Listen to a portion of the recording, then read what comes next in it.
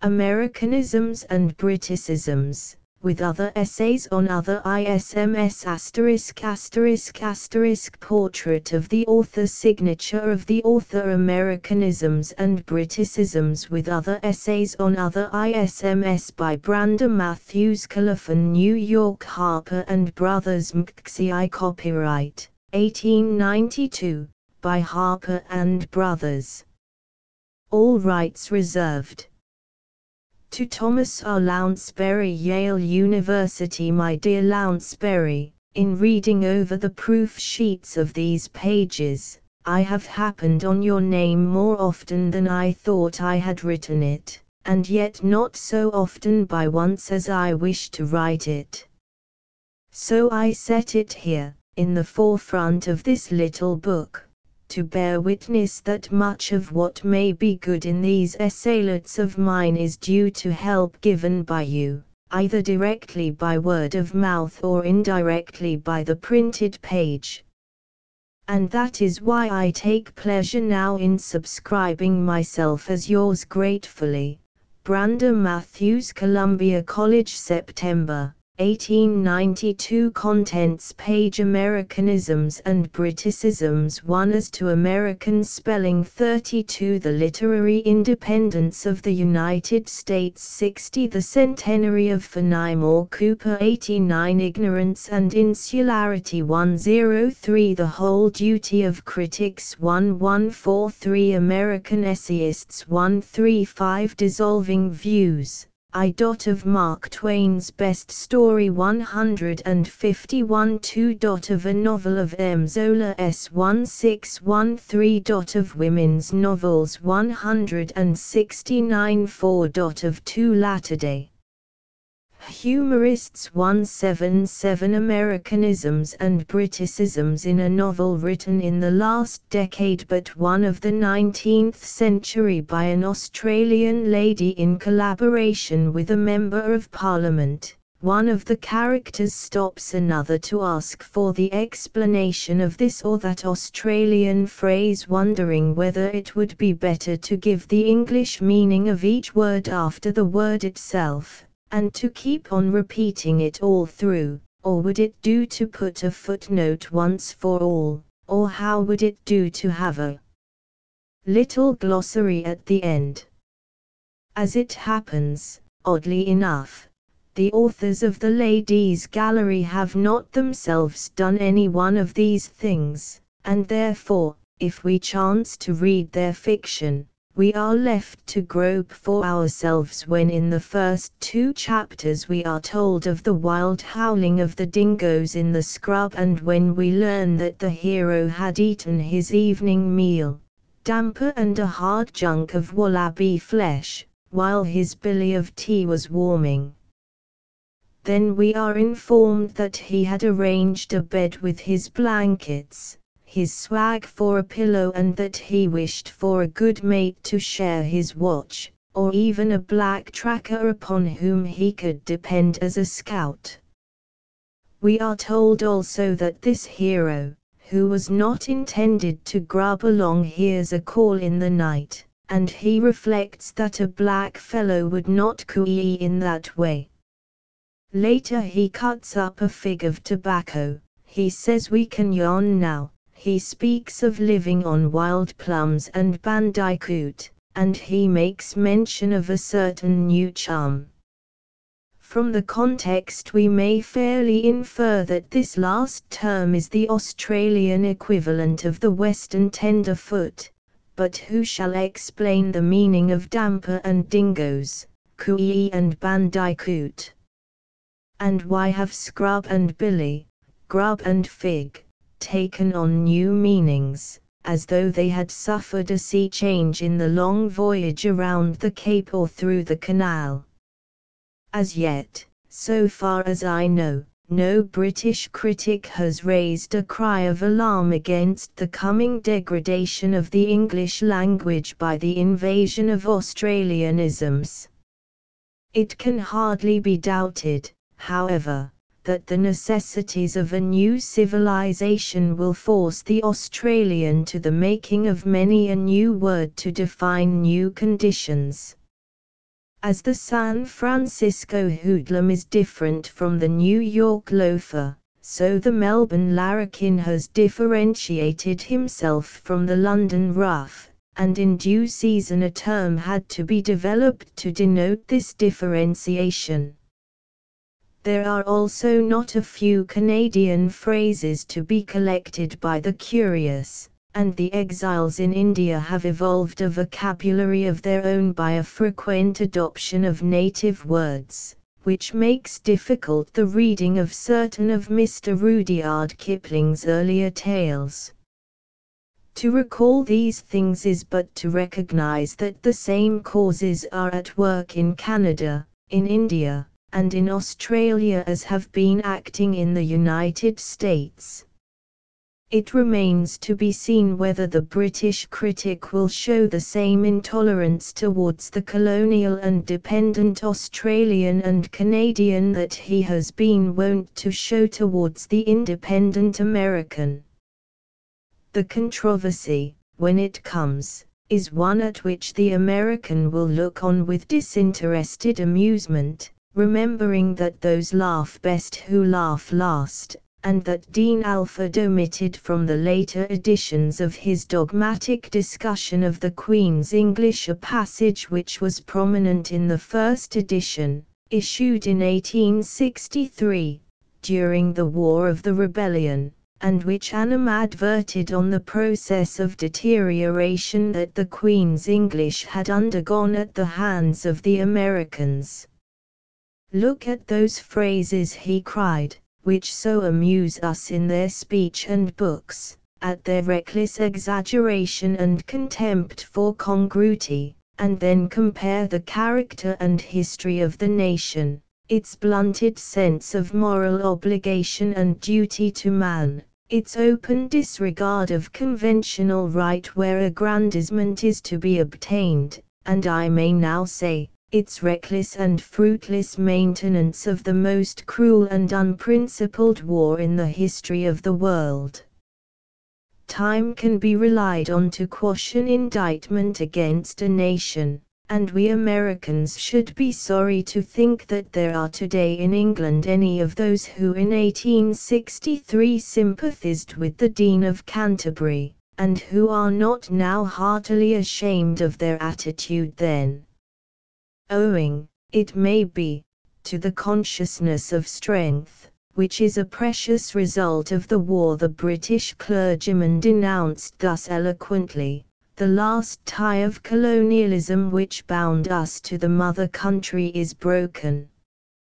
We know now that the mother tongue is a heritage and not a loan. It is ours to use as we needs must. In America there is no necessity to plead for the right of the Americanism to exist. The cause is one. No American writer worth his salt would think of withdrawing a word or of apologizing for a phrase because it was not current within sound of Bow Bells. The most timid of American authoresses has no doubt as to her use of railroad, conductor, grade, and to switch, despite her possible knowledge that in British usage the equivalents of these words are railway, guard, gradient, and to shunt.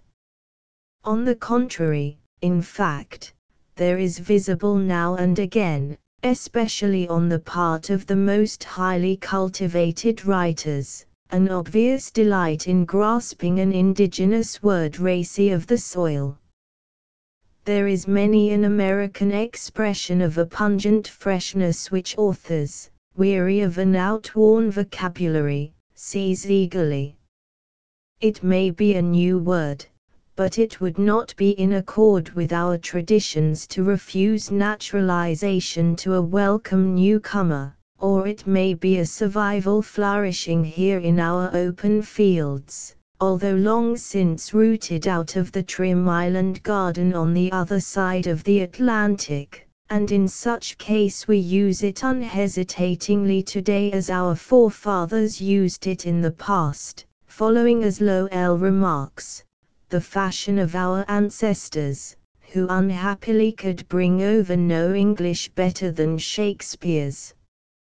In the preface to the first edition of his dictionary, issued in 1825, Noah Webster declared that although in America the body of the language is the same as in England, and it is desirable to perpetuate that sameness, yet some differences must exist since language is the expression of ideas, and if the people of one country cannot preserve an identity of ideas with the people of another country, they are not likely to retain an absolute identity of language, and Webster had no difficulty in showing that differences of physical and political conditions had already in his day, only half a century after the Revolution, and when the center of population was still close to the Atlantic seaboard, produced differences of speech. It is too much to expect, perhaps, that the British critic shall look at this Yankee independence from our point of view. Professor Lounsbury tells us in his admirable biography that in Fenimore Cooper's time the attitude of the Englishman towards the American in the most favorable cases was supercilious and patronizing, an attitude which never permits the nation criticizing to understand the nation criticized. Things have changed for the better since Cooper was almost alone in his stalwart Americanism, but the arrogance which General Braddock of His Majesty's Army showed towards Colonel Washington of the Virginia contingent survives here and there in Great Britain, even though another dean sits in Dr. Alford's stall in Canterbury Cathedral. It prompted a British novelist not long ago to be offensively impertinent to an American lady, Athenaeum, the 1st of September, 1888, and it allowed Lord Wolseley to insult the memory of Robert E. Lee with ignorant praise. It finds expression in a passage like the following from a primer of English composition, by Mr. John Nichols, Americanisms, as British skedaddle and the peculiar use of clever calculate guess reckon etc., with the mongrel speech adopted by some humorists, are only admissible in satirical pictures of American manners, p. 35. When we read an assertion of this sort, we are reduced to believe that it must be the dampness of the British climate which has thus rusted the hinges of British manners. Far more often than we could wish can we hear the note of lofty condescension in British discussion of the peculiarities of other races. When Englishmen are forced to compare themselves with men of any other country, no doubt it must be difficult for them not to plume themselves on their superior virtue. But modesty is also a virtue, and if this were more often cultivated in Great Britain, the French, for example, would have fewer occasions for making pointed remarks about la morgue britannique. Even the gentle Thackeray, if the excursus may be forgiven, is not wholly free from this failing. In spite of his familiarity with French life and French art, he could not quite divest himself of his British pride, and of the intolerance which accompanies it, and therefore we find him recording that M. de Floric confided gaily to Mr. Clive Newcome the reason why he preferred the coffee at the hotel to the coffee at the great café with a jurissurgence in Reb's jests. Pronounced in the true French manner, Newcome's, chapter 8. But how should a Frenchman pronounce Latin, like an Englishman? Perhaps.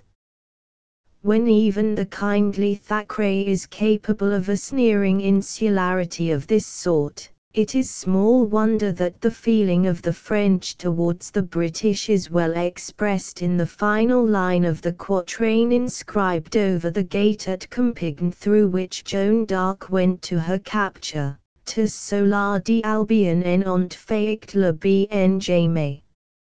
And we are reminded of the English lady who was taken to see Mr. Jefferson's performance of Rip Van Winkle, and who liked it very much indeed, but thought it such a pity that the actor had so strong an American accent. Ignorance of his neighbor is the character of the typical John Bull, says Mr. R. L. Stevenson, who also declares that the Englishman sits apart bursting with pride and ignorance. What a Scot has written a Yankee may quote. And the quotation has pertinence here in view of the fact that in the last century the English were just as keen against Scotticisms and Hibernicisms, and just as bitter, as they have been in this century against Americanisms, and as they may be in the next against Australianisms. Macaulay asserted that there were in Marmion and in Waverley Scotticisms at which a London apprentice would laugh, and there are to be seen in the English newspapers now and again petty attacks on the style and vocabulary of American authors of distinction, which it is perhaps charitable to credit to London apprentices. One of these it was no doubt who began a review of Mr. Brownell's subtle and profound study of French traits with the statement that the language most depressing to the educated Englishman is the language of the cultured American. Probably the small sword will always be exasperating to those who cling to the boxing glove. When a London apprentice laughs at the Scotticisms of the North Briton, and when the London Athenaeum is depressed by the language of cultured Americans, there is to be discovered behind the laugh and the scoff an assumption that any departure from the usage which obtains in London is most deplorable. The laugh and the scoff are the outward and visible signs of an inward and spiritual belief that the Londoner is the sole guardian and trustee of the English language. But this is a belief for which there is no foundation whatever. The English language is not bankrupt that it needs to have a receiver appointed. It is quite capable of minding its own business without the care of a committee of Englishmen. If indeed a guardian were necessary, what Englishman would it be who would best preserve our pure English? The shepherd of Dorset or the miner of Northumberland, the Yorkshireman or the Cockney? If it is not the London apprentice who is to set the standard, but the Englishman of breeding, it is hard to discover the ground whereon this Englishman can claim superiority of taste or knowledge over the other educated men to whom English is the mother tongue, whether they were born in Scotland, Ireland, or America, in Australia, India, or Canada. The fallacy of the Englishman, be he London apprentice or contributor to the Athenaeum, is that he erects a merely personal standard in the use of our language. He compares the English he finds in the novels of a Scotchman or in the essays of an American with that which he hears about him daily in London, animadverting upon every divergence from this local British usage as a departure from the strict letter of the law which governs our language. It is, of course, unfair to suggest that a parochial self-satisfaction underlies this utilization of personal experience as the sole test of linguistic propriety, but the procedure is amusingly illogical. The Cockney has no monopoly of good English if even he has his full portion. The Englishman in England is but the elder brother of the Anglo-Saxon elsewhere, and by no right of primogeniture does he control the language which is our birthright. Noah Webster, in the preface from which quotation has already been made, remarked that American authors had a tendency to write the language in its genuine idiom, and he asserted that in this respect Franklin and Washington, whose language is their hereditary mother tongue, unsophisticated by modern grammar, present as pure models of genuine English as Addison or Swift. It may be doubted whether English is now more vigorously spoken or better understood in London than in New York or in Melbourne, but it is indisputable that the student detects in the ordinary speech of the Englishman many a lapse from the best usage. This contaminating of the well of English undefiled is not to be defended because it is due to Englishmen who happen to live in England. A blunder made in Great Britain is to be stigmatized as a Briticism, and it is to be avoided by those who take thought of their speech just as though the impropriety were a Scotticism or a Hibernicism, an Americanism or an Australianism. When a low-cut iron of the London apprentice is not in accord with the principles of the language, there is no prejudice in its favour because it happened to arise beside the Thames rather than on the shores of the Hudson or by the banks of the St. Lawrence. Of Briticisms there are as many and as worthy of collection and collocation as were the most of the Americanisms the all-embracing Bartlett gathered into his dictionary. Indeed, if a Scot or a Yankee were to prepare a glossary of Briticisms on the ample scale adopted by Mr. Bartlett, and with the same generous hospitality, the result would surprise no one more than the Englishman. We should find in its pages many a word and phrase and turn of speech common enough in England and quite foreign to the best usage of those who speak English. Briticisms as worthy of reproof as the worst specimen of the mongrel speech adopted by some humorists in America.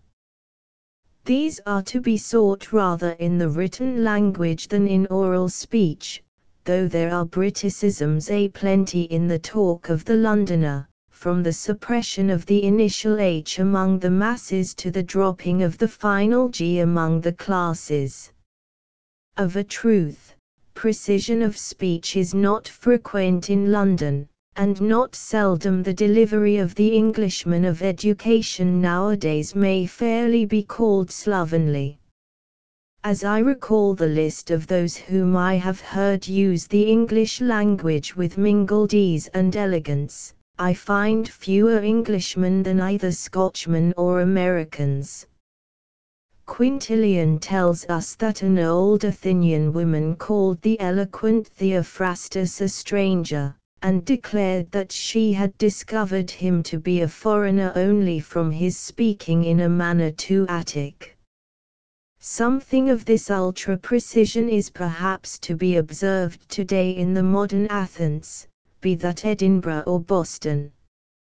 In the ordinary speech of Englishmen there are not a few vocables which grate on American ears. Sometimes they are ludicrous, sometimes they are hideous, sometimes they seem to us simply strange. Thus when Matthew Arnold wrote about Tolstoy, he told us that Anna Karenina throws herself under the wheels of a goods train. To us Americans this sounds odd, as it is our habit to call the means of self-destruction chosen by the Russian heroine a freight train. But it is simply due to the accidental evolution of railroad terminology in England and in America at the same time, whereby the same thing came to be called by a different name on either side of the Atlantic. Neither term has a right of way as against the other, and it would be interesting to foresee which will get down to our great-grandchildren. In like manner the keyless watch of Great Britain is the stem window of the United States, and here, again, there is little to choose, as both words are logical. The use of like for as, not uncommon in the southern states, has there always been regarded as an indefensible colloquialism, but in England it is heard in the conversation of literary men of high standing, and now and again it even gets itself into print in books of good repute. It will be found, for instance, in the sketch of Macaulay which the late Cotter Morrison wrote for the series of English Men of Letters edited by Mr. John Morley. And Walter Bagot represents the dwellers in old manor houses and in rural parsonages asking, why can't they, the French, have kings, lords, and commons, like we have? Here occasion serves to remark that Bagot's own writing is besprinkled with Briticisms, his style is slouchy beyond belief. It is impossible to imagine a Frenchman or an American capable of thinking as clearly and as cogently as Bagot, and willing to write as carelessly. To be noted also is the British habit of saying very pleased when the tradition of the language and the best American usage alike require one to say very much pleased. Equally noteworthy is the misuse of without for unless, condemned in America as a vulgarism, but discoverable in England in the pages of important periodical publications, for example, in the number of the New Review for August, 1890, we find Sir Charles Dilke, who, as a member of Her Majesty's Privy Council, ought to be familiar with the Queen's English, writing that nothing can be brought before the vestry without the vestry is duly summoned. Among the political Briticisms which deserve collection as well as political Americanisms, although far less picturesque, are to be recorded the use of the government when the ministry rather is intended, and also the habit of accepting these nouns of multitude as plural, and therefore of writing the ministry are and the government are where an American would more naturally write the administration is. Another more recent Briticism is the growing habit of dropping the article, and saying that ministers are, meaning thereby that the cabinet as a whole is about to take action. As yet I have not seen ministers is but even this barbaric low-cut iron bids fair to be reached in course of time. It must be admitted that the terminology of politics is independent in its tendencies, and frequently breaks the slate of the regular grammar. It was the speech-making of an American senator which appeared to the late George T. Lanigan as a foretaste of that grammatical millennium when the singular verb shall lie down with the plural noun, and a little conjunction shall lead them. Perhaps the two most frequent Briticisms and the most obvious are the use of different to where the American more appropriately and logically says different from, and the employment of directly and its synonym immediately for as soon as in such phrases as directly he arrived, he did thus. Even Thackeray, in his most carefully written and most artistic novel, allowed Henry Esmond to write instantly for as soon as, whereby he was guilty also of an anachronism, as this blunder is a Briticism of comparatively recent origin, and is not yet to be found in the pages of any American author of authority. It is perhaps worthy of note that in that triumph of psychologic insight Barry Lyndon, which also is written in the first person, we find like for as, much as though it were a Hibernicism, which we do not understand it to be. I am informed and believe, for in matters of language I prefer to testify on information and belief only, and not to make affidavit of my own knowledge, necessarily circumscribed by individual experience. I am informed and believe that an Englishman says lift where we say elevator, and that he calls that man an agricultural laborer whom an American would term a farm hand. In the one case the Briticism is the shorter, and in the other the Americanism. I am told that an Englishman calls for a tin of condensed milk, when an American would ask for a can, and that an Englishman even ventures to taste tinned meat, which we Americans would suspect to be tainted by the metal, although we have no prejudice against canned meats. I understand that an Englishman stops at a hotel at which an American would stay.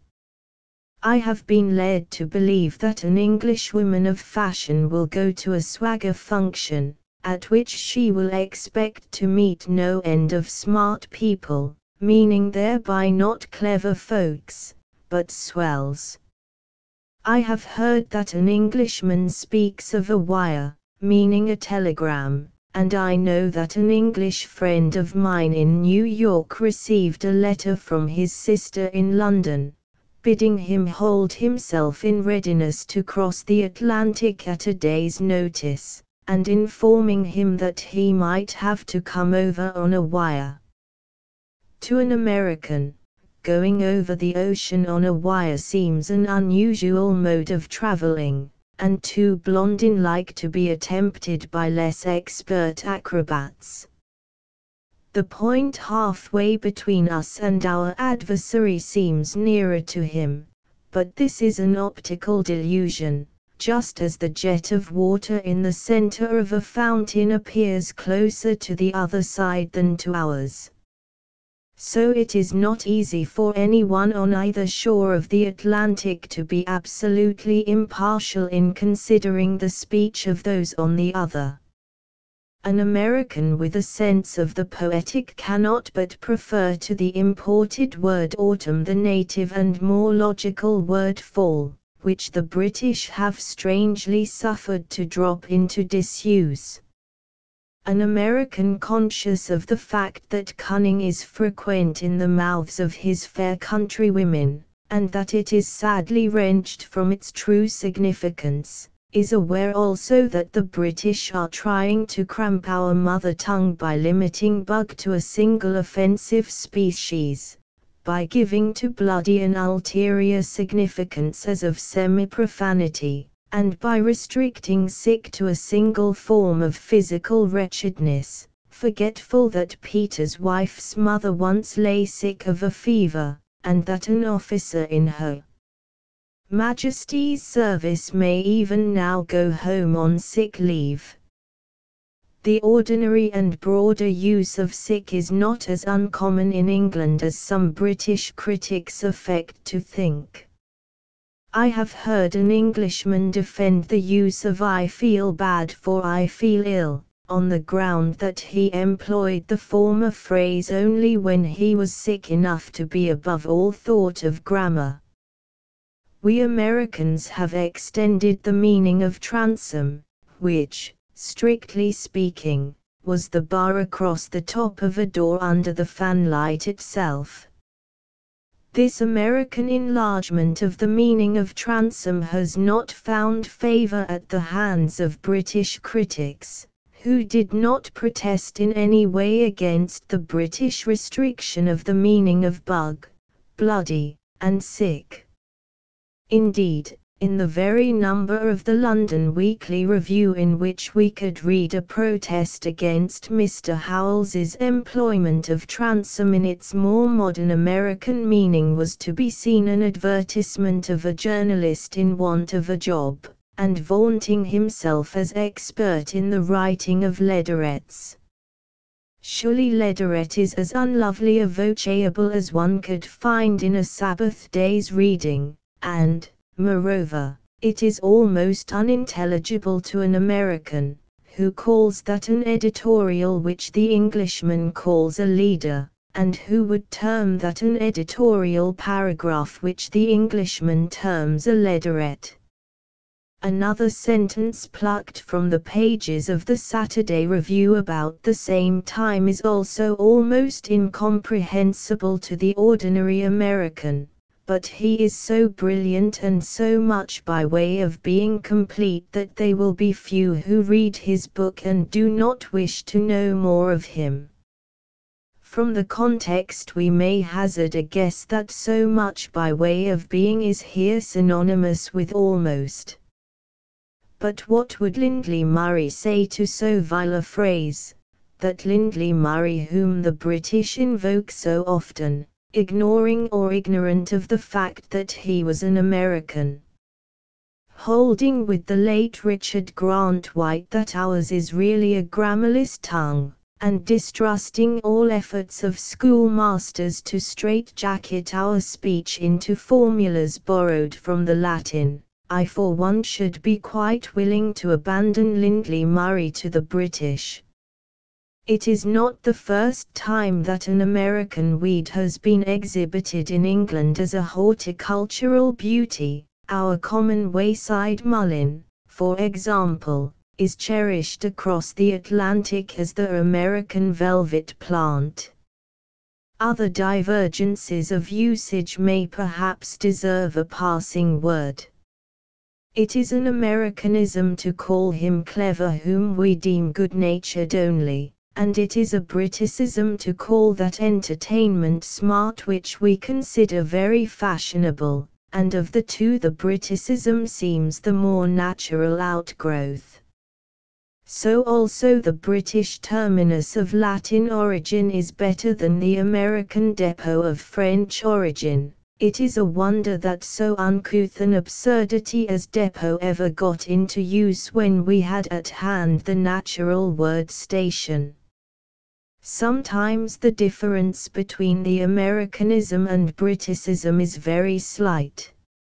In America coal is put on the grate in the singular, while in England coals are put in the grate in the plural.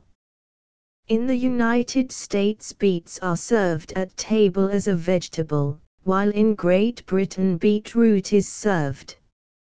Oddly enough, the British do not say potato root or carrot root when they order either of those esculents to be cooked, and as the American usage seems the more logical, perhaps it is more likely to prevail. Sometimes, and indeed one might say often, a word or a usage is denounced by some British critic without due examination of the evidence on its behalf. Professor Freeman, for example, who is frequently finicky in his choice of words, objected strongly to the use of metropolis as descriptive of the chief city of a country, rather restricting the word to its more ecclesiastical significance as a cathedral town, and Mr. Skeat has admitted the validity of the objection. But Mr. R. O. Williams, in his recent suggestive paper on Good English for Americans, informs us that metropolis was employed to indicate the most important city of the state by Macaulay, an author most careful in the use of words, and by De Quincey, a purist of the strictest sect. Nay, more, he even finds metropolis thus taken in the prose of Addison and in the verse of Milton. In like manner Dr. Fitzedward Hall had no difficulty in showing that reliable, often objurgated as an Americanism, is to be found in a letter written in 1624 by one Richard Montague, afterwards a bishop, and that it owes its introduction into literature to Coleridge, who used it in 1800.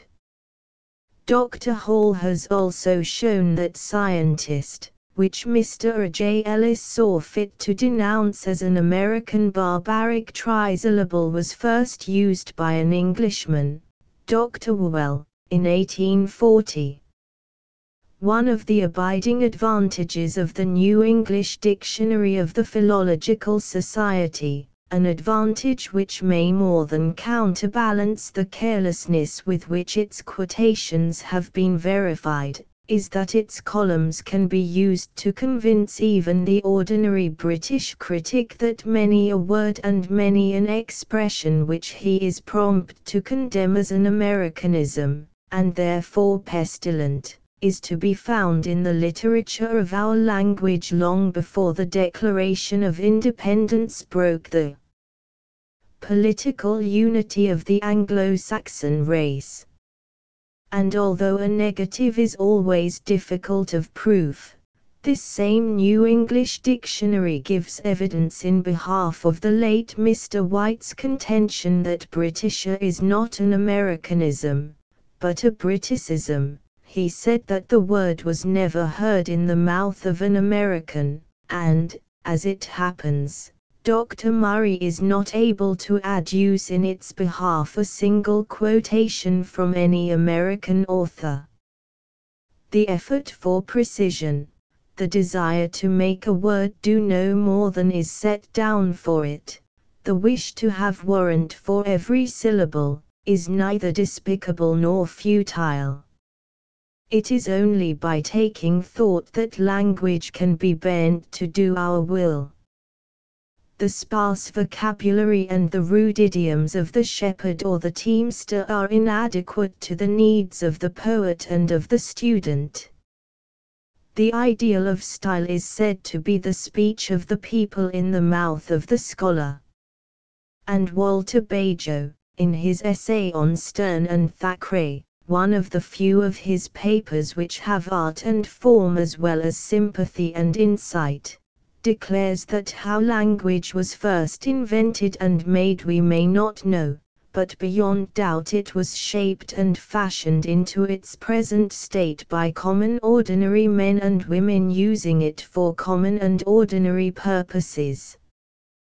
They wanted a carving knife, not a razor or lancet. And those great artists who have to use language for more exquisite purposes, who employ it to describe changing sentiments and momentary fancies, and the fluctuating and indefinite inner world, must use curious nicety and hidden but effectual artifice, else they cannot duly punctuate their thoughts and slice the fine edges of their reflections.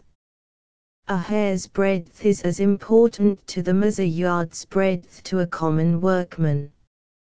To put so sharp a point upon his style, the artist in words must choose his material with unfaltering care. He must select and store away in his script the best words. He must free his vocabulary from clumsy localisms, whether these be Americanisms or Briticisms. He must be true to the inherent and vital principles of our language, not yielding to temporary defections from the truth, whether these flourish in Great Britain or in the United States. It cannot be said too often that there is no basis for the belief that somewhere there exists a sublimated English language, perfect and impeccable.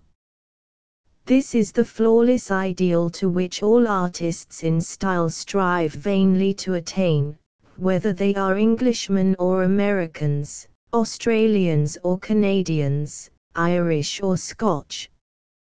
But nowhere is this speech without stain spoken by man in his daily life, not in London, where Cockneyisms abound, not in Oxford, where university slang is luxuriant and where pedantry flourishes. Nowhere has this pure and undefiled language ever been spoken by any community.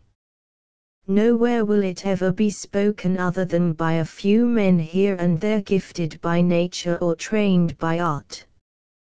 The speech of the people in the mouth of the scholar, that is the absolute ideal which no man can find by travel, and which every man must make for himself by toil, avoiding alike the tendency of the people towards slouching inaccuracy and the tendency of the scholar towards academic frigidity. Of the two, the more wholesome leaning is towards the forcible idioms of the plain people rather than the tamer precision of the student.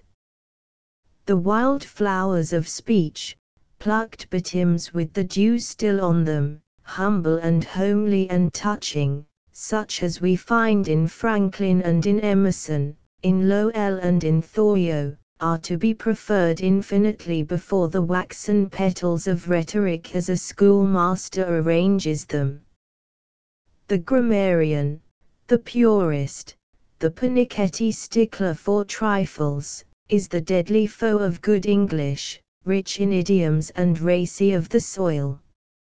Every man who has taught himself to know good English and to love it and to delight in it, must sympathize with Professor Lounsbury's lack of admiration for that grammar school training which consists in teaching the pupil how much more he knows about our tongue than the great masters who have molded it, which practically sets up the claim that the only men who are able to write English properly are the men who have never shown any capacity to write it at all.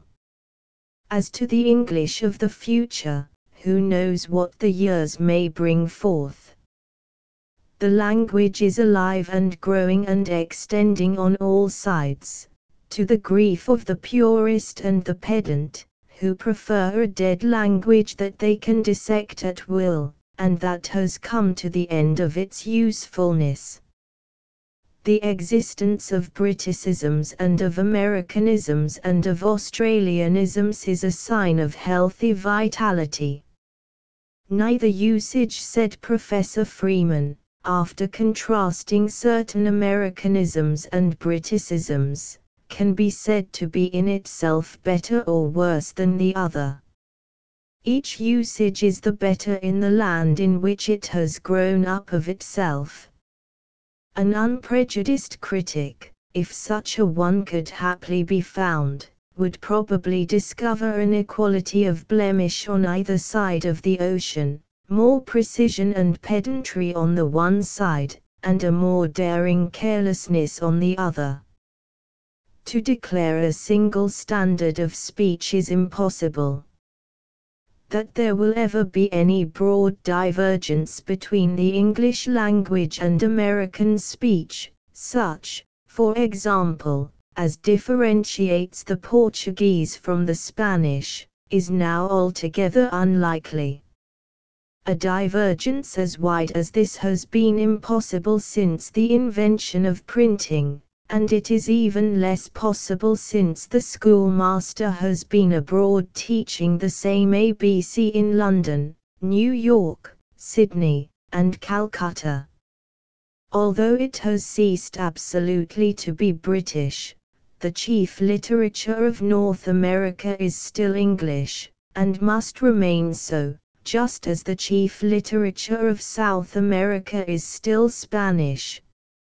Señor Juan Valera, declaring this truth in the preface to his delightful Pepita Ximenes, reminds us that the literature of Syracuse, of Antioch, and of Alexandria was as much Greek literature as was the literature of Athens.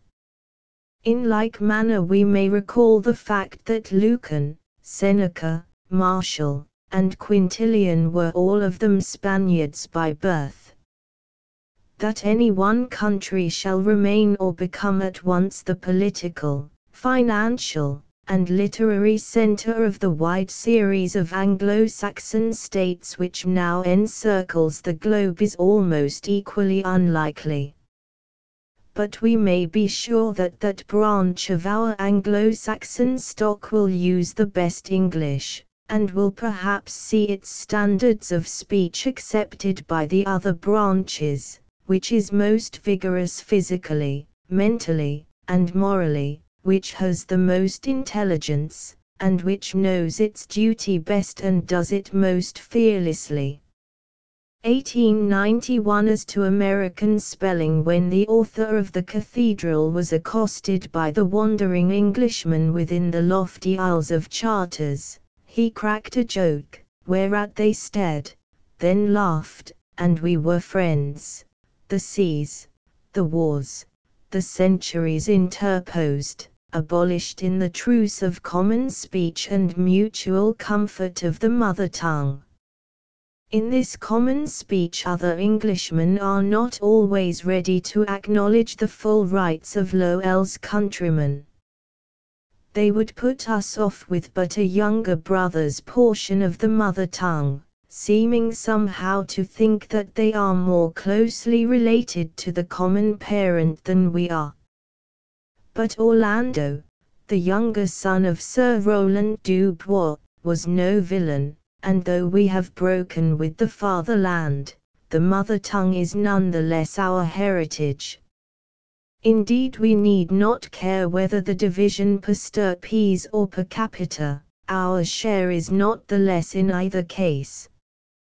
Beneath the impotent protests which certain British newspapers are prone to make every now and again against the American language as a whole, and against the stray Americanism which has happened last to invade England, there is a tacit assumption that we Americans are outer barbarians, mere strangers, wickedly tampering with something which belongs to the British exclusively.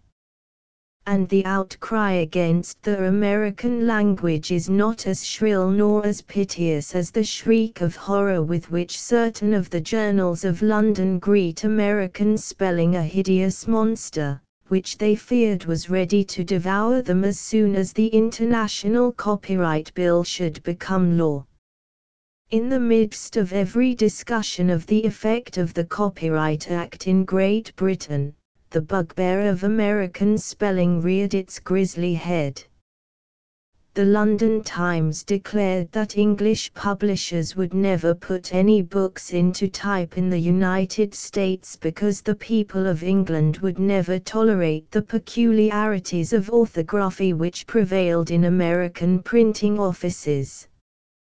The St. James's Gazette promptly retorted that already newspapers in London are habitually using the ugliest forms of American spelling, and those silly eccentricities do not make the slightest difference in their circulation. The Times and the St. James's Gazette might differ as to the effect of the Copyright Act on the profits of the printers of England, but they agreed heartily as to the total depravity of American spelling. I think that any disinterested foreigner who might chance to hear these violent outcries would suppose that English orthography was as the law of the Medes and Persians, which altereth not.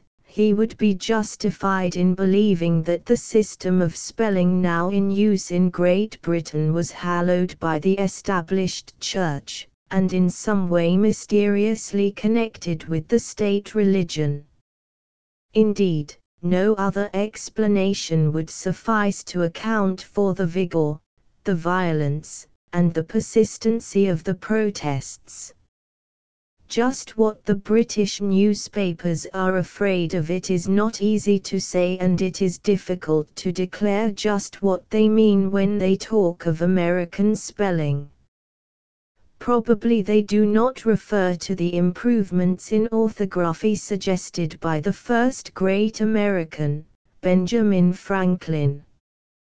Possibly they do refer to the modifications in the accepted spelling proposed by another American, Noah Webster, not so great, and yet not to be named slightingly by anyone who knows how fertile his labors have been for the good of the whole country.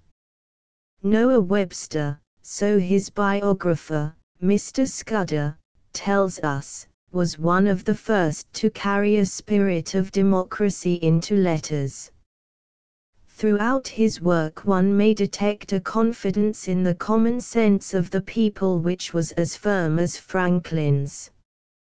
but the innovations of Webster were hesitating and often inconsistent, and the most of them have been abandoned by later editors of Webster's American Dictionary of the English Language. What, then, do British writers mean when they animadvert upon American spelling?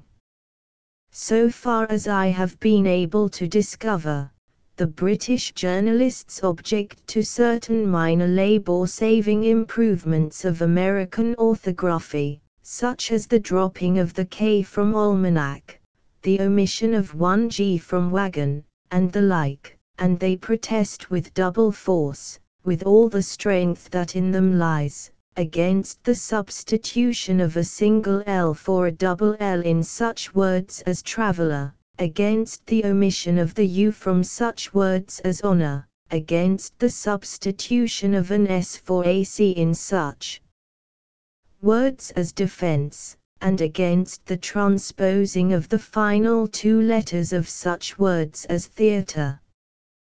The objection to American spelling may lie deeper than I have here suggested, and it may have a wider application, but I have done my best to state it fully and fairly as I have deduced it from a painful perusal of many columns of exacerbated British writing. Now if I have succeeded in stating honestly the extent of the British journalistic objections to American spelling, the unprejudiced reader may be moved to ask, is this all? Are these few and slight and unimportant changes the cause of this mighty commotion? One may agree with Sainte Beuve in thinking that orthography is the beginning of literature without discovering in these modifications from the Johnsonian canon any cause for extreme disgust. And since I have quoted Sainte Beuve once, I venture to cite him again, and to take from the same letter of the 15th of March, 1867, his suggestion that if we write more correctly, let it be to express especially honest feelings and just thoughts. Feelings may be honest though they are violent, but irritation is not the best frame of mind for just thinking. The tenacity with which some of the newspapers of London are wont to defend the accepted British orthography is perhaps due rather to feeling than to thought. Lowell told us that aesthetic hatred burned nowadays with as fierce a flame as ever once theological hatred, and any American who chances to note the force and the fervor and the frequency of the objurgations against American spelling in the columns of the Saturday Review, for example, and of the Athenaeum, may find himself wondering as to the date of the papal bull which declared the infallibility of contemporary British orthography, and as to the place where the Council of the Church was held, at which it was made an article of faith. The Saturday Review and the Athenaeum, highly pitched as their voices are, yet are scarcely shriller in their cry to arms against the possible invasion of the sanctity of British orthography by American spelling than is the London Times, the solid representative of British thought, the mighty organ voice of British feeling. Yet the Times is not without orthographic eccentricities of its own, as Matthew Arnold took occasion to point out. In his essay on the literary influence of academies, he asserts that everyone has noticed the way in which the Times chooses to spell the word diocese. It always spells it diocese, deriving it, I suppose, from Zeus and census. Imagine an educated Frenchman indulging himself in an orthographical antic of this sort. When we read what is written in the Times and the Saturday Review and the Athenaeum, sometimes in set articles on the subject, and even more often in casual and subsidiary slurs in the course of book reviews, we wonder at the vehemence of the feeling displayed. If we did not know that ancient abuses are often defended with more vigor and with louder shouts than inheritances of less doubtful worth, we might suppose that the present spelling of the English language was in a condition perfectedly satisfactory alike to scholar and to student. Such, however, is not the case. The leading philologists of Great Britain and of the United States have repeatedly denounced English spelling as it now is on both sides of the Atlantic. Professor Max Muller at Oxford is no less emphatic than Professor Whitney at Yale. There is now living no scholar of any repute who any longer defends the orthodox and ordinary orthography of the English language. The fact is that a little learning is quite as dangerous a thing now as it was in Pope's day. Those who are volubly denouncing American spelling in the columns of British journals are not students of the history of English speech. They are not scholars in English, in so far as they know anything of the language, they are but amateur philologists. As a well-known writer on spelling reform once neatly remarked, the men who get their etymology by inspiration are like the poor in that we have them always with us. Although few of them are as ignorant and dense as the unknown unfortunate who first tortured the obviously jocular Welsh rabbit into a pedantic and impossible Welsh rabbit, still the most of their writing serves no good purpose. To quote the apt illustration of a Western humorist, it has as little influence as the pea in pneumonia. Nor do we discover in these specimens of British journalism that abundant urbanity which etymology might lead us to look for in the writing of inhabitants of so large a city as London. Anyone who takes the trouble to inform himself on the subject will soon discover that it is only the half-educated man who defends the contemporary orthography of the English language, and who denounces the alleged American spelling of center and honor. The uneducated reader may wonder perchance what the G is doing in sovereign. The half-educated reader discerns in the G a connecting link between the English sovereign and the Latin regno. The well-educated reader knows that there is no philological connection whatever between regno and sovereign. The most of those who write with ease in British journals, deploring the prevalence of American spelling, have never carried their education so far as to acquire that foundation of wisdom which prevents a man from expressing an opinion on subjects as to which he is ignorant. The object of education, it has been said, is to make a man know what he knows, and also to know how much he does not know.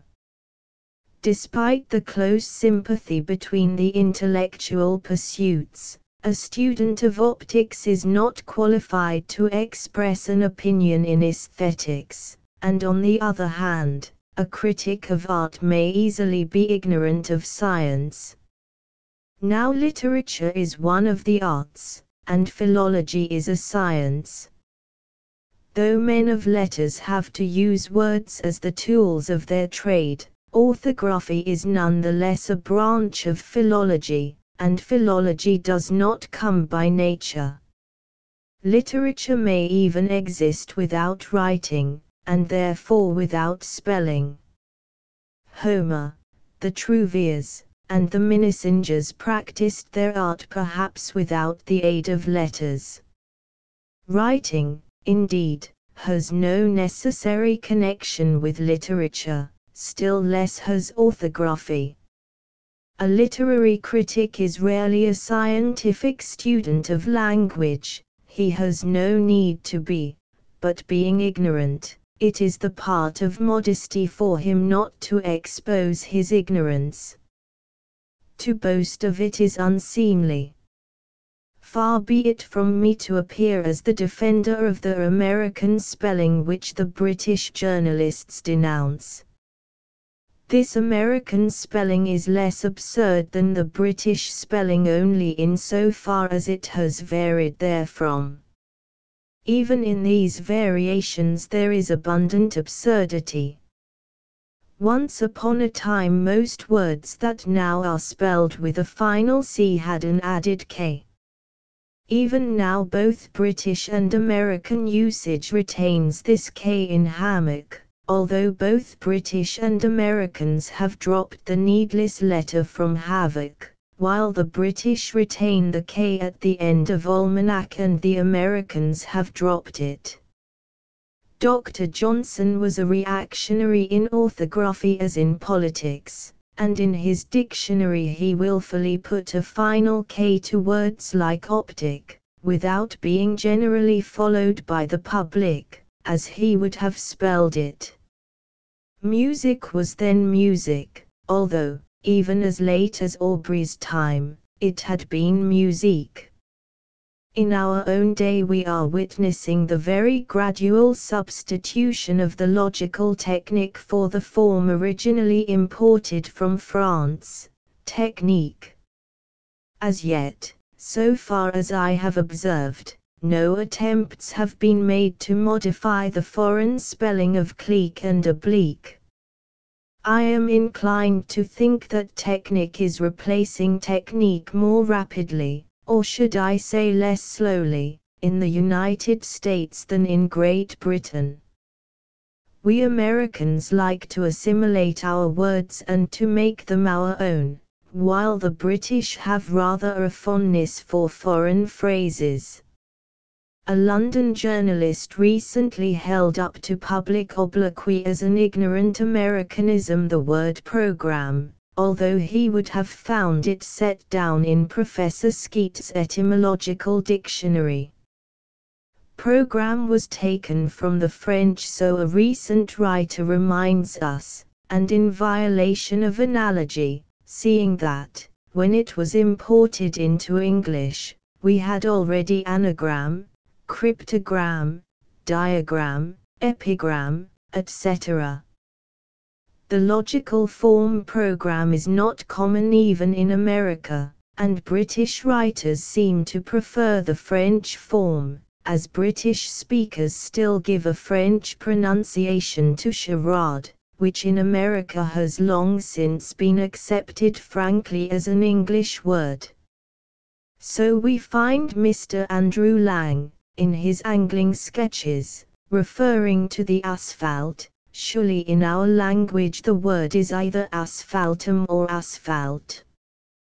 Here, if the excursus may be permitted, I should like to note also that the American willingness to acknowledge the English language as good enough for the ordinary purposes of speech shows itself in our acceptance of certain words of foreign origin as now fully naturalized, and therefore so to be treated. The Americans are inclined to consider that formula, for example, and criterion and memorandum and cherub and bureau are now good English words, forming their plurals by the addition of an s. Our first cousins, once removed, across the Atlantic seem to be still in doubt, and therefore we find them making the plurals of these words in accordance with the rules of the various languages from which the several words were derived. So in British books we meet the Latin plurals, formulae and memoranda, the Greek plural, criteria, the Hebrew plural, cherubim, and the French plural, bureaus.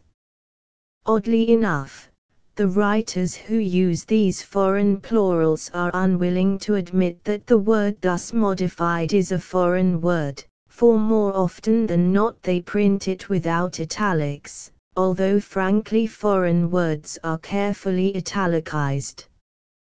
Possibly it is idle to look for any logic in anything which has to do with modern English orthography on either side of the ocean. Perhaps, however, there is less even than ordinary logic in the British journalist's objection to the so-called American spelling of meter, for why should anyone insist on meter while unhesitatingly accepting its compound diameter? Mr. John Bellows, in the preface to his inestimable French-English and English-French pocket dictionary, one of the very best books of reference ever published, informs us that the Act of Parliament legalizing the use of the metric system in this country, England, gives the words meter, liter, gram, etc., spelled on the American plan. Perhaps now that the sanction of law has been given to this spelling, the final will drive out the which has usurped its place. In one of the last papers that he wrote, Lowell declared that center is no Americanism. It entered the language in that shape, and kept it at least as late as Defoe. In the 16th and in the first half of the 17th century, says Professor Lounsbury, while both ways of writing these words existed side by side, the termination is far more common than that in re. The first complete edition of Shakespeare's plays was published in 1623. In that work sepulture occurs 13 times, it is spelled 11 times with a. Scepter occurs 37 times, it is not once spelled with re, but always with a. Center occurs 12 times, and in 9 instances out of the 12 it ends in a. So we see that this so-called American spelling is fully warranted by the history of the English language. It is amusing to note how often a wider and a deeper study of English will reveal that what is suddenly denounced in Great Britain as the very latest Americanism, whether this be a variation in speech or in spelling, is shown to be really a survival of a previous usage of our language, and authorized by a host of precedents. Of course it is idle to kick against the pricks of progress, and no doubt in due season Great Britain and her colonial dependencies will be content again to spell words that end in as Shakespeare and Ben Jonson and Spenser spelled them. But when we get so far towards the orthographic millennium that we all spell sepulture, the ghost of Thomas Campbell will groan within the grave at the havoc then wrought in the final line of Hohenlinden, which will cease to end with even the outward semblance of a rhyme to the eye.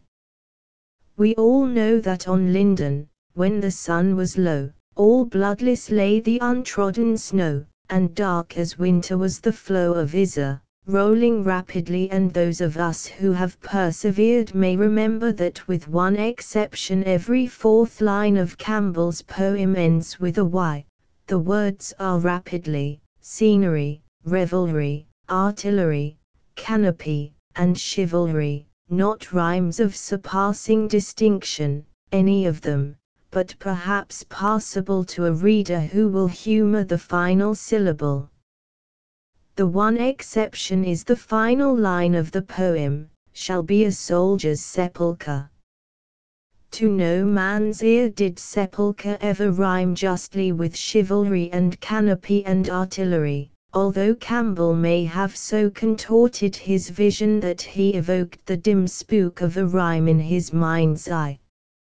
A rhyme to the eye is a sorry thing at best, and it is sorriest when it depends on an inaccurate and evanescent orthography. Dr. Johnson was as illogical in his keeping in and leaving out of the U in words like honor and governor as he was in many other things, and the makers of later dictionaries have departed widely from his practice, those in Great Britain still halting halfway, while those in the United States have gone on to the bitter end. The illogic of the great lexicographer is shown in his omission of the U from exterior and posterior, and his retention of it in the kindred words interior and anterior. This, indeed, seems like wilful perversity, and justifies Flood's merry jest about Dr. Johnson's contradictionary. The halfway measures of later British lexicographers are shown in their omission of the U from words which Dr. Johnson spelled emperor, governor, orator, horror, and dollar, while still retaining it in favor and honor and a few others. The reason for his disgust generally given by the London man of letters who is annoyed by the American spelling of honor and favor is that these words are not derived directly from the Latin, but indirectly through the French. This is the plea put forward by the late Archbishop Trench.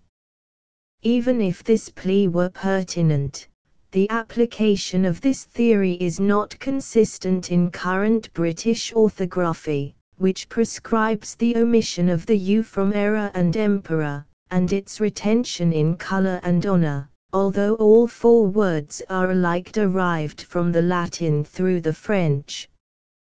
And this plea fails absolutely to account for the U which the British insist on preserving in harbor and in neighbor, words not derived from the Latin at all, whether directly or indirectly through the French. An American may well ask, if the U in honor teaches etymology, what does the U in harbor teach? There is no doubt that the U in harbor teaches a false etymology, and there is no doubt also that the U in honor has been made to teach a false etymology, for Trench's derivation of this final hour from the French your is absurd, as the Old French was hour, and sometimes your, sometimes even or. Pseudo-philology of this sort is no new thing. Professor Max Muller tells us that the Roman prigs used to spell Cena, to show their knowledge of Greek, Kona, as if the word were somehow connected with. Thus we see that the U in honor suggests a false etymology, so does the UE in tongue, and the G in sovereign, and the C in cent, and the S in island, and the MP in controller, and the H in rhyme, and there are many more of our ordinary orthographies which are quite as misleading from a philological point of view. As Professor Hadley mildly put it, our common spelling is often an untrustworthy guide to etymology. But why should we expect or desire spelling to be a guide to etymology? If it is to be a guide at all, we may fairly insist on its being trustworthy, and so we cannot help thinking scorn of those who insist on retaining a superfluous U in honor. But why should orthography be made subservient to etymology? What have the two things in common? They exist for wholly different ends, to be attained by wholly different means. To bend either from its own work to the aid of the other is to impair the utility of both. This truth is recognized by all etymologists, and by all students of language, although it has not yet found acceptance among men of letters, who are rarely students of language in the scientific sense.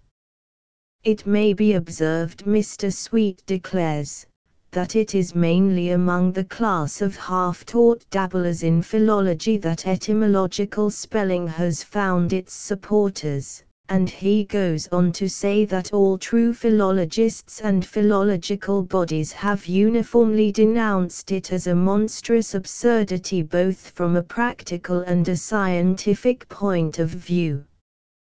I should never dare to apply to the late Archbishop Trench and the London journalists who echo his errors so harsh a phrase as Mr. Sweet's half-taught dabblers in philology, but when a fellow Englishman uses it perhaps I may venture to quote it without reproach.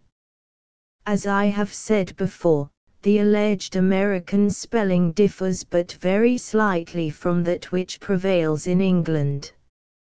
A wandering New Yorker who rambles through London is able to collect now and again evidences of orthographic survivals which give him a sudden sense of being in an older country than his own. I have seen a man whose home was near Gramercy Park stop short in the middle of a little street in Mayfair, and point with ecstatic delight to the strip of paper across the glass door of a bar proclaiming that cider was sold within. I have seen the same man thrill with pure joy before the shop of a chemist in the window of which corn plasters were offered for sale. And this same New Yorker was carried back across the years when he noted the extra G in the British wagon, an orthographic fifth wheel, if ever there was one. He smiled at the K which lingers at the end of the British Almanac. He wondered why a British house should have stories when an American house has stories, and he disliked intensely the wanton e wherewith British printers have recently disfigured form which in the latest London typographical vocabularies appears as form. This E in form is a gratuitous addition, and therefore contrary to the trend of spelling reform, which aims at the suppression of all arbitrary and needless letters. Most of the American modifications of the Johnsonian orthography have been labor-saving devices, like the dropping of U in color and of one L in traveler, in an effort at simplification, and in accord with the irresistible tendency of mankind to cut across lots. The so-called American spelling differs from the spelling which obtains in England only insofar as it has yielded a little more readily to the forces which make for progress, for uniformity, for logic, for common sense. But just how fortuitous and chaotic the condition of English spelling is nowadays both in Great Britain and in the United States no man knows who has not taken the trouble to investigate for himself.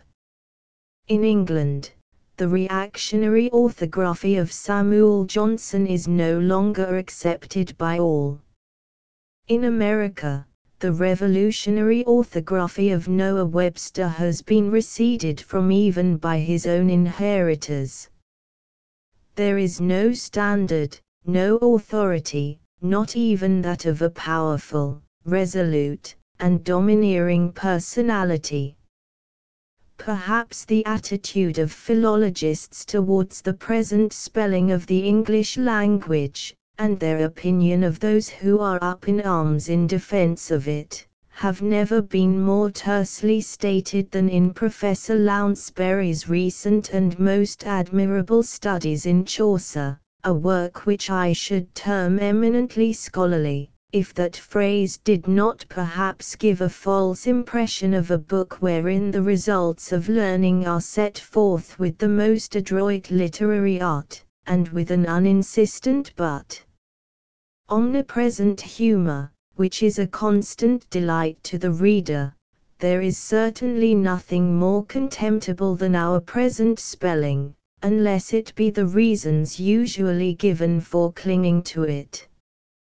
The divorce which has unfortunately almost always existed between English letters and English scholarship makes nowhere a more pointed exhibition of itself than in the comments which men of real literary ability make upon proposals to change or modify the cast-iron framework in which our words are now clothed. On one side there is an absolute agreement of view on the part of those who are authorized by their knowledge of the subject to pronounce an opinion, These are well aware that the present orthography hides the history of the word instead of revealing it, that it is a stumbling block in the way of derivation or of pronunciation instead of a guide to it, that it is not in any sense a growth or development, but a mechanical malformation, which owes its existence to the ignorance of early printers and the necessity of consulting the convenience of printing offices. This consensus of scholars makes the slightest possible impression upon men of letters throughout the whole great Anglo-Saxon community. There is hardly one of them who is not calmly confident of the superiority of his opinion to that of the most famous special students who have spent years in examining the subject. There is hardly one of them who does not fancy he is manifesting a noble conservatism by holding fast to some spelling peculiarly absurd, and thereby maintaining a bulwark against the ruin of the tongue. There is hardly one of them who has any hesitation in discussing the question in its entirety, while every word he utters shows that he does not even understand its elementary principles. There would be something thoroughly comic in turning into a fierce international dispute the question of spelling honor without the U, were it not for the depression which every student of the language cannot well help feeling in contemplating the hopeless abysmal ignorance of the history of the tongue which any educated man must first possess in order to become excited over the subject at all. Studies in Chaucer, Volume 3, pp. 265-7. Pronunciation is slowly but steadily changing. Sometimes it is going further and further away from the orthography, for example, either and neither are getting more and more to have in their first syllable the long I sound instead of the long E sound which they had once.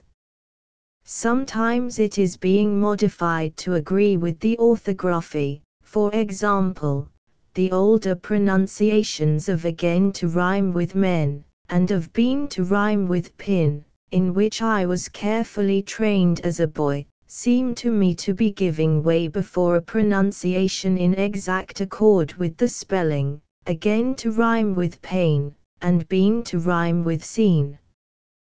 These two illustrations are from the necessarily circumscribed experience of a single observer, and the observation of others may not bear me out in my opinion, but though the illustrations fall to the ground, the main assertion, that pronunciation is changing, is indisputable.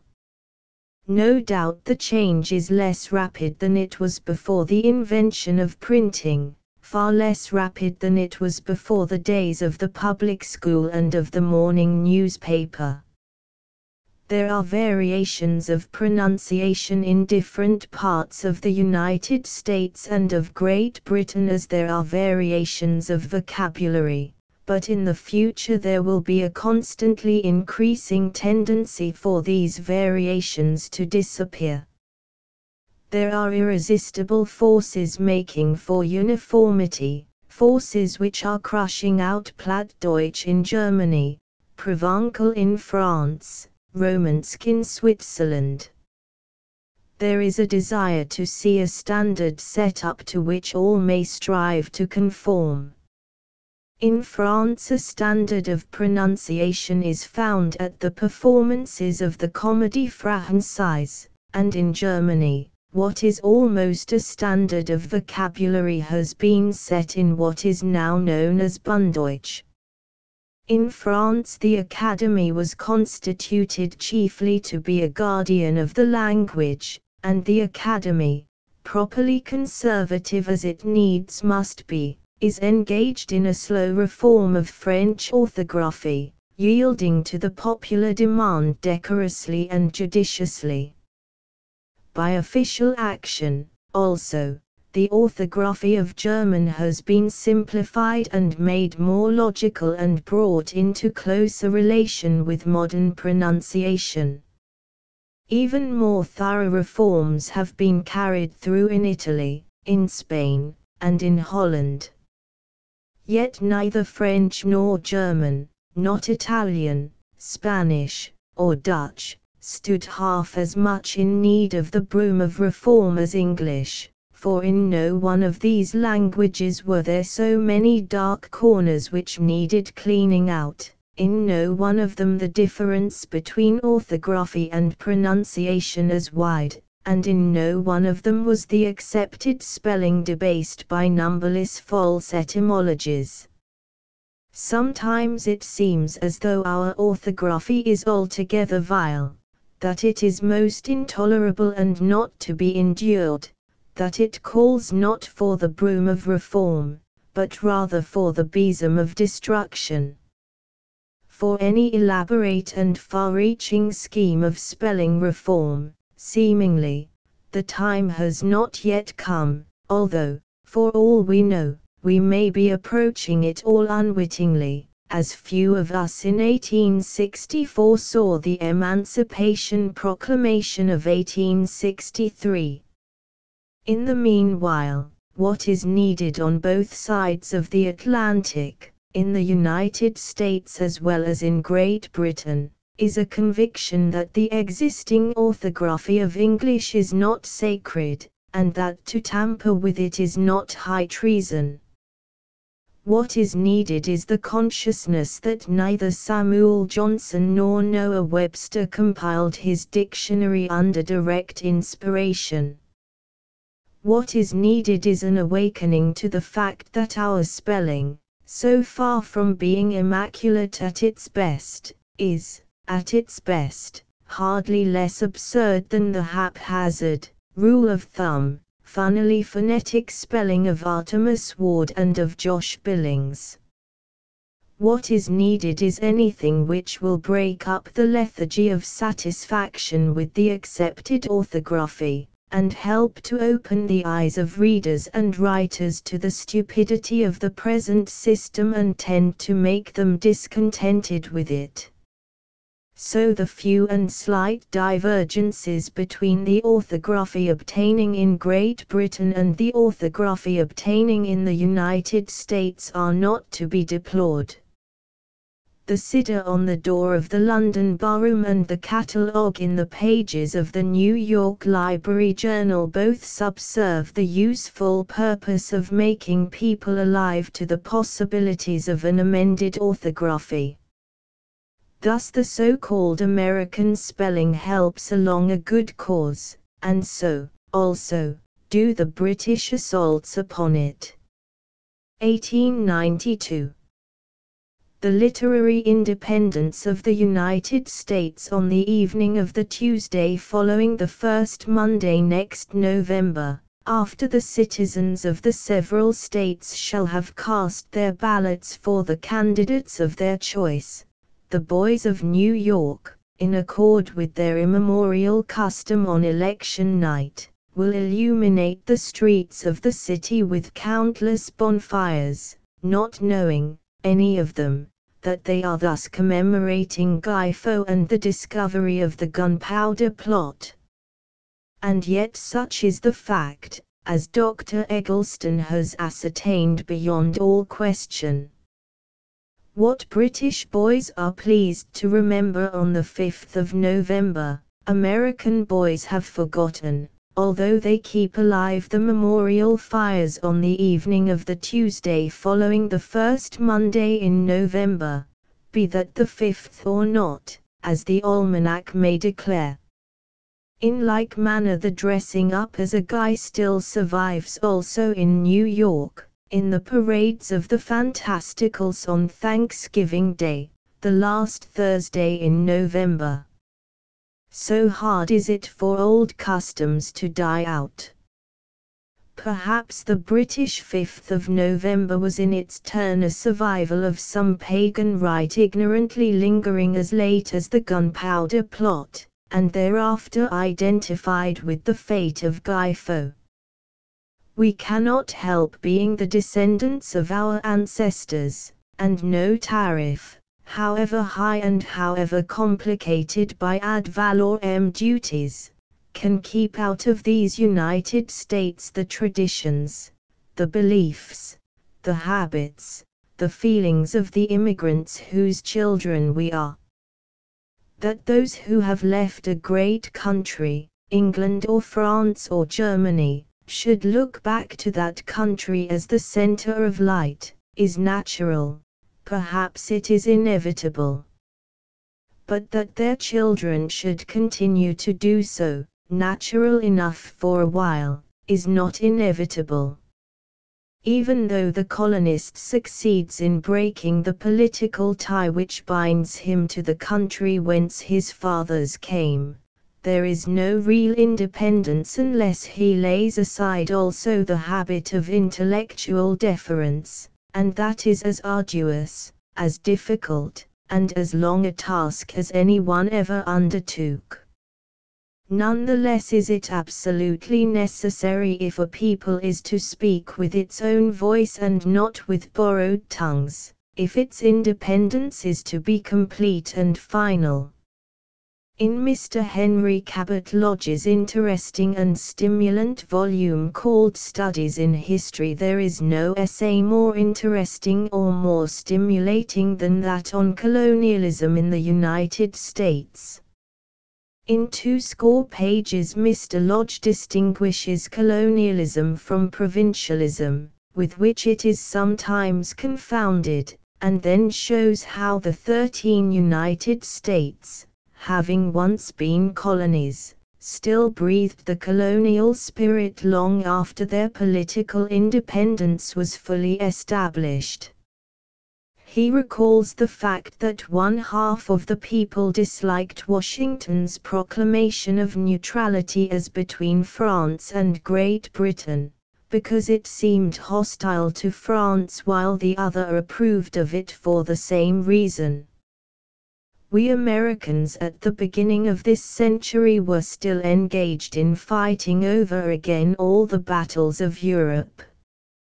But Washington was an American, not a European, and so was Hamilton, and they kept us true to the line of our national development. Even before the Revolution, when the traveled American, the petit maître of the colonies, so Hawthorne reminds us, was the ape of London foppery, as the newspaper was the semblance of the London journals. Even then there were Americans, like Franklin, for example, who had nothing of the colonist about them, who were at once cosmopolitan and American. Mr. Lodge is right in calling Franklin's autobiography the cornerstone, the first great work of American literature. After the War of 1812 the politics of the United States ceased to depend in any way on the politics of Europe, and our elections began to turn solely on questions of domestic policy. So our commerce and our manufactures freed themselves from reliance on England or France. An unending succession of inventions showed the ingenuity of the American. In law, the autonomy of the separate states permitted a variety of juristic experiment, the best results of which have been copied now in the legislature of Great Britain. But the colonial spirit, to quote Mr. Lodge again, cast out from our politics and fast disappearing from business and the professions, still clung closely to literature, which must always be the best and last expression of a national mode of thought. The colonial attitude in literature was unwittingly encouraged by Congress, which, by refusing to pass an international copyright bill, and thus secure to the British author the control of his own works, permitted the foreigner to be plundered, and forced the native author to sell his wares in competition with stolen goods. Sir Henry Sumner Maine declared, in his work on popular government, p. 247, that the neglect to give copyright to foreign writers has condemned the whole American community to a literary servitude unparalleled in the history of thought. This, of course, is the violent overstatement of an enemy, but there was a percentage of truth in it once. To show just what the American literary attitude was in the early years of this century, Mr. Lodge instances Cooper's first novel, Precaution, now wholly forgotten, and fortunately, for its characters, its scenery, its conventional phrases were all English. Worst and most extraordinary of all, it professed to be by an English author, and was received on that theory without suspicion. And Mr. Lodge tersely sums up the situation by saying that the first step of an American entering upon a literary career was to pretend to be an Englishman in order that he might win the approval, not of Englishmen, but of his own countrymen. Cooper was too good an American to be content with the cast-off garments of British novelists, and in 1821, a year after the appearance of Precaution, he published The Spy, and never thereafter was there any need for an American novelist to masquerade as an Englishman. Yet his fellow countrymen thought to compliment Cooper by calling him the American Scott. And more than a quarter of a century later, when Lowell put forth his fable for critics, there was abundant colonialism in our literature, if we may accept the satirist's picture of the mass meeting of the American Bulwers, Disraelis, and Scotts. By the way, 'tis a fact that displays what profusions of all kinds of greatness bless free institutions, that while the old world has produced barely 8 of such poets as all men agree to call great, and of other great characters nearly a score, one might safely say less than that rather than more, with you every year a whole crop is begotten, they are as much of a staple as corn is or cotton. Why, there's scarcely a huddle of log huts and shanties that has not brought forth its own Miltons and Dantes. I myself know 10 Byrons, 1 Coleridge, 3 Shelleys, 2 Raphaels, 6 Titians, I think, 1 Apelles, Leonardos and Rubens is plenty as lichens, 1, but that one is plenty, American Dickens, a whole flock of lambs, any number of Tennysons. In short, if a man has the luck to have any sons, he may feel pretty certain that 1 out of 2 will be some very great person over again. After Cooper came Hawthorne and Poe, intensely American, both of them, although in different fashion. In due season Mrs. Stowe brought out one book which set forth fearlessly a situation undeniably, and most unfortunately, American. Then came the war, which stiffened our national consciousness, and by giving us something to be proud of, killed the earlier habit of brag.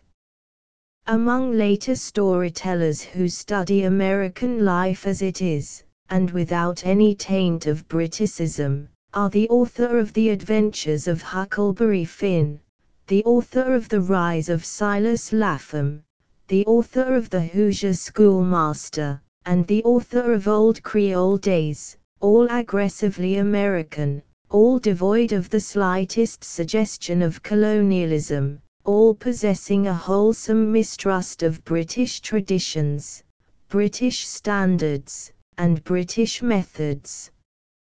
Some of his fellow countrymen and contemporaries complained that Cooper was not proud of being called the American Scott, and if we want to see how far we have traveled away from colonialism of this sort, we have only to imagine the laughter with which Mark Twain would greet any critic who thought to compliment him by calling him the American Bernard. That this is an enormous gain is obvious enough. American authors are now writing for their fellow countrymen and about their fellow countrymen. If, as Matthew Arnold declared, the end and aim of all literature is, if one considers it attentively, nothing but that, a criticism of life, then the literature likely to be most useful, most invigorating, and most satisfactory to Americans should be a criticism of life in America. Whether or not the spirit of colonialism still survives in these United States sufficiently to make the majority of readers here prefer books of British authorship is a question hardly worth asking, it seems to me, although there are some, both in London and in New York, who would answer it in the affirmative. To those of us who happened to be in London during the closing days of our long struggle for the Copyright Act of 1891, it was obvious that many British authors believed that unbounded affluence was about to burst upon them.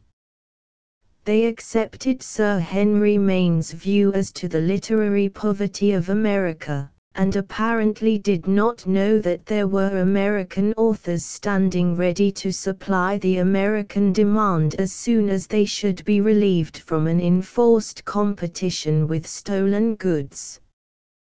These British authors thought that the passage of the Act opened a boundless field for them to enter in and take possession of, and no doubt some of the American opponents of the bill were of the same opinion.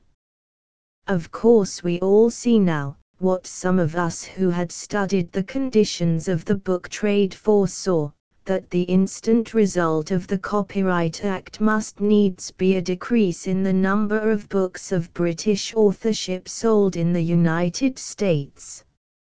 As soon as there was only one authorized publisher engaged in pushing a British book in America, in the place of a dozen unauthorized publishers forced to a frantic and cutthroat competition, the British book had to sell on its merits alone, without the aid of any premium of cheapness.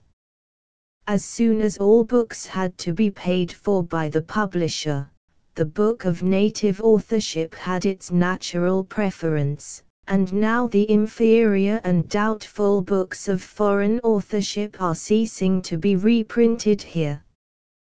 This is a tendency which will increase with time, and very properly, since every nation ought to be able to supply its own second-rate books, and to borrow from abroad only the best that the foreigner has to offer it.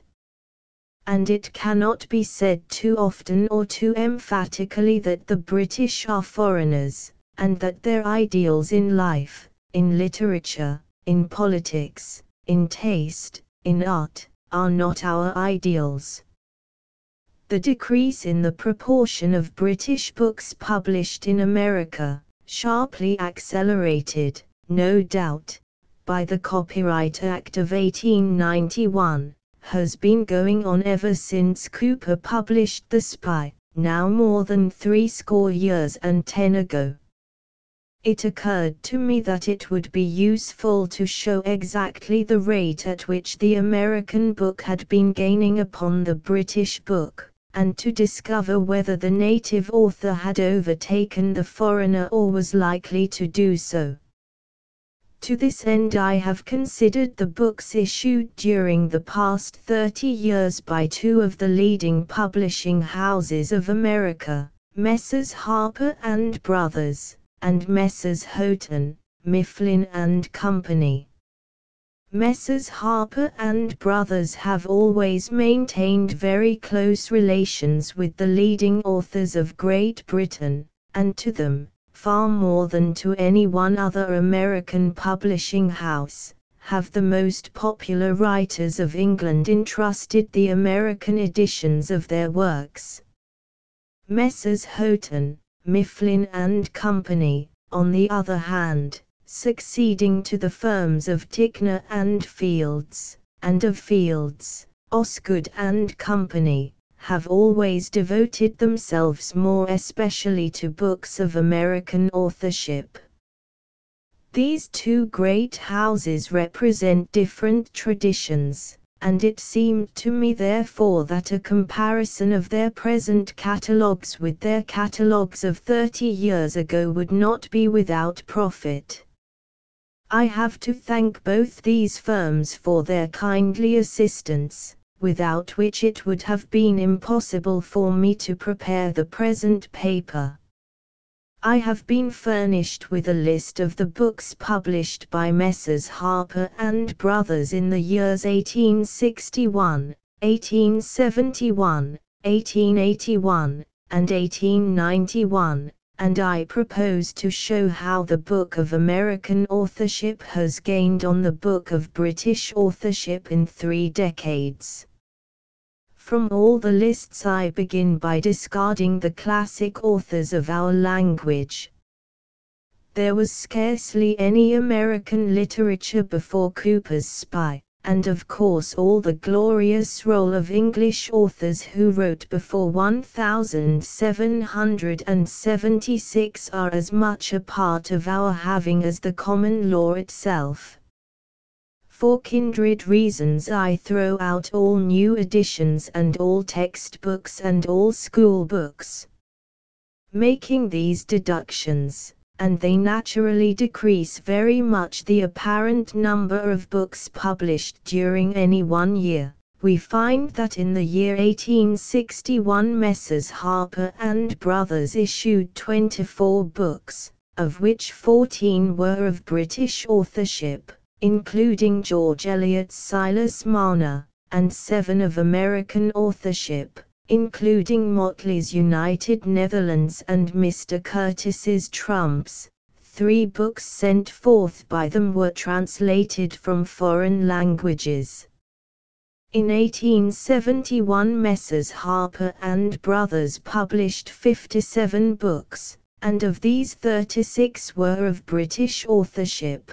20 were by American writers, and 1 was a translation.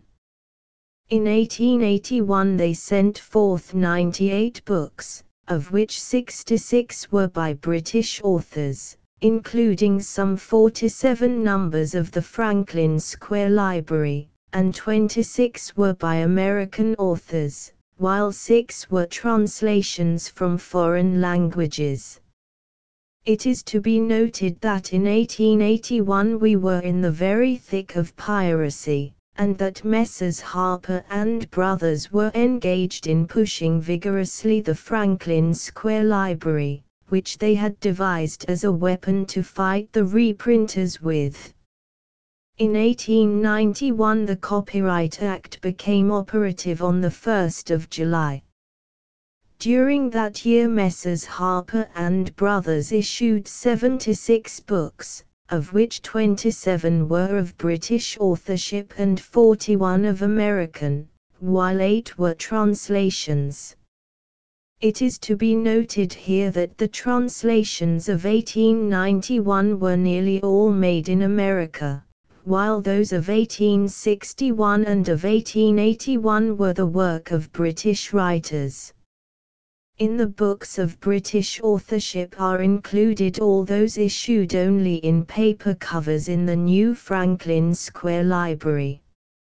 Of course, Messrs. Harper and Brothers issued every year many more books than I have counted, but I have, as I said, omitted all new editions, all school books, and all reprints of the classics of our own or any other language, as not falling within the scope of this inquiry. To decide exactly what to include or to exclude was not always easy, but I have tried to be consistent, and I believe that the figures here given are fairly accurate. They show that a house which published in 1861 twice as many books of British authorship as of American, published in 1891 one-third more books of American authorship than of British. They show also that the actual number of American books issued by this firm increased with every decade, and was in 1891 almost 6 times as large as it was 30 years before.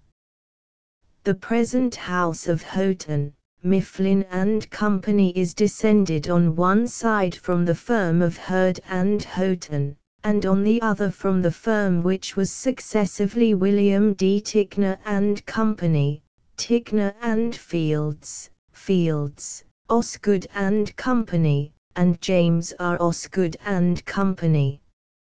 I am sorry to say that I have not been able to get a complete catalogue of the books published by Ticknor and Fields in 1861, but I have found certain lists of books published by them about that time. One of these lists contains 4 American books, 3 British, and 1 translation from a foreign tongue. In another there are 10 books of British authorship and 10 of American, and in a third there are 6 British authors represented and 8 American.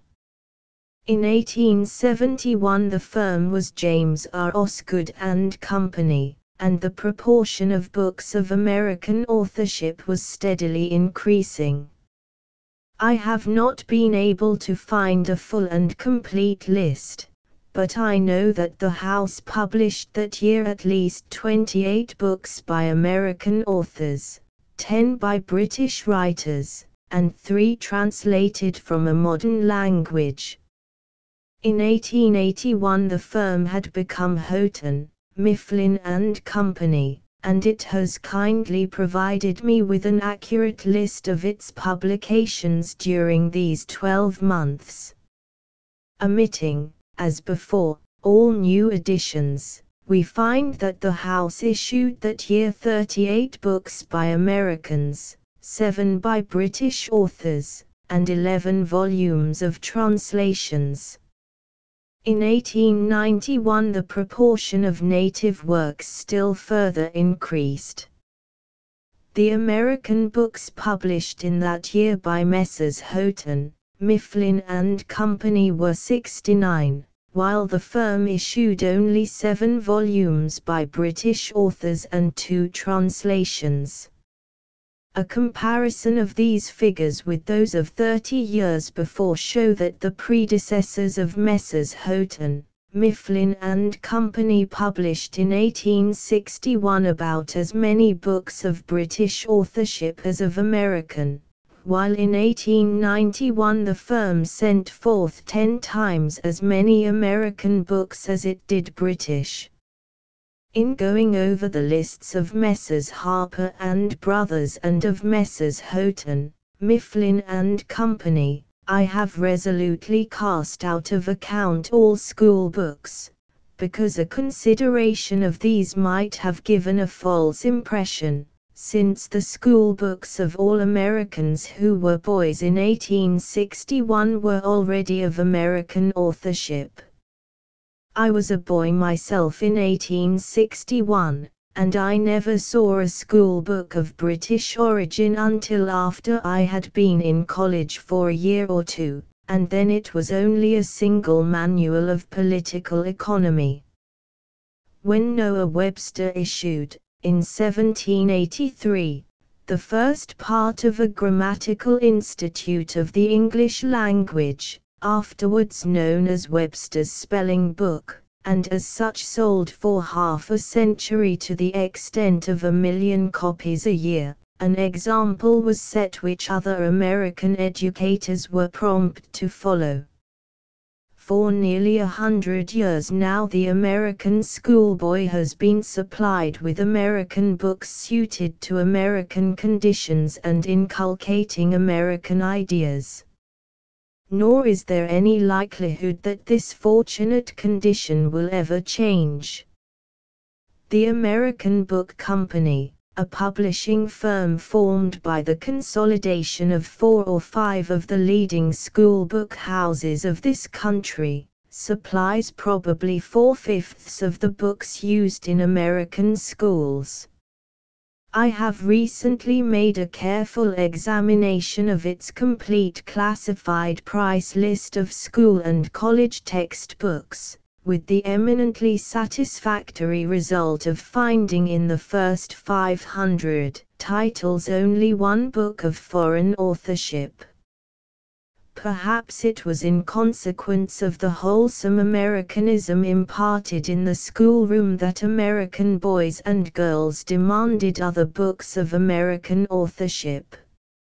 Certain it was that the department of the publishing trade which handles juveniles as they are called, gave an early preference to books describing life in America or from an American point of view.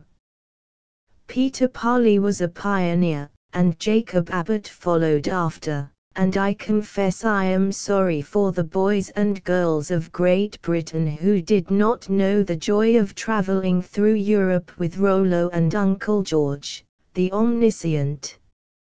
From my own childhood I can recall only one volume of British origin, although of American manufacture. It was a sturdy tome called The Boy's Own Book, and it had strange woodcuts of strangely chubby youths in strange Eton jackets. In Dr. Holmes's paper on the seasons, to be found in pages from an old volume of Life, it is made evident that the American children of the second decade of this century were less fortunate than those of the seventh decade. Dr. Holmes tells us that he was educated on Miss Edgeworth and evenings at home. There we found ourselves in a strange world, where James was called Jem, not Jim, as we always heard it, where one found cowslips in the fields, while what we saw were buttercups, where naughty schoolboys got through a gap in the hedge to steal Farmer Giles's red streaks, instead of shinning over the fence to hook old Daddy Jones's Baldwins, where there were larks and nightingales instead of yellowbirds and bobolinks, where the robin was a little domestic bird that fed at the table, instead of a great, fidgety, jerky, whooping thrush, where poor people lived in thatched cottages, instead of shingled 10-footers, where the tables were made of deal, where every village had its parson and clerk and beadle, its greengrocer, its apothecary who visited the sick, and its barmaid who served out ale. pp 172-3.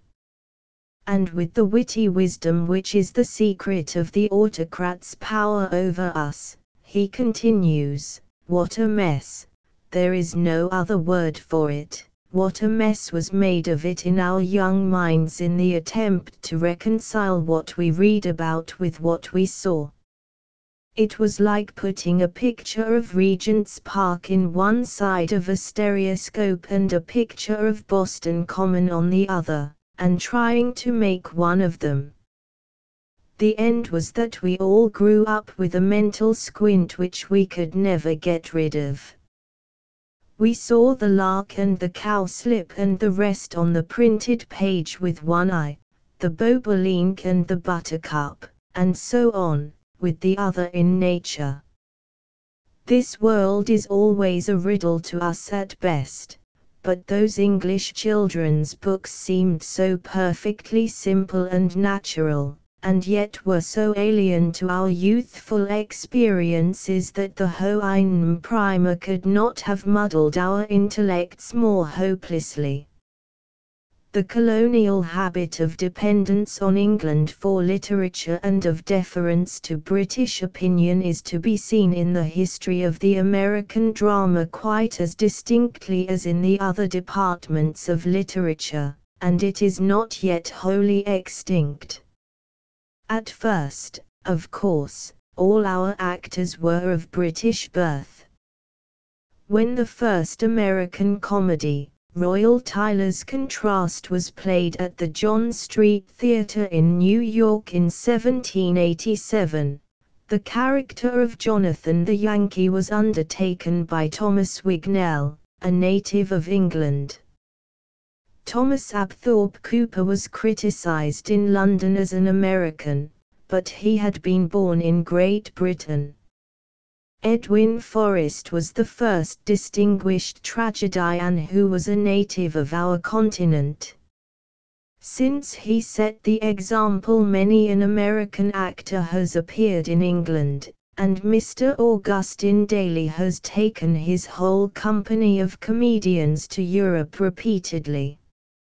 Nowadays there are always performers of American birth and training in half a dozen of the leading London theatres. Indeed, it might fairly be said that acting was the first of the arts to develop here in America. Beyond all question, it was the first that we began to export. But the art of the Native American dramatist long lagged behind that of the Native American actor. Perhaps even now there is still a lingering survival of the prejudice in favor of foreign plays, or, at least, against plays of American authorship. At present the foreign play most likely to be in favor is the French. But when the theatre was young in this country, our sole reliance was on the British stage. Now we get light from Berlin and from Paris, then we saw no ray of hope except from London. So complete was the dependence of the Park Theatre on Drury Lane and on Covent Garden in the early part of this century, that when our first native dramatist, William Dunlap, made adaptations of Kotzebue plays, he took good care not to avow his share in the work, allowing it to be supposed that his versions of the German originals were those which had been made for the London stage. Even as late as 1812, when Mr. J. N. Barker dramatized Marmion, the prejudice then existing against American authors, to quote the words of Mr. Ireland, the historian of the New York stage, was so great that the play was announced as the production of an English dramatist, and thus, with its fine cast, commanded an extraordinary success. Perhaps this is even more pitiful than Cooper's pretending to be an Englishman in his first novel.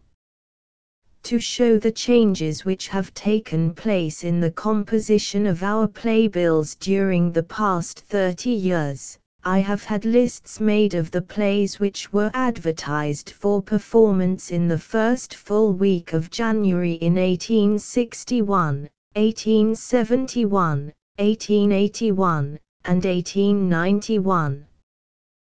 The result of the consideration of these lists is not as convincing as one could wish, for the performances of a single week are scarcely enough to furnish matter for the adequate comparison of one year with another. Yet the comparison is not without interest, and it seems to me indisputably instructive. All grand operas, all circuses, all menageries, all dime museums, all Negro minstrel entertainments, and all those strange performances known, for some inscrutable reason, as variety shows, are here left out of court, as having little or no connection with literature. Making these deductions, we find that there were open in New York in the first week of January, 1861, 7 places of amusement devoted to the drama, at only 2 of which were the plays wholly of American authorship, although at a third, where Edwin Forrest was acting, the American tragedy of The Gladiator shared the bill with the British tragedy of Damon and Pythias. At the rest of the theatres the plays were of British authorship, that at Wallack's being Pauline a British dramatization of a French novel. In the corresponding week of 1871, after making the same omissions, and after deducting also the performances in foreign languages, always very frequent in a city with a population as cosmopolitan as ours, making these allowances, we find 7 theatres, at which 3 British plays are being performed and 3 American plays, and 1 play, if it can so be called, The Black Crook, which was an American adaptation from the German. There was at this time a temporary prevalence of Negro minstrelsy and the variety show. In 1881, the New Yorker who went to the theatre during the first week in January had his choice of 15 performances, and he could see 9 plays of American authorship, 2 American adaptations from the German, 2 British adaptations from the French, and 2 plays of British authorship.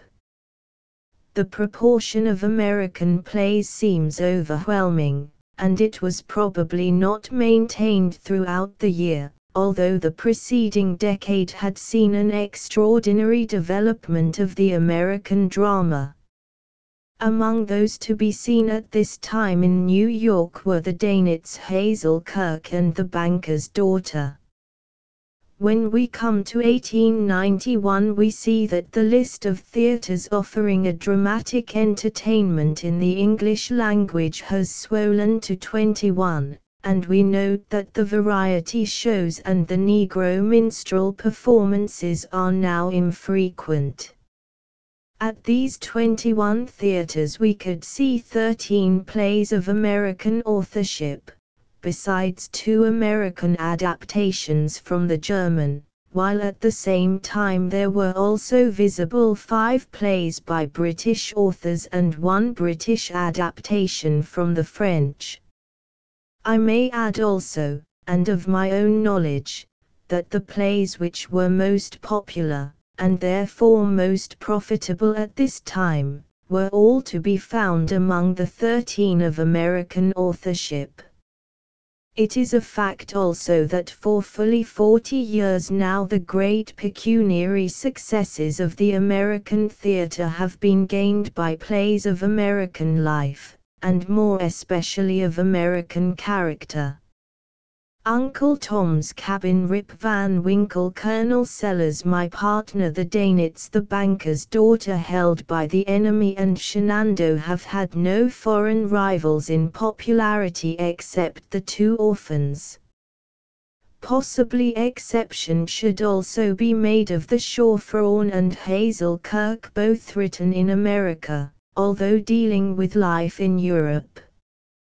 It is to be noted that the Copyright Act of 1891 has had, and will have, but little effect upon the foreign dramatist, because, for 20 years and more, judicial decisions in the United States courts had accorded him a full protection for his stage right under the common law. Thus the American dramatist had been freed from the necessity of vending his wares in competition with stolen goods long before a like privilege had been vouchsafed to the American novelist.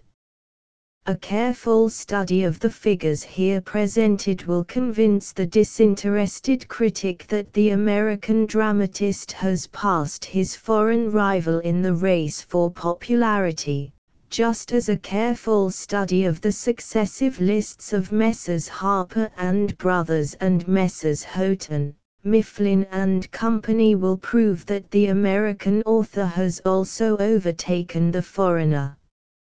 If there was truth once in Sir Henry Sumner Maine's assertion that we Americans offered the example of a literary servitude without parallel, that assertion is true no longer.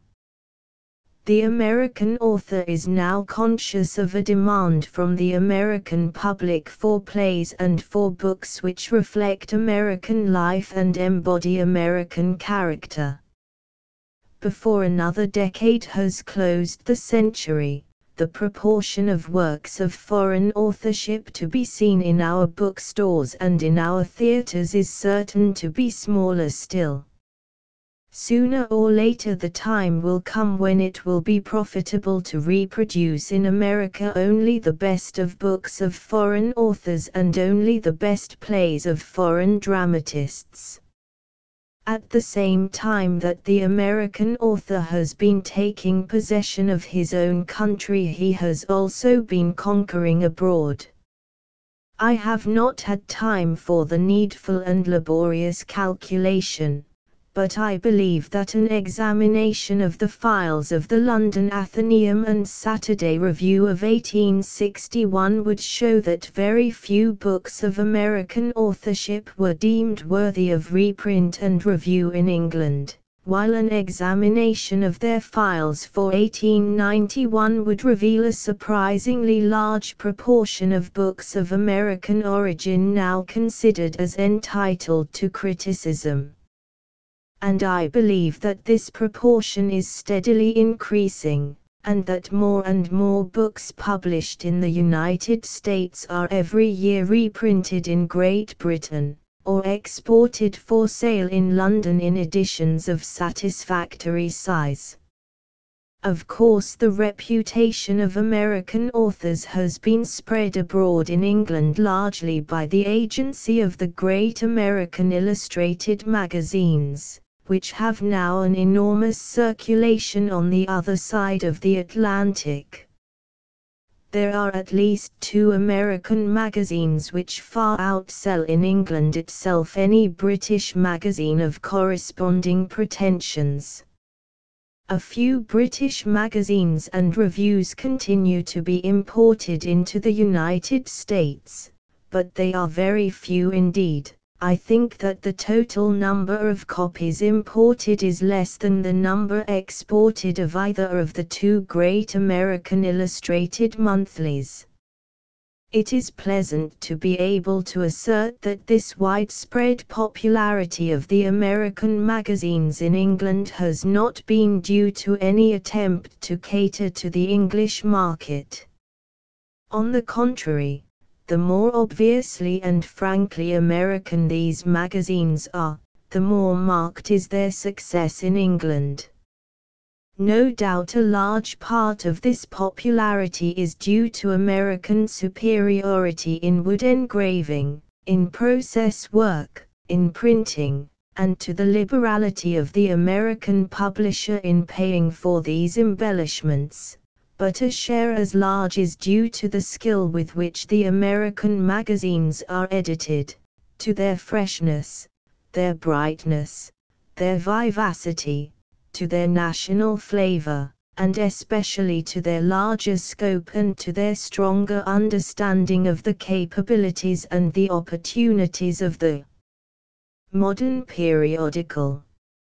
1892, the centenary of Fenimore Cooper. Most appropriate is it that the first literary centenary which we were called upon to commemorate 100 years after the adoption of the Constitution that knit these states into a nation should be the birthday of the author who has done the most to make us known to the nations of Europe. In the first year of Washington's first term as president, on the 15th day of September, 1789, was born James Fenimore Cooper, the first of American novelists, and the first American author to carry our flag outside the limits of our language. Franklin was the earliest American who had fame among foreigners, but his wide popularity was due rather to his achievements as a philosopher, as a physicist, as a statesman, than to his labors as an author.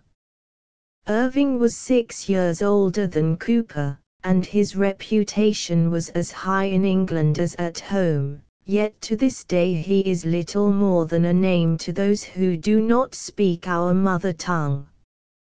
But after Cooper had published The Spy, The Last of the Mohicans, and The Pilot, his popularity was cosmopolitan. He was almost as widely read in France, in Germany, and in Italy as in Great Britain and the United States.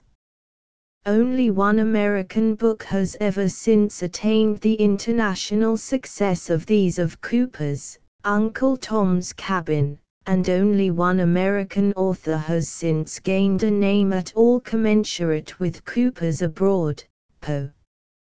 Here in these United States we know what Emerson was to us and what he did for us and what our debt is to him, but the French and the Germans and the Italians do not know Emerson. When Professor Boysen visited Hugo some 10 years ago, he found that the great French lyrist had never heard of Emerson. I have a copy of Evangeline annotated in French for the use of French children learning English at school, but whatever Longfellow's popularity in England or in Germany, he is really but little known in France or Italy or Spain. With Goethe and Schiller, with Scott and Byron, Cooper was one of the foreign forces which brought about the Romanticist revolt in France, profoundly affecting the literature of all Latin countries. Dumas owed almost as much to Cooper as he did to Scott, and Balzac said that if Cooper had only drawn character as well as he painted the phenomena of nature, he would have uttered the last word of our art.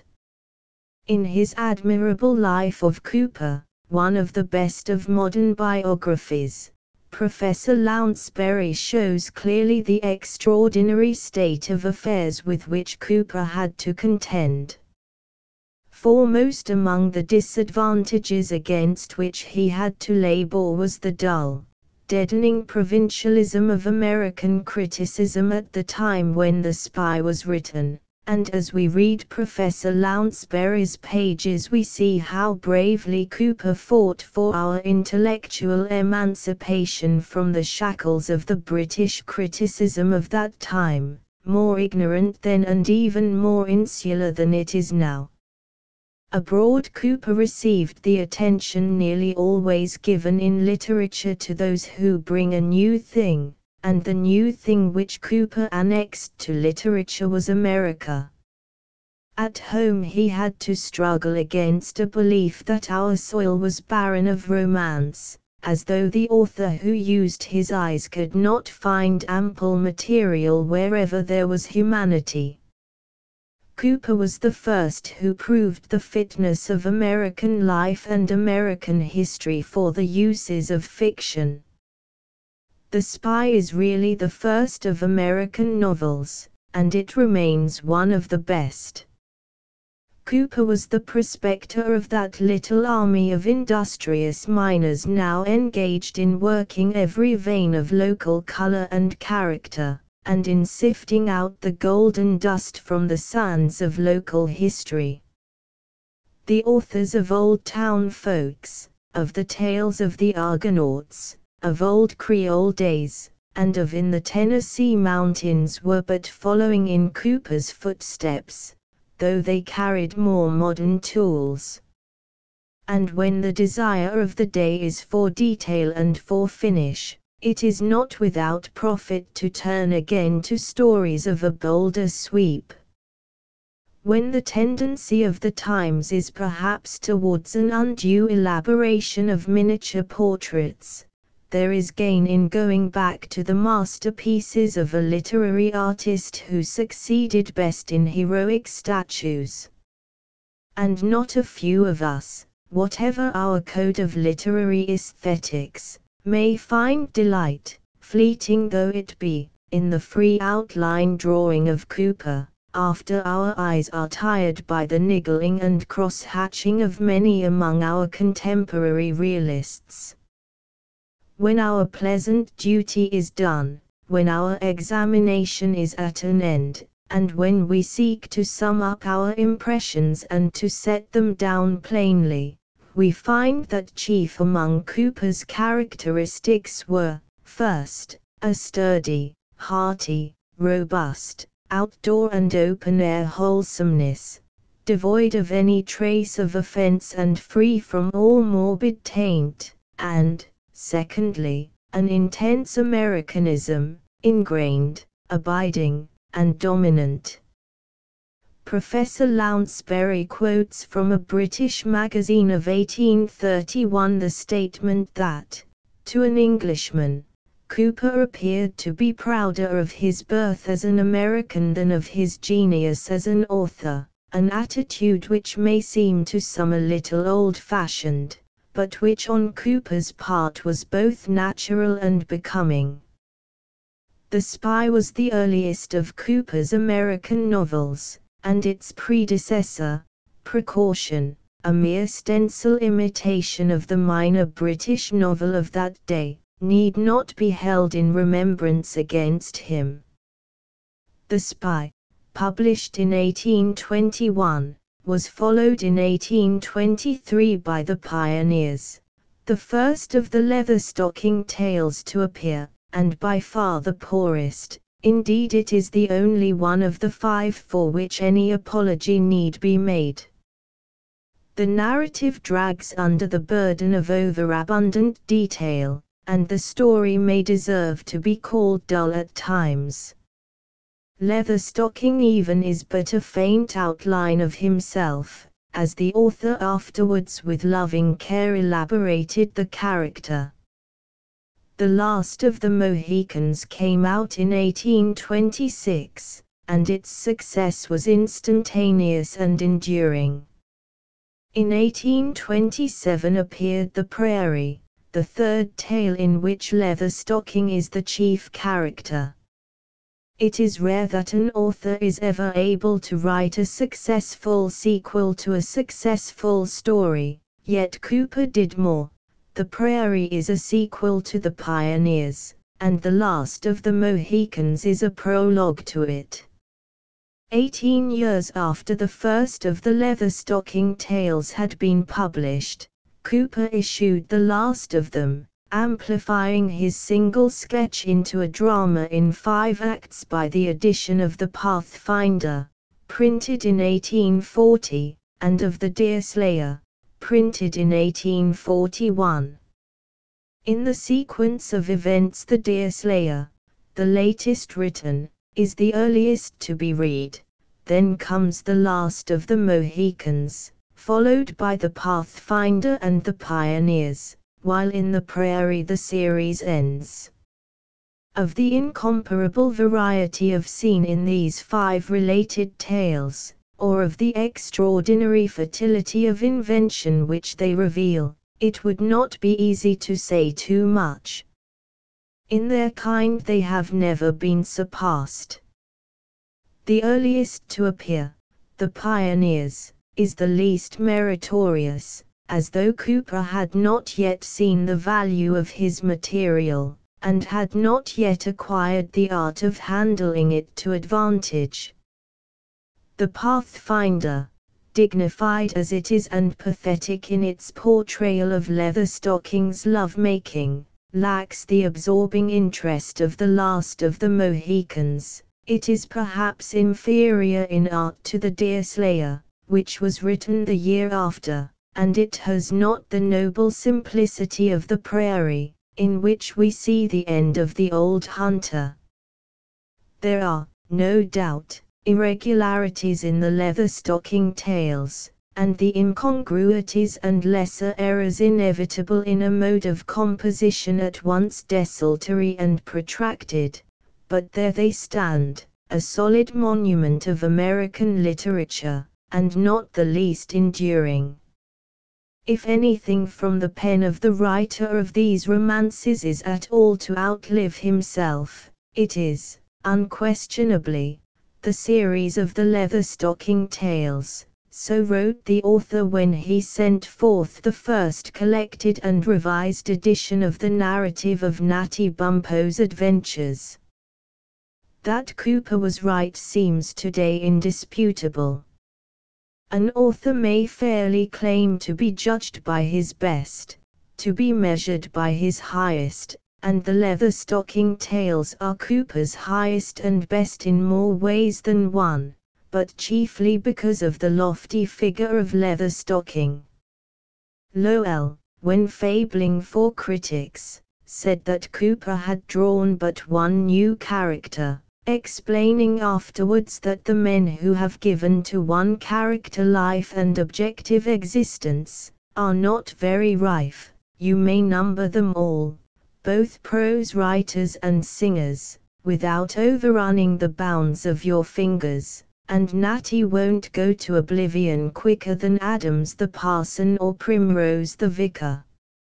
And Thackeray, perhaps recalling the final scene in The Prairie, where the dying Leatherstocking drew himself up and said here, and that other scene in The Newcomes, where the dying colonel drew himself up and said some, was frequent in praise of Cooper, and in one of the roundabout papers, after expressing his fondness for Scott's modest and honourable heroes, he adds, "Much as I like these most unassuming, manly, unpretentious gentlemen, I have to own that I think the heroes of another writer, viz., Leatherstocking, Uncas, Hardheart, Tom Coffin, are quite the equals of Scott's men. Perhaps Leatherstocking is better than anyone in Scott's lot." La Longue Carabine is one of the great prize men of fiction. He ranks with your Uncle Toby, Sir Roger de Coverley, Falstaff, heroic figures all, American or British, and the artist has deserved well of his country who devised them. It is to be noticed that Thackeray singled out for praise two of Cooper's Indians to pair with the hunter and the sailor, and it seems to me that Thackeray is fairer towards him who conceived Uncas and Hardheart than are the authors of A Fable for Critics and of condensed novels. Muck I should set aside among the parodies which are unfair, so far as the Red Man is concerned, at least, for I hold as quite fair Mr. Hart's raillery of the wooden maidens and polysyllabic old men who stalk through Cooper's pages. Cooper's Indian has been disputed and he has been laughed at, but he still lives. Cooper's Indian is very like Mr. Parkman's Indian, and who knows the Red Man better than the author of the Oregon Trail? Uncas and Chingachgook and Hardheart are all good men and true, and June, the wife of Arrowhead, the Tuscarora, is a good wife and a true woman. They are Indians, all of them, heroic figures, no doubt, and yet taken from life, with no more idealization than may serve the maker of romance. They remind us that when West first saw the Apollo Belvedere he thought at once of a Mohawk brave. They were the result of knowledge and of much patient investigation under conditions forever passed away. We see Cooper's Indians nowadays through mists of prejudice due to those who have imitated them from the outside. The last of the Mohicans has suffered the degradation of a trail of dime novels, written by those apparently more familiar with the 5 Points than with the 5 Nations. Cooper begat Mayne Reid, and Mayne Reid begat Ned Buntline and Buffalo Bill's first scalp for Custer and similar abominations.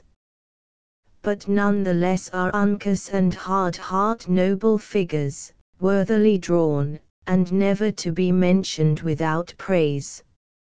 In 1821 Cooper published The Spy, the first American historical novel. In 1823 he published The Pioneers, in which the backwoodsman and the Red Man were first introduced into literature, and in 1824 he published The Pilot, and for the first time the scene of a story was laid on the sea rather than on the land, and the interest turned wholly on marine adventure.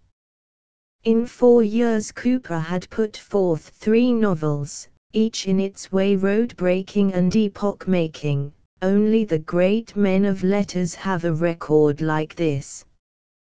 With the recollection before us of some of Smollett's highly colored naval characters, we cannot say that Cooper sketched the first real sailor in fiction, but he invented the sea tale just as Poe invented the detective story, and in neither case has any disciple surpassed the master. The supremacy of the Pilot and the Red Rover is quite as evident as the supremacy of the Goldbug and the murders in the Rue Morgue. We have been used to the novel of the ocean, and it is hard for us now to understand why Cooper's friends thought his attempt to write one perilous and why they sought to dissuade him. It was believed that readers could not be interested in the contingencies and emergencies of life on the ocean wave. Nowadays it seems to us that if any part of the Pilot lags and stumbles, it is that which passes ashore. Cooper's landscapes, or at least his views of a ruined abbey, may be affected at times, but his marines are always true and always captivating. Cooper, like Thackeray, forbade his family to authorize or aid any biographer, although the American novelist had as little to conceal as the English. No doubt Cooper had his faults, both as a man and as an author. He was thin-skinned and hot-headed. He let himself become involved in a great many foolish quarrels. He had a plentiful lack of tact. But the man was straightforward and high-minded, and so was the author. We can readily pardon his petty pedantries and the little vices of expression he persisted in. We can confess that his females, as he would term them, are indubitably wooden. We may acknowledge that even among his men there is no wide range of character. Richard Jones, in The Pioneers, is first cousin to Cap, in The Pathfinder, just as Long Tom Coffin is a half-brother of Natty Bumppo. We must admit that Cooper's lighter characters are not touched with the humor that Scott could command at will. The naturalist, in The Prairie, for example, is not alive and delightful like the antiquary of Scott. In the main, indeed, Cooper's humor is not of the purest. When he attempted it of malice prepense, it was often laboriously unfunny. But sometimes, as it fell accidentally from the lips of Leatherstocking, it was unforced and delicious. See, for instance, at the end of chapter XXVIII of The Pathfinder, the account of Natty's sparing the sleeping Mingoes and of the fate which thereafter befell them at the hands of Chingachgook. On the other hand, Cooper's best work abounds in fine romantic touches, Long Tom pinning the British captain to the mast with the harpoon, the wretched Abiram, in The Prairie, tied hand and foot and left on a ledge with a rope around his neck so that he can move only to hang himself, the death grip of the brave, in The Last of the Mohicans, hanging wounded and without hope over the watery abyss. These are pictures fixed in the memory and now unforgettable. Time is unerring in its selection. Cooper has now been dead nearly 20 years. What survives of his work are the sea tales and the Leatherstocking tales. From these I have found myself forced to cite characters and episodes. These are the stories which hold their own in the libraries. Public and critics are at one here. The wind of the lakes and the prairies has not lost its balsam, and the salt of the sea keeps its savor. for the free movement of his figures and for the proper expansion of his story, Cooper needed a broad region and a widening vista. He excelled in conveying the suggestion of vastness and limitless space, and of depicting the human beings proper to these great reaches of land and water, the two elements he ruled, and he was equally at home on the rolling waves of the prairie and on the green and irregular hillocks of the ocean. 1889 Ignorance and Insularity in the Four Quarters of the Globe. Who reads an American book? Asked Sidney Smith in the Edinburgh Review, in 1820, and for years the American people writhed under the query as though they had been put to the question themselves. In those days the American cuticle was extraordinarily sensitive, and the gentlest stroke of satire caused exquisite pain. But although Sidney Smith was unkind, he was not unjust. In the four quarters of the globe nobody today reads any American book published before 1820, except Irving's Knickerbocker. In the very year that Sidney Smith wrote there was published in England a book which might have arrested the Dean's sarcastic inquiry had it appeared a few months earlier. This was Irving's sketch book. The Americans of 70 years ago did not know it, but nonetheless is it a fact that American literature made a very poor showing then, and that there was in existence in those days scarcely a single book with vitality enough to survive 70 years and 10. The men who were to make our literature what it is were then alive: Irving, Cooper, Bryant, Emerson, Longfellow, Whittier, Holmes, Lowell, Poe, Hawthorne, Bancroft, Prescott, and Motley. But Irving's Knickerbocker was the only book then in print which today is read or readable. It was only in 1821 that Cooper published The Spy, the first American historical novel, and the first of the Leatherstocking Tales did not appear until 1823.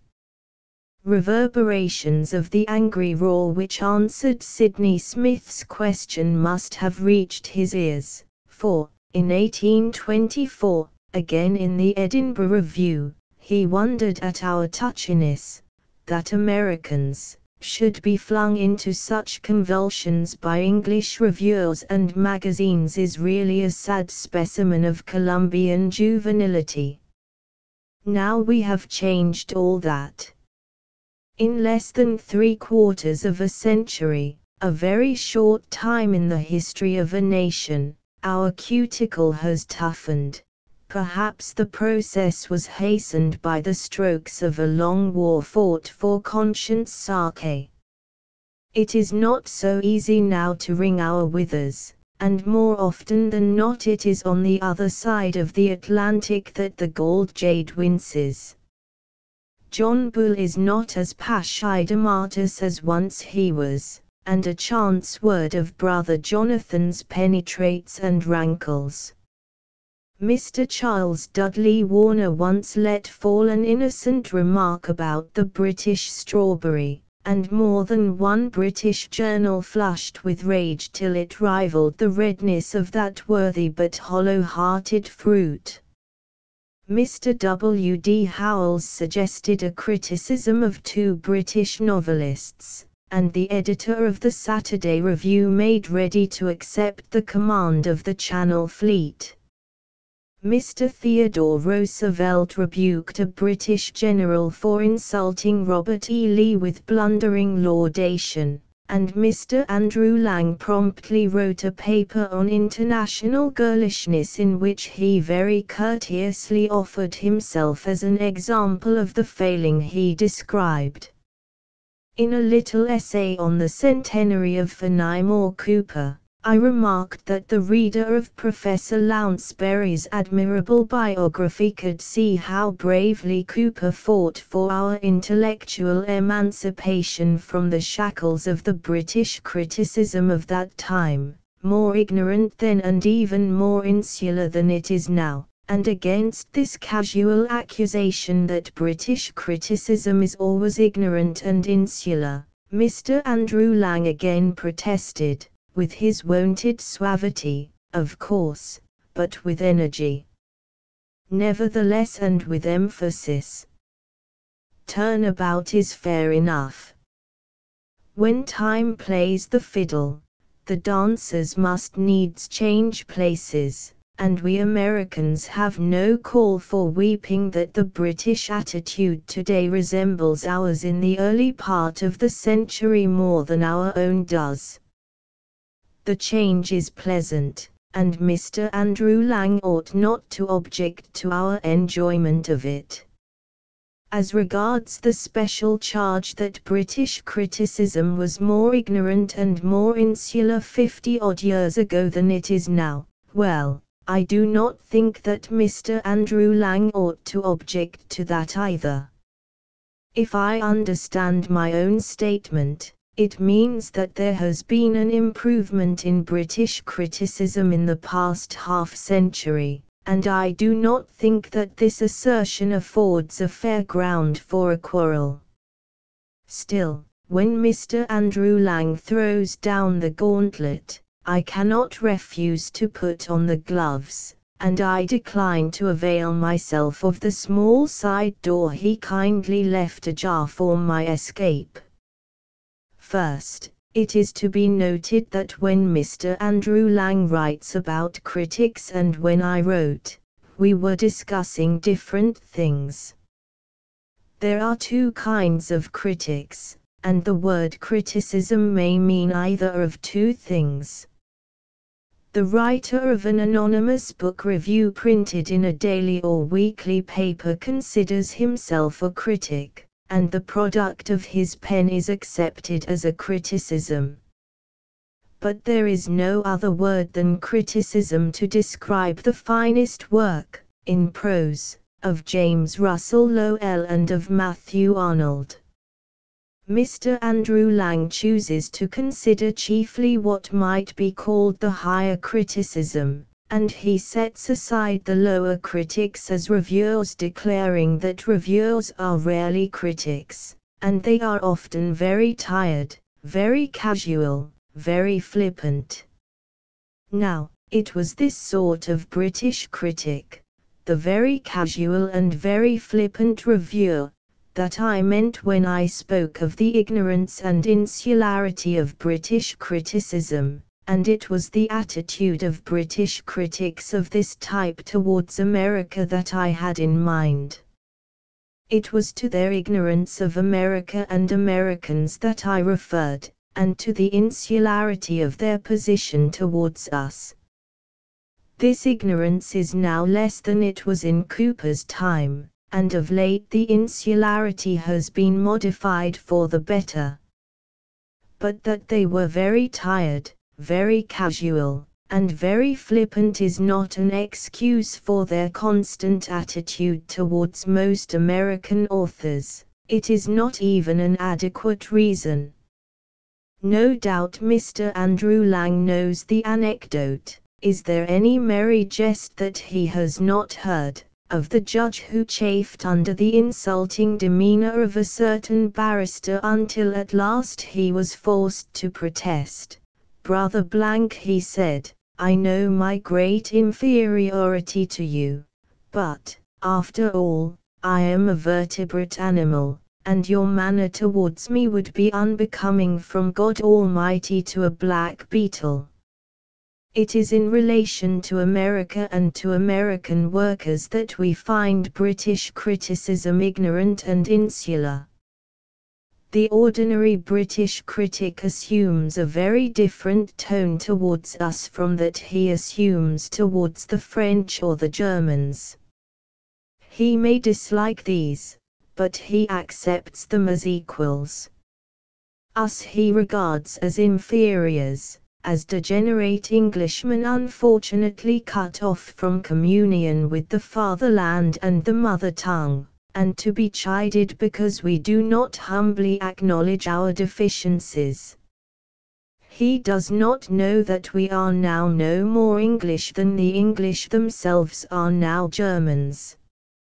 He does not guess that we are proud that we are not English, prouder, perhaps, of nothing else. He does not think that we do not like being treated as though we were younger sons in exile, wandering prodigals, deserving no better fare than the husks of patronizing criticism.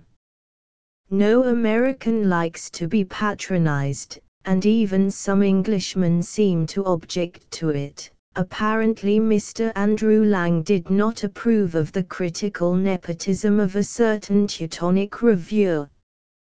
But the lordliness of the eminent German who reviewed Mr. Andrew Lang's book without reading it was tempered by the good faith with which he confessed his ignorance, and his offense was less heinous than that of the critic in the Saturday Review, who dismissed Mr. Aldrich's Queen of Sheba with a curt assertion that it was like the author's other poems.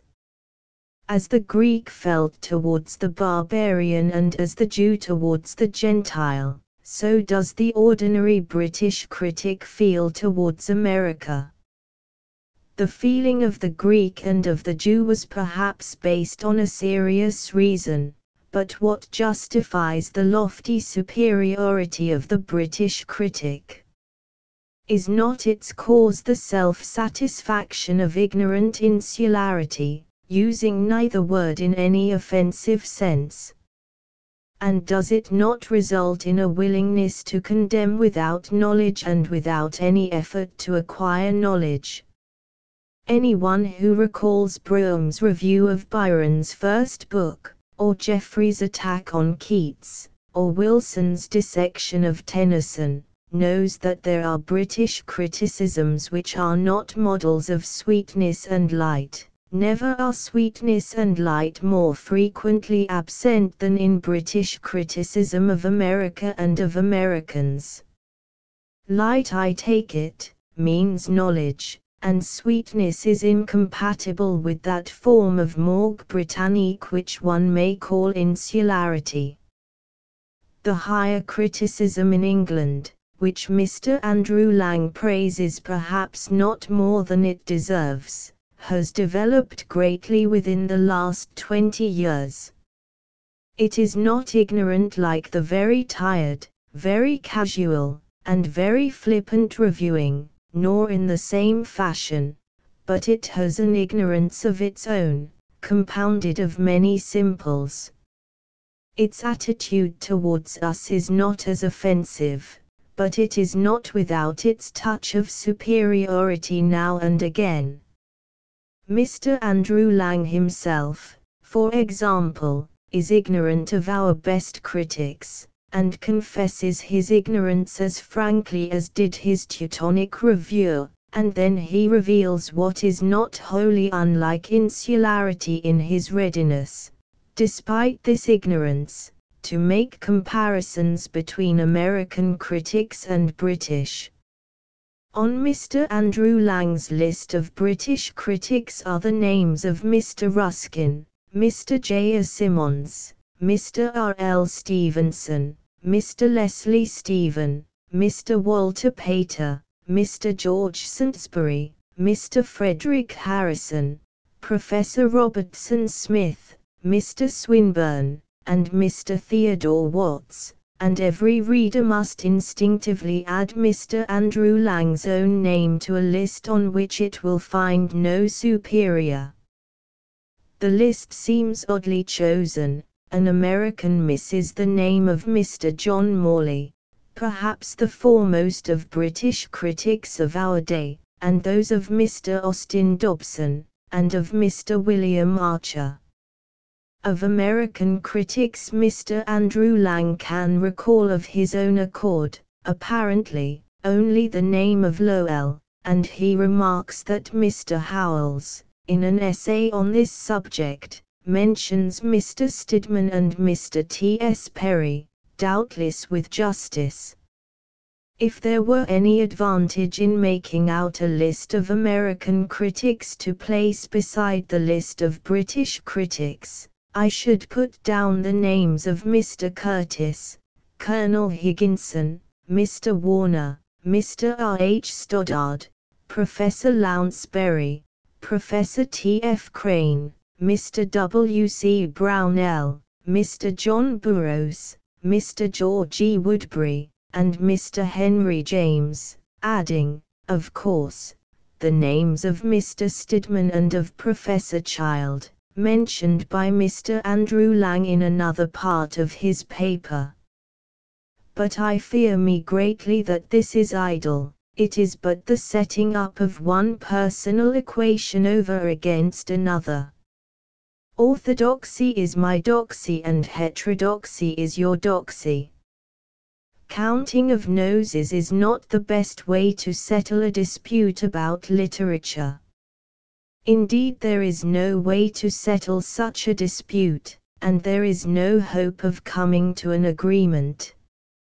It is a very pretty quarrel as it stands, and if we quarrel in print, by the book let us stop at the first degree, the retort courteous, not going on even to the third, the reply churlish. Also, is there much virtue in an if? If you said so, then I said so. Let us then, while there is yet time, shake hands across the Atlantic and swear brothers. 1890. The whole duty of critics. Doubtless criticism was originally benignant, pointing out the beauties of a work rather than its defects.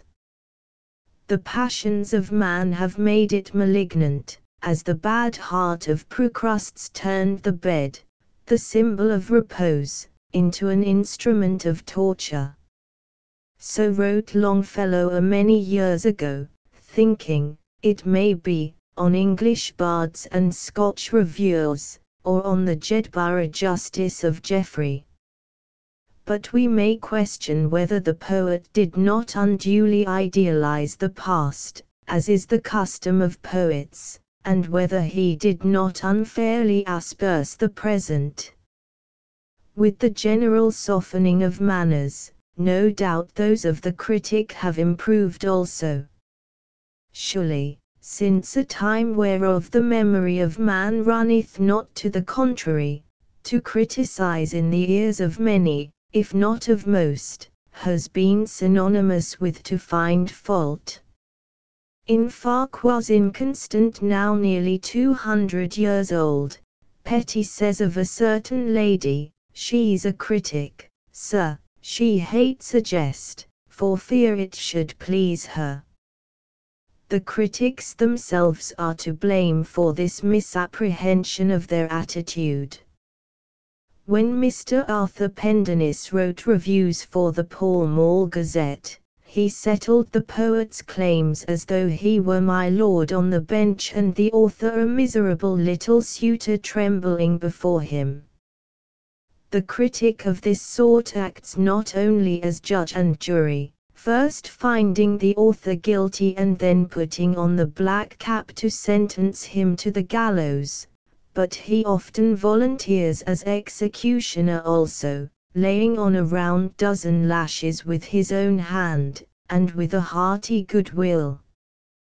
We are told, for example, that Captain Shandon knew the crack of Warrington's whip and the cut his thong left. Bludier went to work like a butcher and mangled his subject, but Warrington finished a man, laying his cuts neat and regular, straight down the back, and drawing blood every time. Whenever I recall this picture I understand the protest of one of the most acute and subtle of American critics, who told me that he did not much mind what was said about his articles so long as they were not called trenchant. Perhaps trenchant is the adjective which best defines what true criticism is not. True criticism, so Joubert tells us, is un exercice méthodique de discernement. It is an effort to understand and to explain. The true critic is no more an executioner than he is an assassin, he is rather a seer, sent forward to spy out the land, and most useful when he comes back bringing a good report and bearing a full cluster of grapes.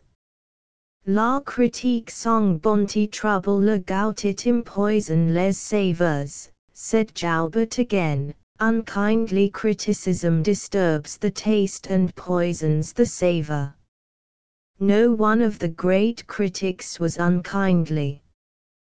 That Macaulay mercilessly flayed Montgomery is evidence, were any needed, that Macaulay was not one of the great critics. The tomahawk and the scalping knife are not the critical apparatus, and they are not to be found in the armory of Lessing and of Sainte Beuve, of Matthew Arnold and of James Russell Lowell. It is only incidentally that these devout students of letters find fault. Though they may ban now and again, they came to bless. They chose their subjects, for the most part, because they loved these, and were eager to praise them and to make plain to the world the reasons for their ardent affection. Whenever they might chance to see incompetence and pretension pushing to the front, they shrugged their shoulders more often than not, and passed by on the other side silently, and so best. Very rarely did they cross over to expose an impostor. Lessing waged war upon theories of art, but he kept up no fight with individual authors. Sainte Beuve sought to paint the portrait of the man as he was, warts and all, but he did not care for a sitter who was not worth the most loving art. Matthew Arnold was swift to find the joints in his opponent's armor, but there is hardly one of his essays in criticism which had not its exciting cause in his admiration for its subject. Mr. Lowell has not always hidden his scorn of a sham, and sometimes he has scourged it with a single sharp phrase. Generally, however, even the humbugs get off scot-free, for the true critic knows that time will attend to these fellows, and there is rarely any need to lend a hand. It was Bentley who said that no man was ever written down save by himself. The late Edouard Scherer once handled M. Émile Zola without gloves, and M. Jules Lemaitre has made M. Georges own it the target of his flashing wit. But each of these attacks attained notoriety from its unexpectedness. And what has been gained in either case? Since Scherer fell foul of him, M. Zola has written his strongest novel, Germinal, one of the most powerful tales of this century, and his rankest story, La Terre, one of the most offensive fictions in all the history of literature. M. Lemaitre's brilliant assault on M. Onit may well have excited pity for the wretched victim, and, damaging as it was, I doubt if its effect is as fatal as the gentler and more humorous criticism of M. Anatole France, in which the reader sees contempt slowly gaining the mastery over the honest critic's kindliness. For all that he was a little prim in taste and a little arid in manner, Scherer had the gift of appreciation, the most precious possession of any critic. M. Lemaitre, despite his frank enjoyment of his own skill in fence, has a faculty of hearty admiration. There are 13 studies in the first series of his contemporanes, and the dissection of the unfortunate Ermonit is the only one in which the critic does not handle his scalpel with loving care. To run amok through the throng of one's fellow craftsmen is not a sign of sanity, on the contrary. Depreciation is cheaper than appreciation, and criticism which is merely destructive is essentially inferior to criticism which is constructive. That he saw so little to praise is greatly against Poe's claim to be taken seriously as a critic, so is his violence of speech, and so also is the fact that those whom he lauded might be as little deserving of his eulogy as those whom he assailed were worthy of his condemnation. The habit of intemperate attack which grew on Poe is foreign to the serene calm of the higher criticism. F. D. Maurice made the shrewd remark that the critics who take pleasure in cutting up mean books soon deteriorate themselves, subdued to that they work in. It may be needful, once in a way, to nail vermin to the barn door as a warning, and thus we may seek a reason for Macaulay's cruel treatment of Montgomery, and M. Lemaitre's pitiless castigation of Ermonit. But in 9 cases out of 10, or rather in 99 out of 100, the attitude of the critic towards contemporary trash had best be one of absolute indifference, sure that time will sift out what is good, and that time winnows with unerring taste. The duty of the critic, therefore, is to help the reader to get the best, in the old phrase of the dictionary vendors, to choose it, to understand it, to enjoy it. To choose it, first of all, so must the critic dwell with delighted insistence upon the best books, drawing attention afresh to the old and discovering the new with alert vision. Neglect is the proper portion of the worthless books of the hour, whatever may be their vogue for the week or the month.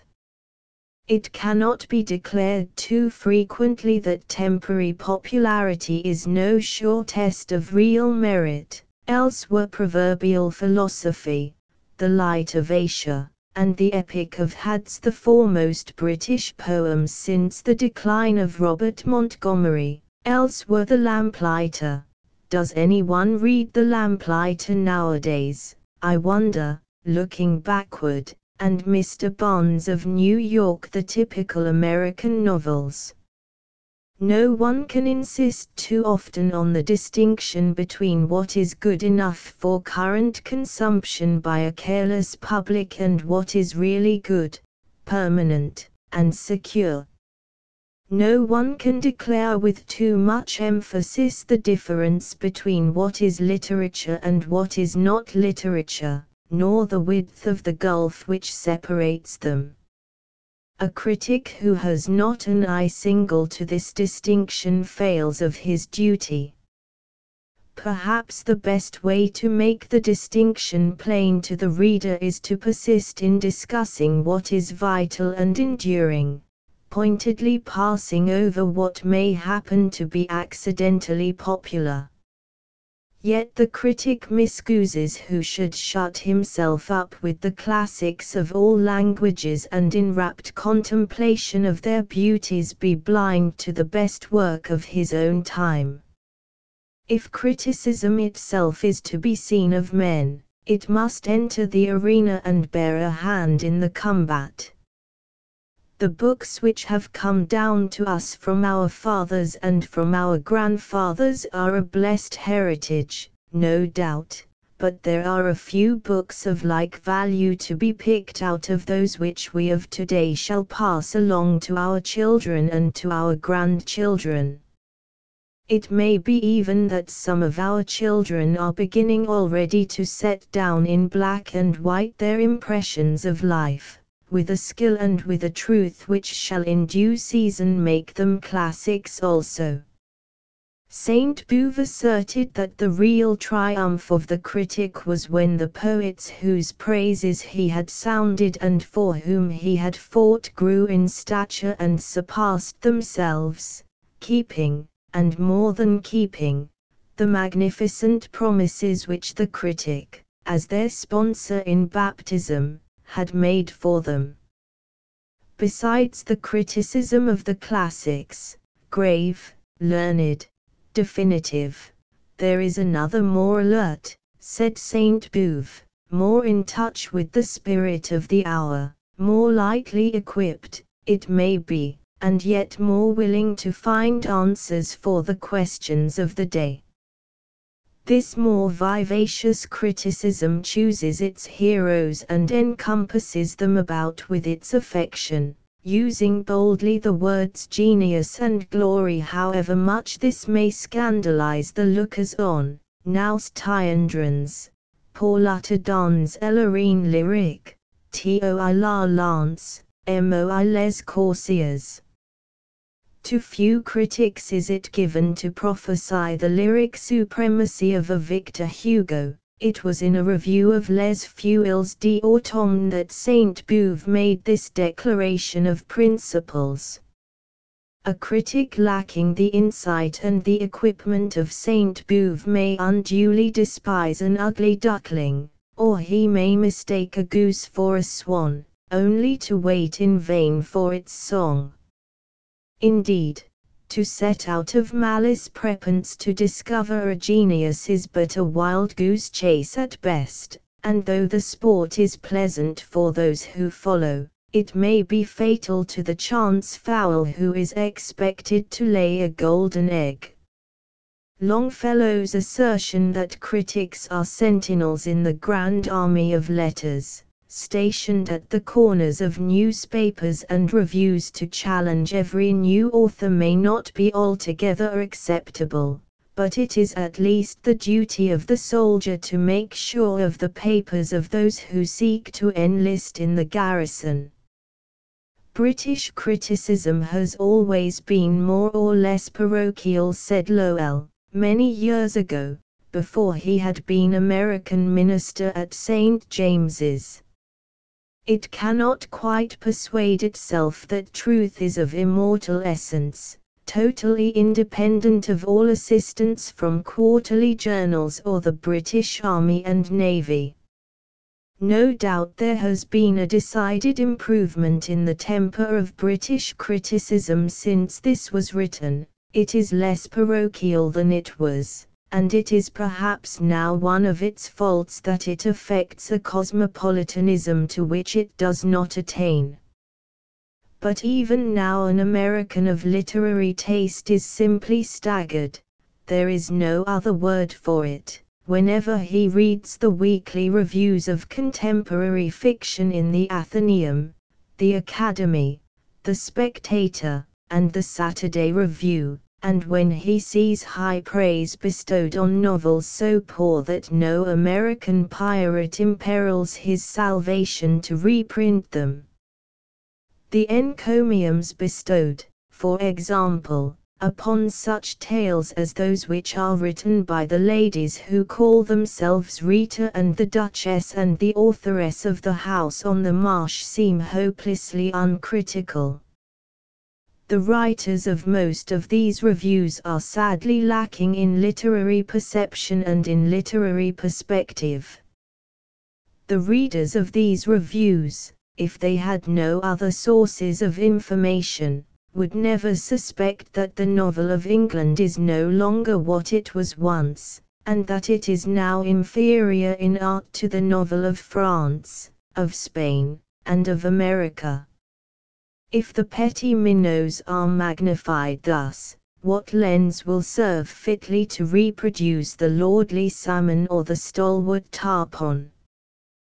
Those who praise the second-rate or the tenth-rate in terms appropriate only to the first-rate are derelict to the first duty of the critic, which is to help the reader to choose the best. And the second duty of the critic is like unto the first. It is to help the reader to understand the best. There is many a book which needs to be made plain to him who runs as he reads, and it is the running reader of these hurried years that the critic must needs address.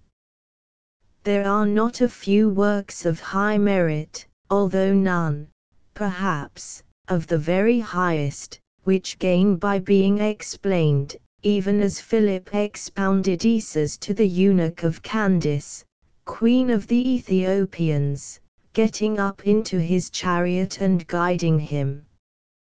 Perhaps it is paradoxical to suggest that a book of the very highest class is perforce clear beyond all need of commentary or exposition, but it is indisputable that familiarity may blur the outline and use may wear away the sharp edges, until we no longer see the masterpiece as distinctly as we might, nor do we regard it with the same interest. Here again the critic finds his opportunity. He may show the perennial freshness of that which seemed for a while withered, and he may interpret again the meaning of the message an old book may bring to a new generation. Sometimes this message is valuable and yet invisible from the outside, like the political pamphlets which were smuggled into the France of the Second Empire concealed in the hollow plaster busts of Napoleon III, but ready to the hand that knew how to extract them adroitly at the proper time. The third duty of the critic, after aiding the reader to choose the best and to understand it, is to help him to enjoy it.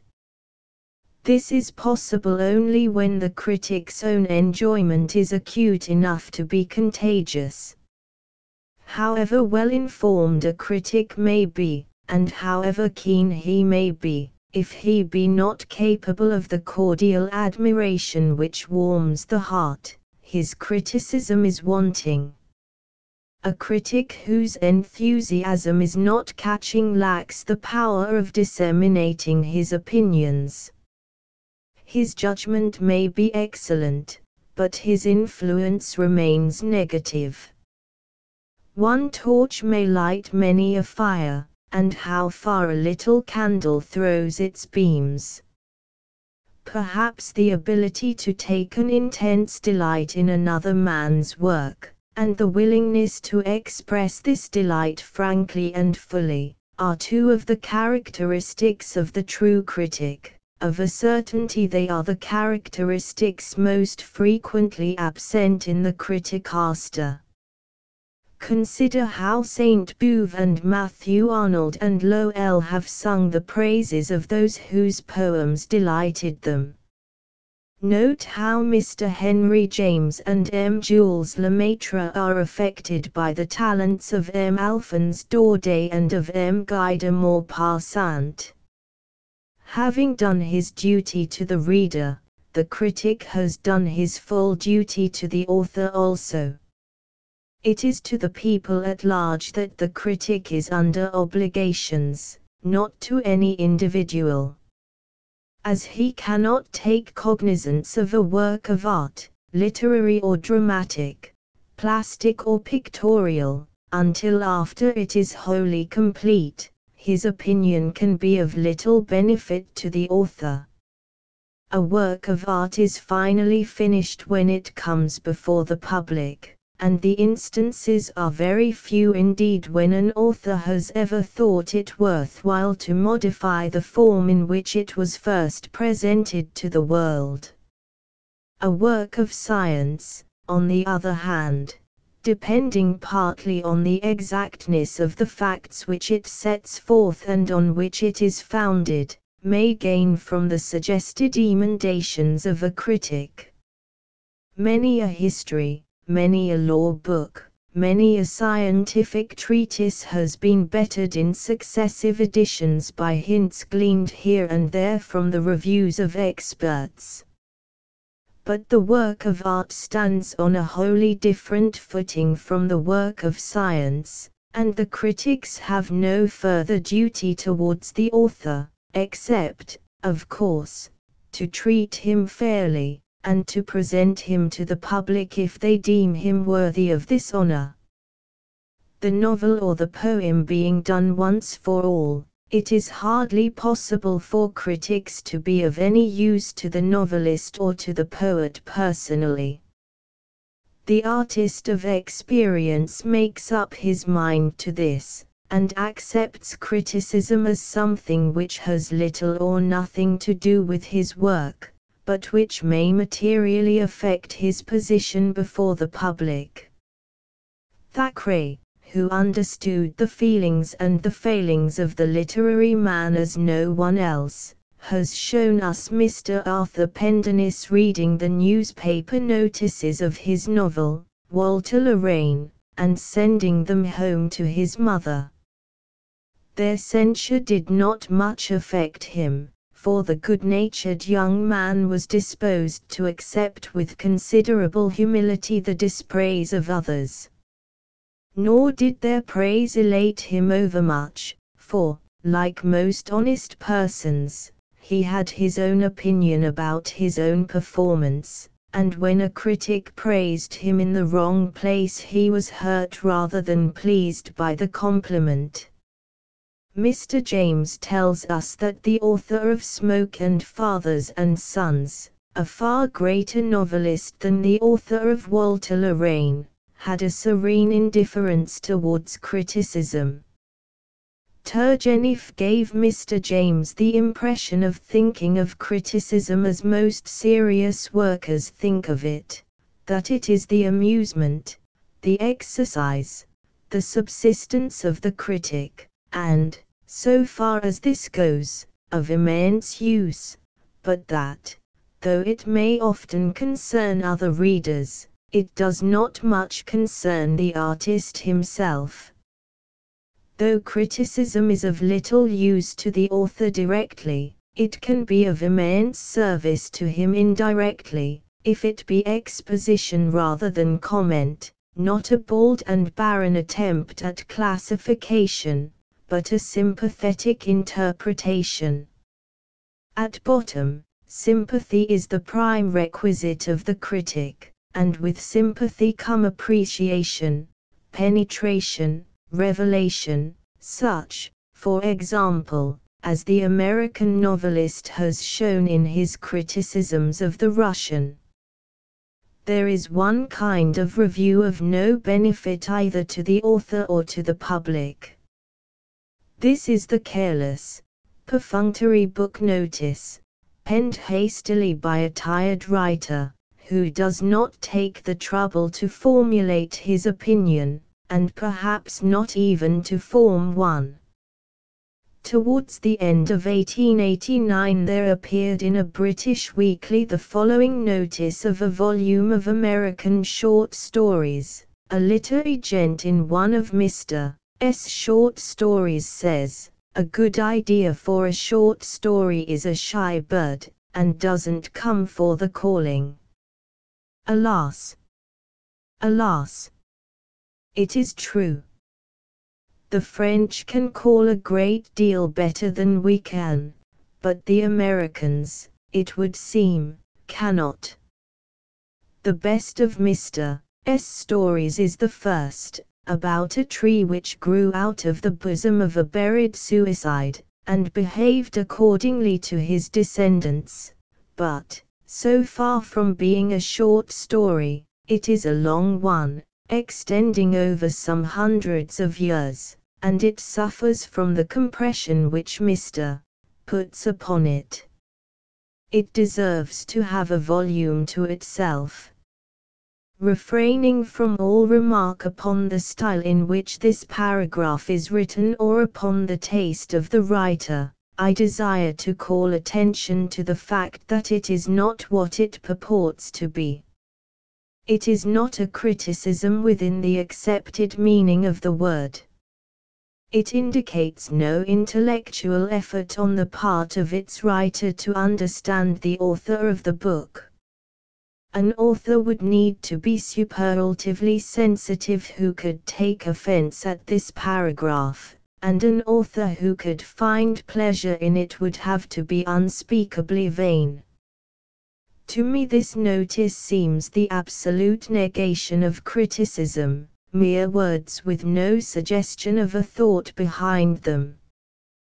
The man who dashed this off robbed the author of a criticism to which he was entitled if the book was worth reviewing at all, and in thus shirking his bounden duty he also cheated the proprietor of the paper who paid him. Empty paragraphing of this offensive character is commoner now than it was a few years ago, commoner in Great Britain than in the United States, and commoner in anonymous articles than in those warranted by the signature of the writer. Probably the man who was guilty of this innocuous notice would have been ashamed to put his name to it. If a book is so empty that there is nothing to say about it, then there is no need to say anything. It is related that when a dramatist, who was reading a play before the committee of the Comédie Française, rebuked M. Got for slumbering peacefully during this ceremony, the eminent comedian answered promptly, "Sleep, monsieur, is also an opinion." If a book puts the critic to sleep, or so benumbs his faculties that he finds himself speechless, he has no call to proceed further in the matter. Perhaps the author may take heart of grace when he remembers that of all Shakespeare's characters, it was the one with the ass's head who had an exposition of sleep come upon him, as it was the one with the blackest heart who said he was nothing if not critical.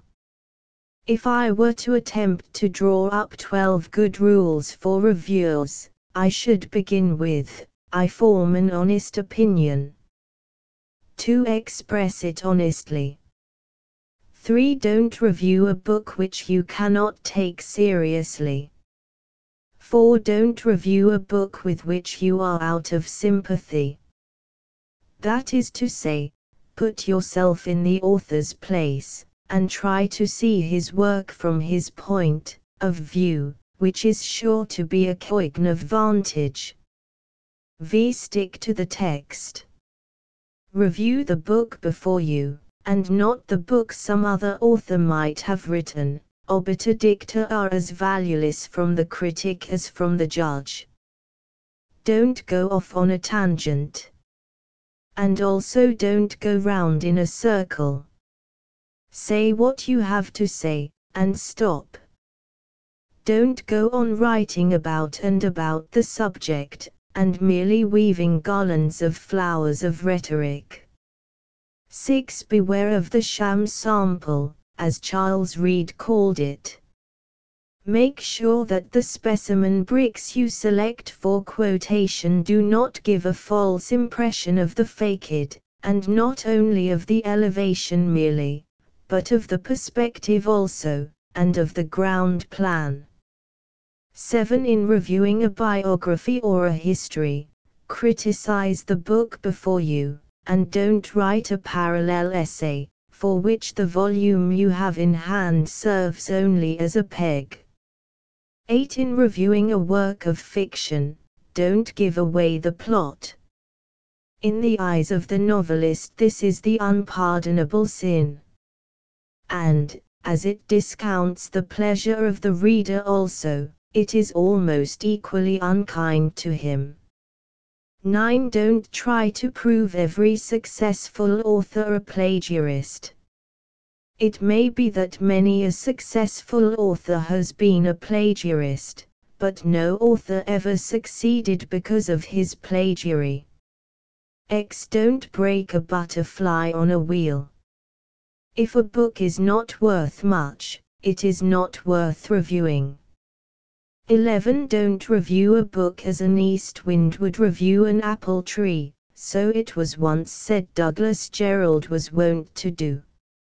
Of what profit to anyone is mere bitterness and vexation of spirit. 12. Remember that the critic's duty is to the reader mainly, and that it is to guide him not only to what is good, but to what is best. 3 parts of what is contemporary must be temporary only. Having in the past now and again fallen from grace myself and written criticism, I know that on such occasions these 12 good rules would have been exceedingly helpful to me had I then possessed them, therefore I offer them now hopefully to my fellow critics. But I find myself in a state of humility, to which few critics are accustomed, and I doubt how far my good advice will be heeded.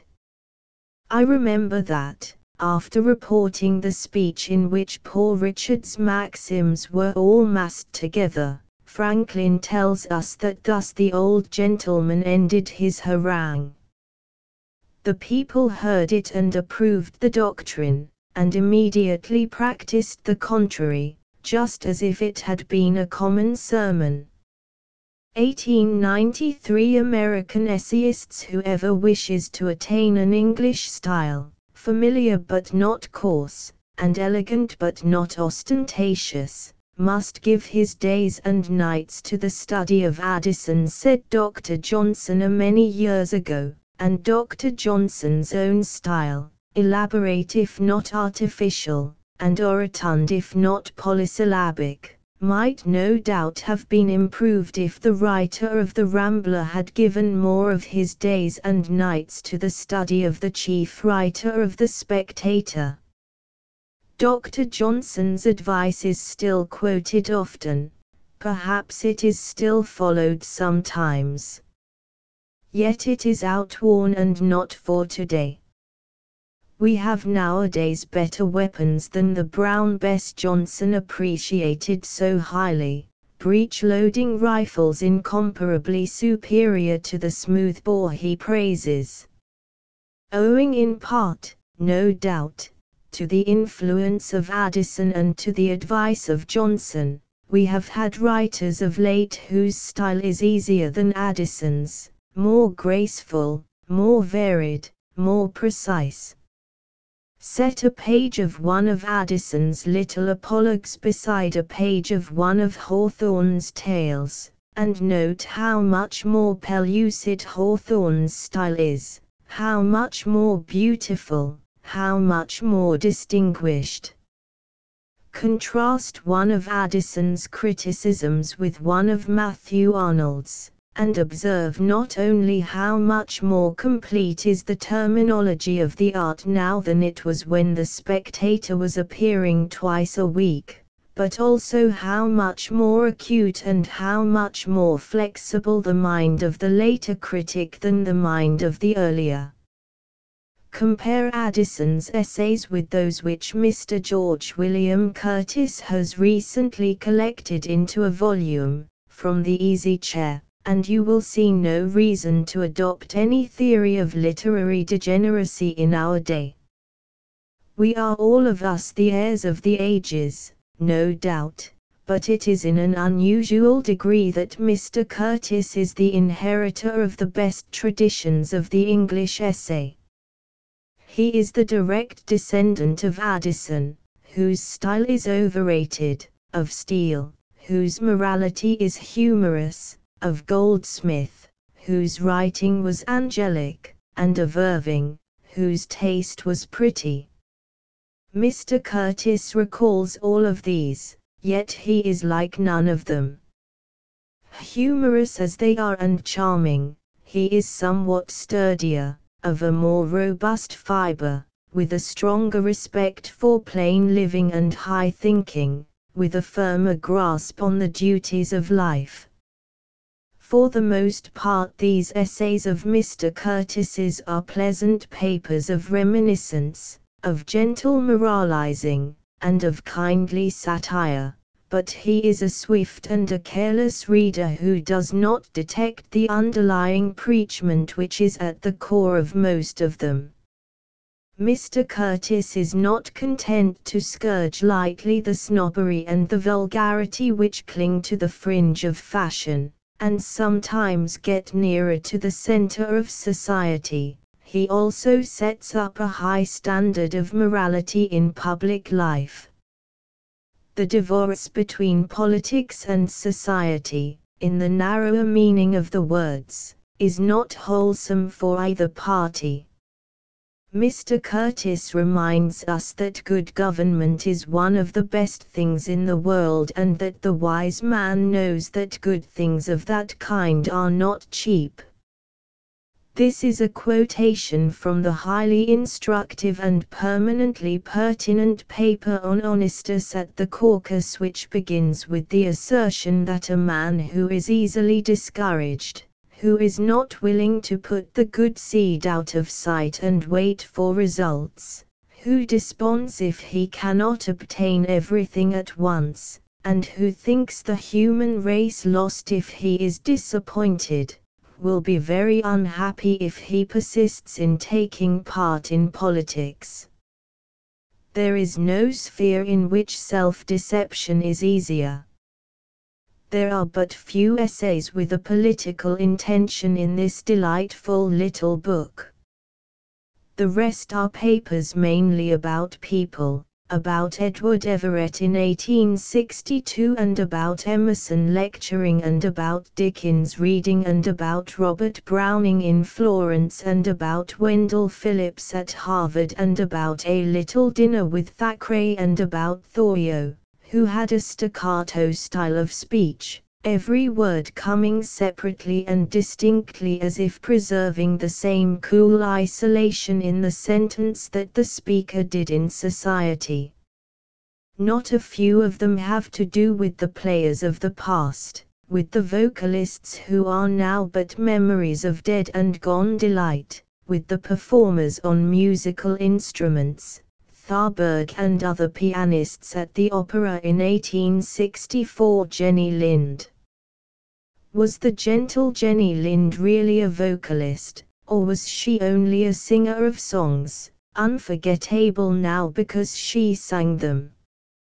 As we read these reminders of past delights, we find ourselves wondering how Jenny Lind would please the denizens of certain unmusical boxes at the Metropolitan Opera House, who have an insatiable desire to proceed with their intellectual cultivation by audible conversation during the performance. In the thick of the tussle of life here in this huge city of ours, where strident voices fill the marketplace, the mellow note of the essayist is heard distinctly as he leans back in his easy chair, modulating every syllable with exquisite felicity.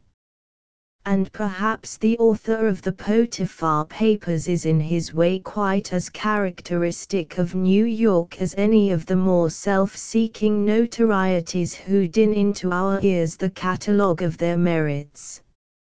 In a great city there is room for all, for the boss and the heeler and the tough, as well as for the tattler, the spectator, the idler, the rambler, and the citizen of the world.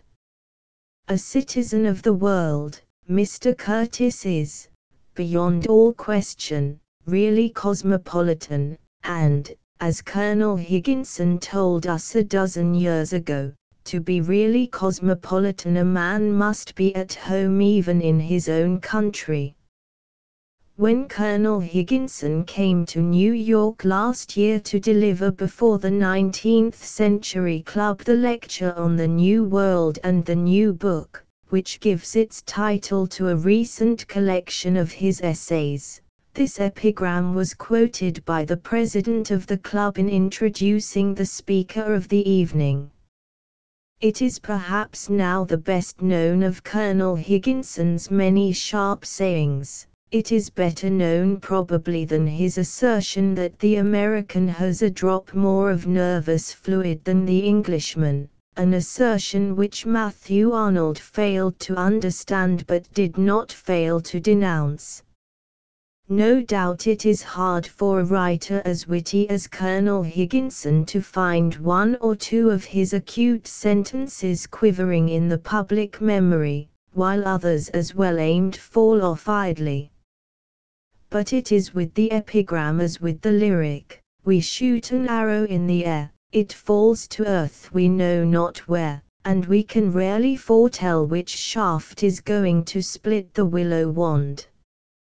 Colonel Higginson need not be ashamed to go down to posterity as the author of one phrase, for many a writer is saved from oblivion by a single apothegm, nor need he be afraid of this fate, for there are good things a-plenty in this new volume, and some of them are certain to do good service in international combat, and to go hustling across the Atlantic again and again. There is an arsenal of epigram in the little essay called Weapons of Precision, and it is pleasant to see that their effective range is more than 3,000 miles. At that distance they have already wounded Mr. Andrew Lang, and forced from him a cry of pain. So sensitive did Mr. Lang show himself to these transatlantic darts that he allowed himself to reveal his ignorance of Colonel Higginson's work, of the Peabody Museum, and of various other men and things in America, a knowledge of which was a condition precedent to debate on the question. This question is very simple: is there such a man as an American? Has he ever done anything justifying his existence? Or is he simply a second-rate, expatriated Englishman, a colonist who is to say ditto forever and a day? If we are only debased duplicates of the poor islanders, then our experiment here is a failure, and our continued existence is not worthwhile. If we are something other than English, then it may be as well to understand ourselves, and to throw off any lingering bond of colonialism. This is what Colonel Higginson's book was intended to help us to do. Nothing is further, he has said in his preface, from his wish than to pander to any petty national vanity, his sole desire being to assist in creating a modest and reasonable self-respect. The Civil War bequeathed to us Americans, 25 years ago, a great revival of national feeling, but this has been followed in some quarters, during the last few years, by a curious relapse into something of the old colonial and apologetic attitude.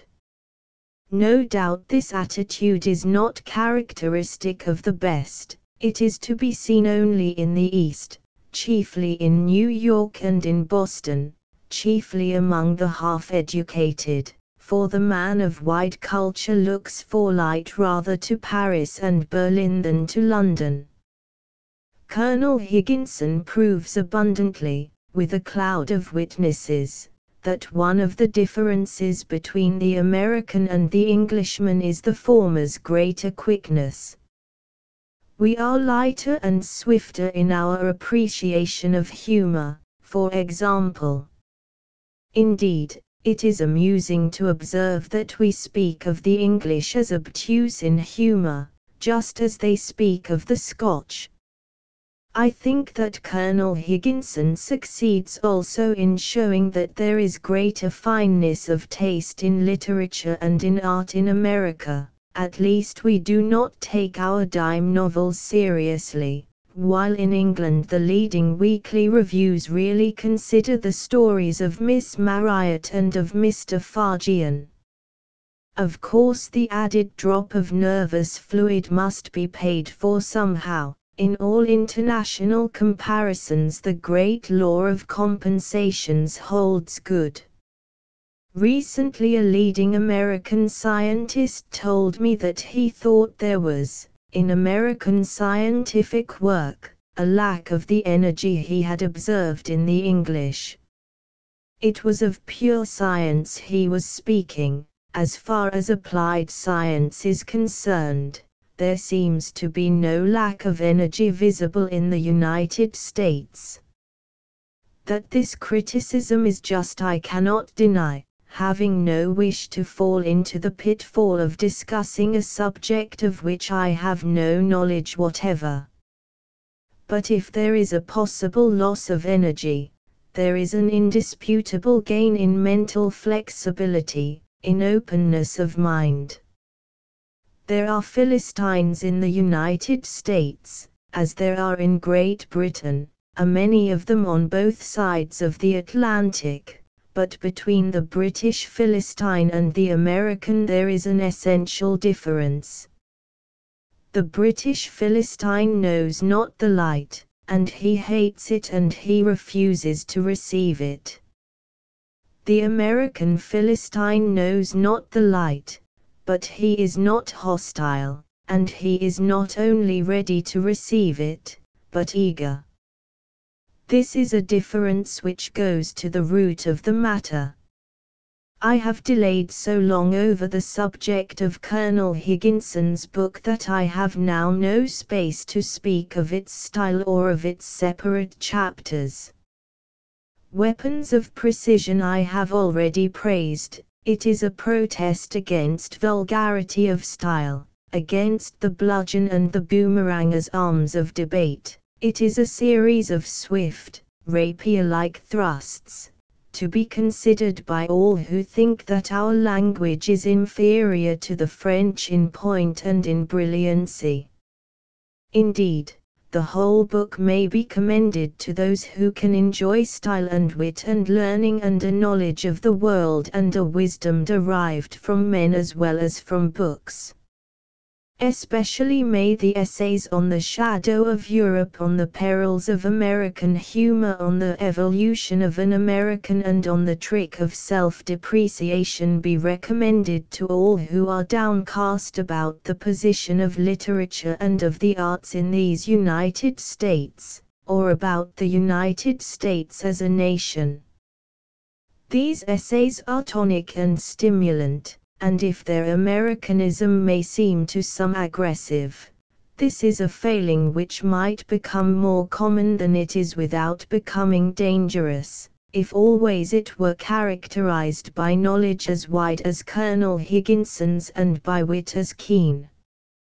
To no one may I venture to recommend Colonel Higginson's book more urgently than to Miss Agnes Repplier, who has sent forth the second volume of her entertaining magazine articles grouped under the excellent title of Points of View.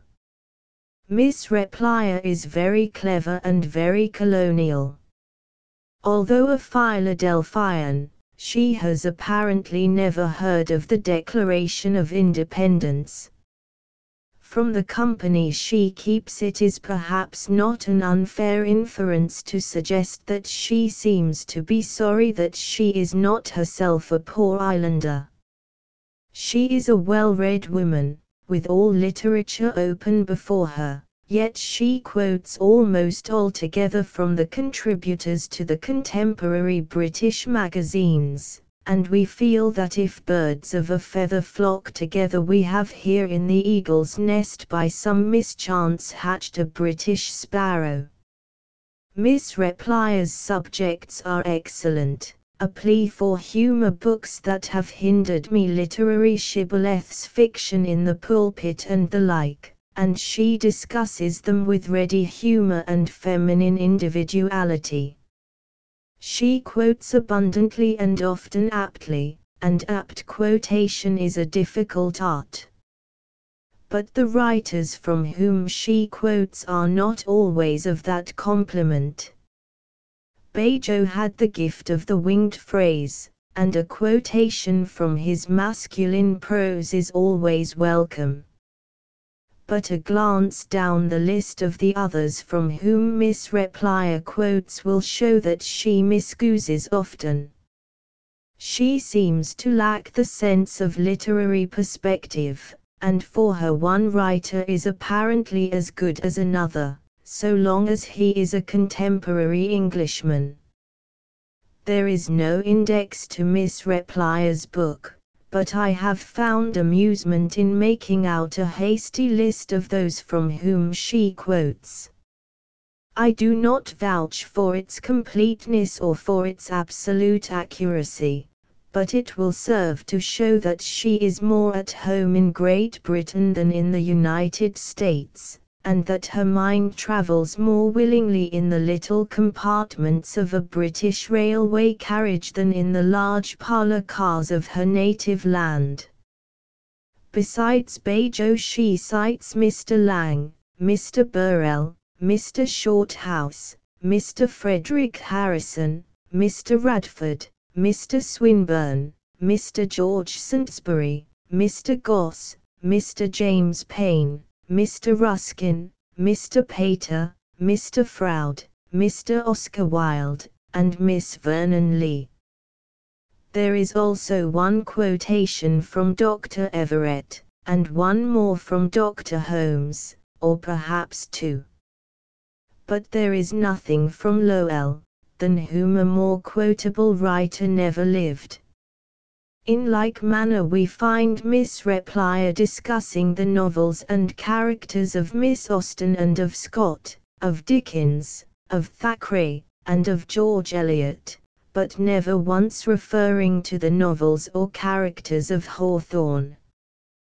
Just how it was possible for any clever American woman to write 9 essays in criticism, rich in references and quotations, without once happening on Lowell or on Hawthorne, is to me inexplicable. Colonialism is scarcely an adequate explanation for this devotion to the first-rate, second-rate, and third-rate writers of a foreign country to the neglect of the first-rate writers of her own.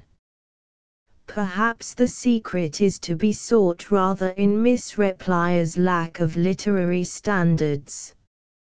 In literature as in some other things, a woman's opinion is often personal and accidental. It depends on the way the book has happened to strike her. The angle of reflection is equal to the angle of incidence. Miss Repplier fails to apprehend the distinction between the authors who are to be taken seriously and the writers who are not to be taken seriously, between the man of letters who is somebody and the scribbler who is merely, in the French phrase, quelconque, nobody in particular. There is no need to go over the list of the persons from whom Miss Repplier quotes, and with whose writings she seems to have an equal familiarity. Certain names on it are those of comic personalities not to be accorded the compliment of serious criticism. Despite Miss Replier's reliance on those British authors who have come to America to enlighten us with lectures in words of one syllable, to borrow a neat phrase of Colonel Higginson's, her points of view are well chosen, and the outlook from them is pleasant. She writes brightly always, and often brilliantly. She does herself injustice by her deference to those whom she invites to her board, for she is better company than her guests. Her criticism one need not fully agree with to call it generally sensible and well put, and sometimes necessary. Perhaps her best pages contain her protest against critical shams and literary affectations.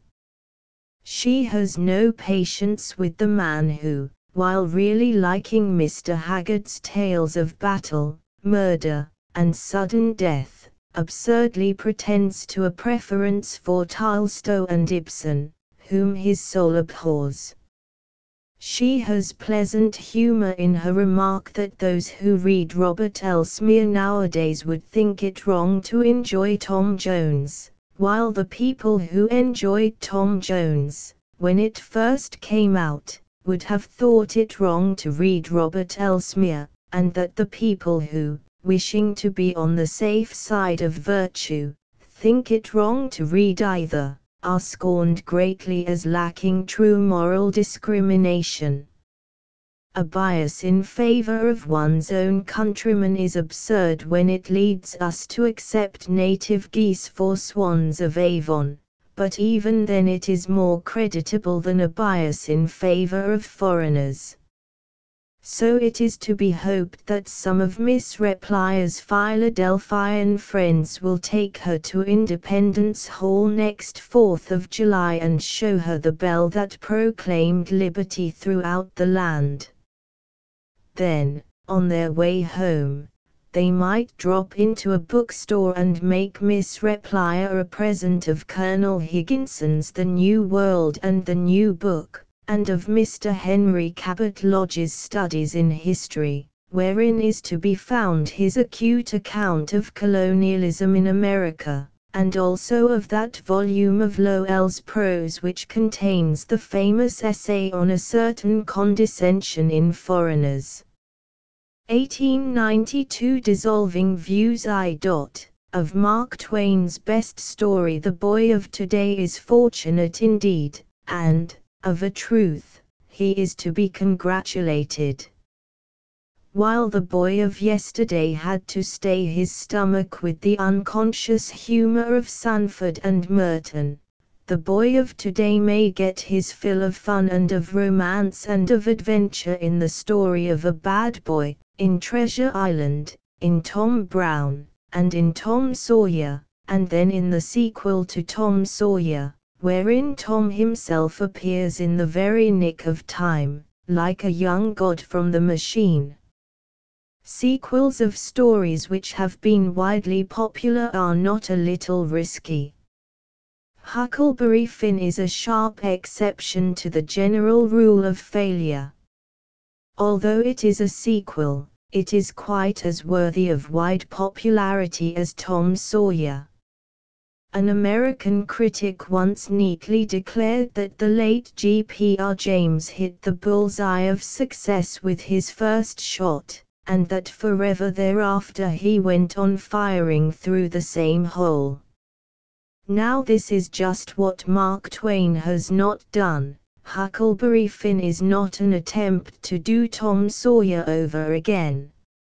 It is a story quite as unlike its predecessor as it is like. Although Huck Finn appeared first in the earlier book, and although Tom Sawyer reappears in the later, the scenes and the characters are otherwise wholly different. Above all, the atmosphere of the story is different. Tom Sawyer was a tale of boyish adventure in a village in Missouri, on the Mississippi River, and it was told by the author. Huckleberry Finn is autobiographic. It is a tale of boyish adventure along the Mississippi River told as it appeared to Huck Finn. There is not in Huckleberry Finn any one scene quite as funny as those in which Tom Sawyer gets his friends to whitewash the fence for him, and then uses the spoils thereby acquired to attain the highest distinction of the Sunday school the next morning. Nor is there any situation quite as thrilling as that awful moment in the cave when the boy and the girl are lost in the darkness, and when Tom Sawyer suddenly sees a human hand bearing a light, and then finds that the hand is the hand of Indian Joe, his one mortal enemy.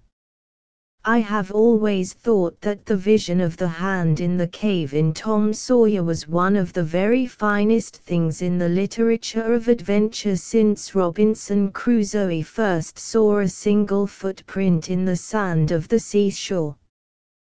But though Huckleberry Finn may not quite reach these two highest points of Tom Sawyer, the general level of the later story is indisputably higher than that of the earlier.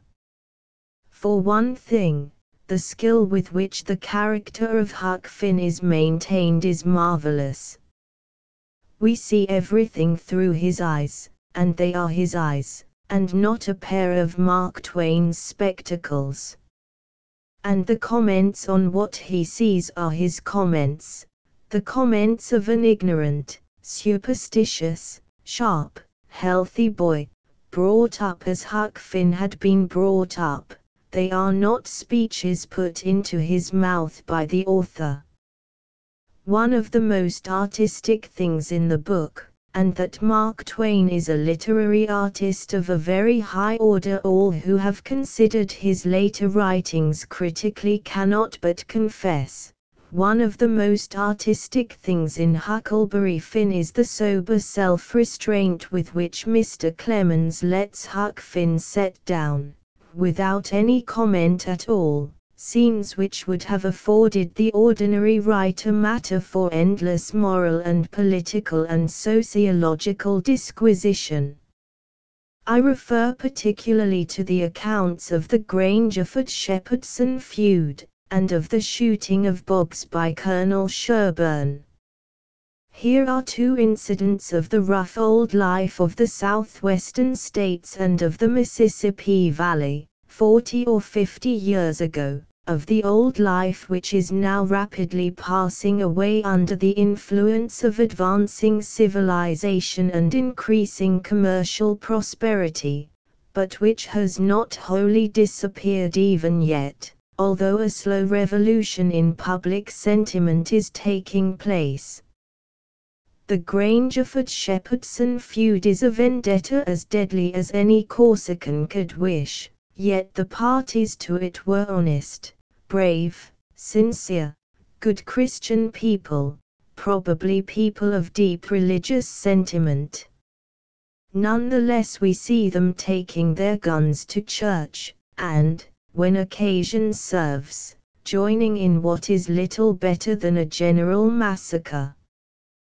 The killing of Boggs by Colonel Sherburne is told with equal sobriety and truth, and the later scene in which Colonel Sherburne cows and lashes the mob which has set out to lynch him is one of the most vigorous bits of writing Mark Twain has done. In Tom Sawyer we saw Huckleberry Finn from the outside, in the present volume we see him from the inside. He is almost as much a delight to anyone who has been a boy as was Tom Sawyer.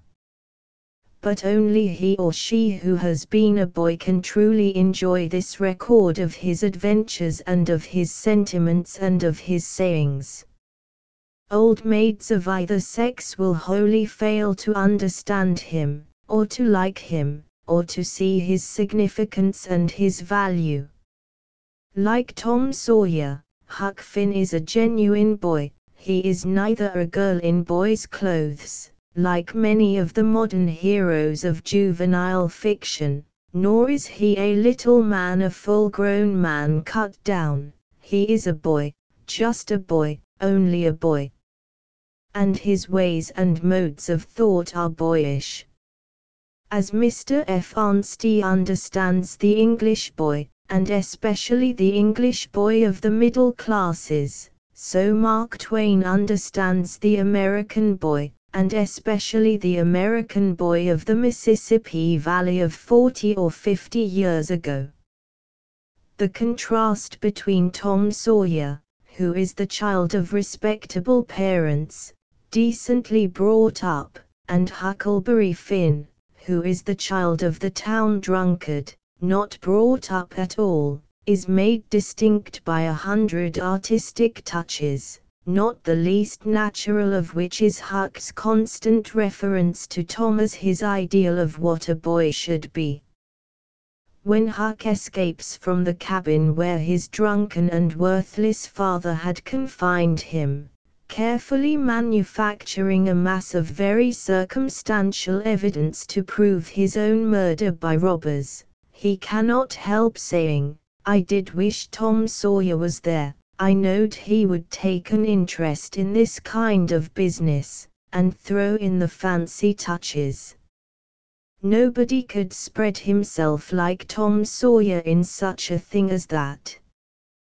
Both boys have their full share of boyish imagination, and Tom Sawyer, being given to books, lets his imagination run on robbers and pirates, having a perfect understanding with himself that, if you want to get fun out of this life, you must never hesitate to make believe very hard, and, with Tom's youth and health, he never finds it hard to make believe and to be a pirate at will, or to summon an attendant spirit, or to rescue a prisoner from the deepest dungeon neath the castle moat.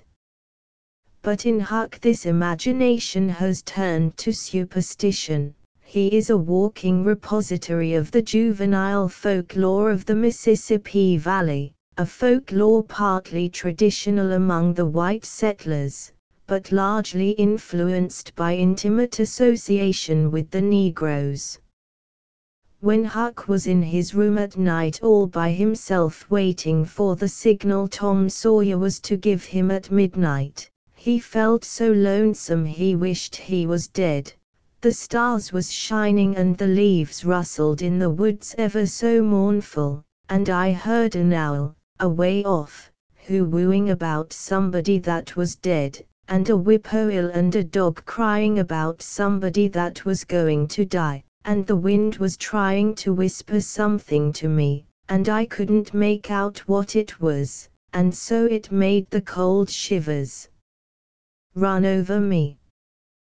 Then away out in the woods I heard that kind of a sound that a ghost makes when it wants to tell about something that's on its mind and can't make itself understood, and so can't rest easy in its grave, and has to go about that way every night grieving.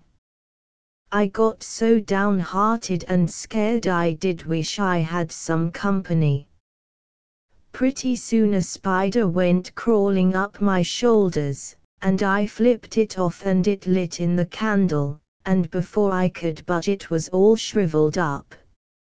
I didn't need anybody to tell me that that was an awful bad sign and would fetch me some bad luck, so I was scared and most shook the clothes off me. I got up and turned around in my tracks 3 times and crossed my breast every time, and then I tied up a little lock of my hair with a thread to keep witches away. But I had no confidence. You do that when you've lost a horseshoe that you've found, instead of nailing it up over the door. But I had never heard anybody say it was any way to keep off bad luck when you'd killed a spider.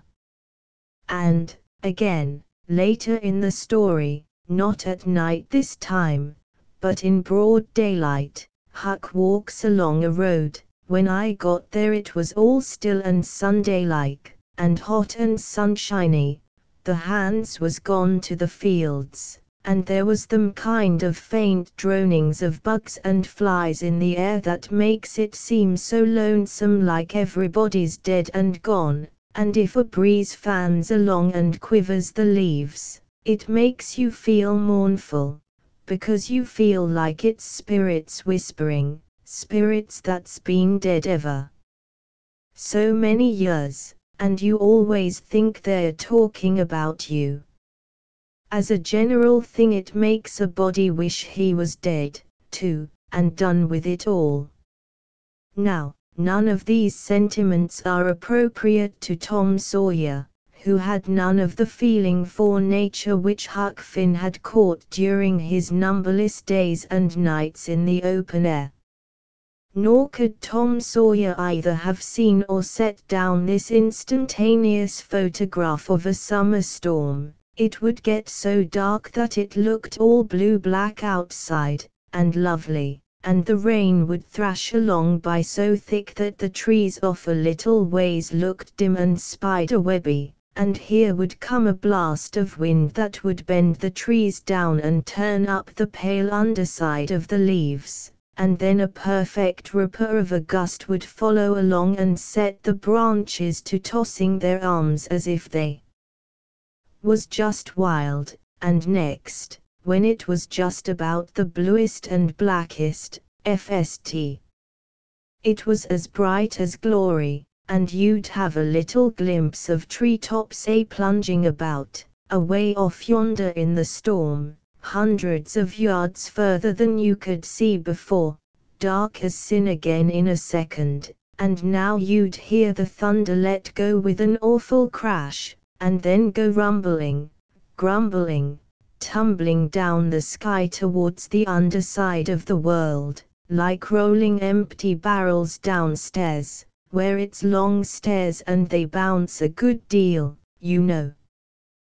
The romantic side of Tom Sawyer is shown in most delightfully humorous fashion in the account of his difficult devices to aid in the easy escape of Jim, a runaway Negro. Jim is an admirably drawn character.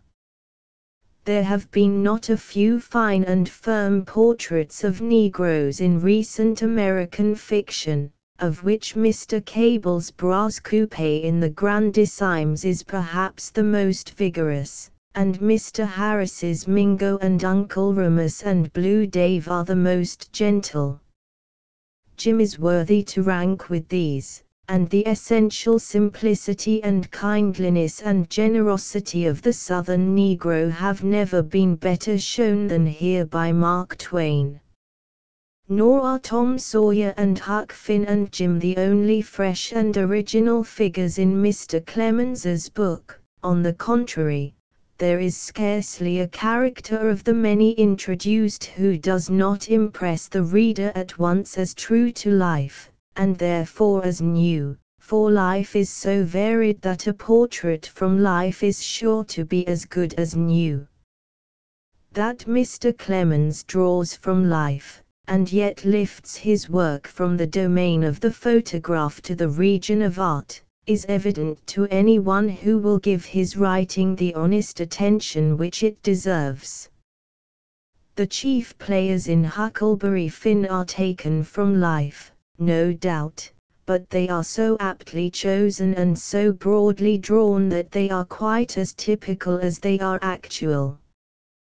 They have one great charm, all of them: they are not written about and about, they are not described and dissected and analyzed, they appear and play their parts and disappear, and yet they leave a sharp impression of indubitable vitality and individuality. 1886 of a novel of M. Zola's in his most suggestive study of the Greek world under Roman sway, wherein we find the feelings, the thoughts, and the actions of those who lived in the 1st century explained and elucidated by constant references to similar states of feeling, thought, and action still surviving among us who live in the 19th century. Professor Mahaffey expresses his belief that the Golden Ass of Apuleius does not give a true picture of the Greek life it purported to represent, but that it is rather a reflection of the depravity of the Romans to whom it was addressed, and then he adds these shrewd suggestions, to be borne in mind by all who ever consider the fiction of a foreign country or of another century. We might as well charge all society in France with being addicted to one form of vice, because recent French fiction occupies itself almost exclusively with this as the material for its plots. The society for which such books are written must have shown that they are to its taste. The society which such books portray may be wholly different and grossly libeled by being made to reflect the vices of the author and his readers. If French society were composed exclusively of the men and women who people most of the Parisian romances of the past 15 or 20 years, if the inhabitants of the cities were like the miserable creatures we see in M. Zola's Potbouille, and if the dwellers in the fields were like the horrible wretches we see in M. Zola's La Terre, the outlook of France would be black indeed, for no country could exist or should exist which was peopled by such a gang of monsters. But anyone who knows French life, anyone especially who knows the life of the larger provincial towns, knows that what M. Zola has represented as typical and characteristic is, in reality, exceptional and abnormal. Probably there is no house in the whole of Paris occupied by as corrupt a set of tenants as those set before us in Port-Bouil, and certainly there is no village in the whole of France wherein all the horrors depicted in La Terre could possibly have taken place. The fact is, the French like to boast about vice as the British like to boast about virtue. I should doubt if there was any great difference in morals between the upper society of Paris and of London, except the overwhelming hypocrisy of the latter. Apparently M. Zola has at last awakened to some consciousness of the false impression produced by his work. Le Rêve was his attempt to produce a novel fit for the class to which nearly all English novels are addressed.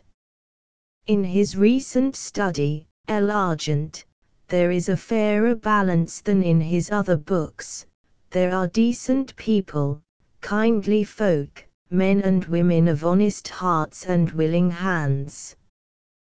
We have a cheerful glimpse of the home life of Mazaud, the stockbroker who commits suicide when he fails.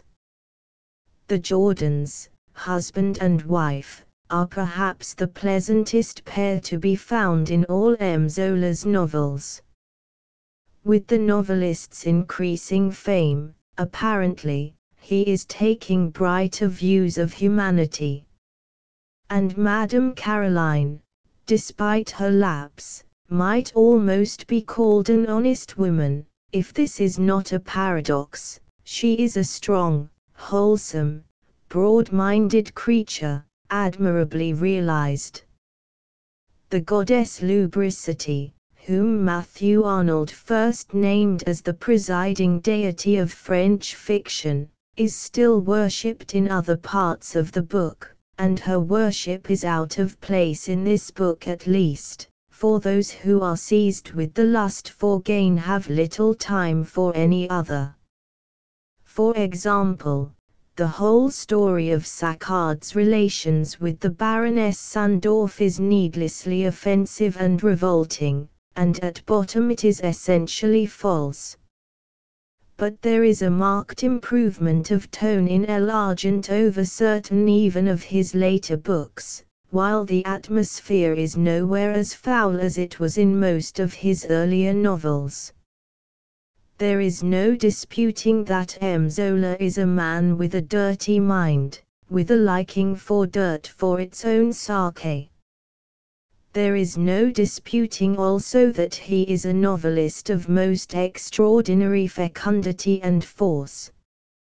Of all the books I have read in the past 10 years, I received the strongest impression from Zola's Germinal and from Ibsen's Ghosts, and I can still hear the cry for light, and the pitiful appeal of the son to the mother with which the latter closes, and I can still feel the chill wind which whistles across the dark plain in the opening pages of the former. There is in L'Argent the same power, the same splendid sweep, the same mighty movement, the same symbolic treatment of the subject, the same epic method. M. Zola thinks himself a naturalist. He has preached naturalism from the housetop. He is generally taken at his word and criticized as a naturalist, and as a fact he is not a naturalist at all. M. Zola is not one who sees certain things in life, and who ties them together with a loose thread of plot, although this is the naturalism he approves of. He has preached it, but he has never practiced it.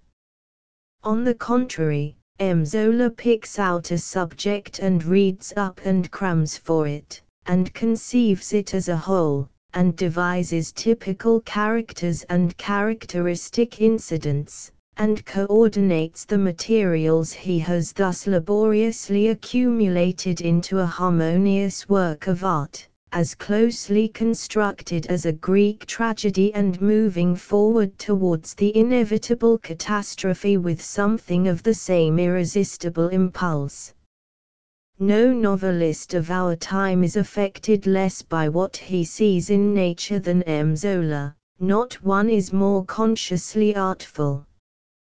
This symbolic method of M. Zola's is shown in El Argent almost as clearly as in Germinal, which I cannot help considering his greatest novel, despite its prolixity and the foulness of many of its episodes. As Germinal was the story of a coal mine with a strike, so El Argent is a story of a gigantic speculation on the stock exchange, treated in the same epic fashion, with typical characters and all the necessary incidents. Obviously the Union Generale suggested certain particular details of Saccard's Banque Universelle. Obviously also Baron Rothschild sat for the portrait of Gunderman. There is the same use of minor figures to personify the crowd, and themselves identifiable by some broad characteristic: Moser, the bear; Pellerault, the bull; Amadrin, the speculator who foolishly blundered into a successful operation, and who has wisely held his tongue ever since, and all these minor characters, and there is a host of them, serve as a chorus, help along the main action of the tale, comment upon it, and typify the throng of men and women who are at the periphery of any great movement. These little people are all vigorously projected, they are all adroitly contrasted one with another, they are all carried in the hand of the novelist and maneuvered with unfailing effect, with a power and a certainty which no other living novelist possesses. That many readers should be bored by all of Zola's writing I can readily understand, for it is not always easy reading.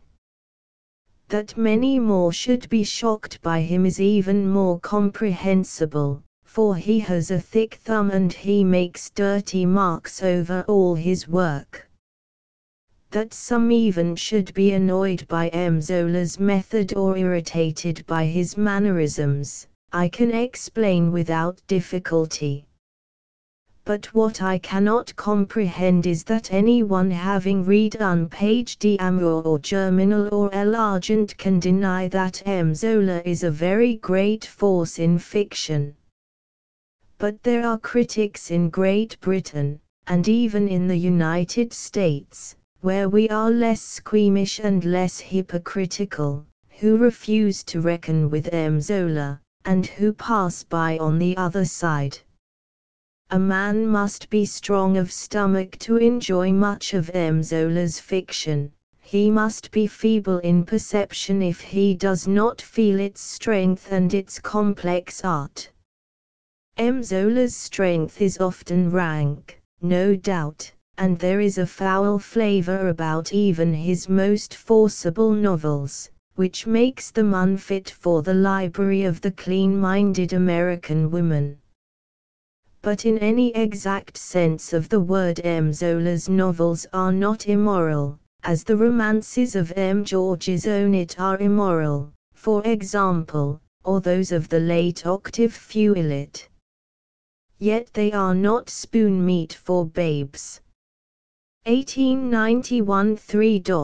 Of women's novels the reader of Humphrey Clinker, if that robust and sturdy British story has any readers nowadays, when the art of fiction has become so much finer and more subtle, will remember that little Tim Cropdale had made shift to live many years by writing novels at the rate of £5 a volume, but that branch of business is now engrossed by female authors, so Smollett goes on to tell us, who publish merely for the propagation of virtue, with so much ease and spirit and delicacy and knowledge of the human heart, and all in the serene tranquillity of high life, that the reader is not only enchanted by their genius but reformed by their morality.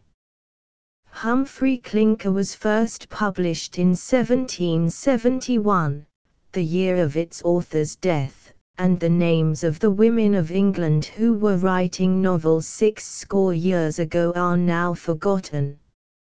How many of the insatiate devourers of fiction who feed voraciously on the paper-covered volumes of the newsstand have ever heard of the memoirs of Miss Sidney Bidulph, for example? Yet Charles James Fox called this the best novel of his age, and Dr. Johnson found great interest in following the misadventures of Miss Bidulph, and declared to the authoress that he knew not if she had a right, on moral principles, to make her readers suffer so much.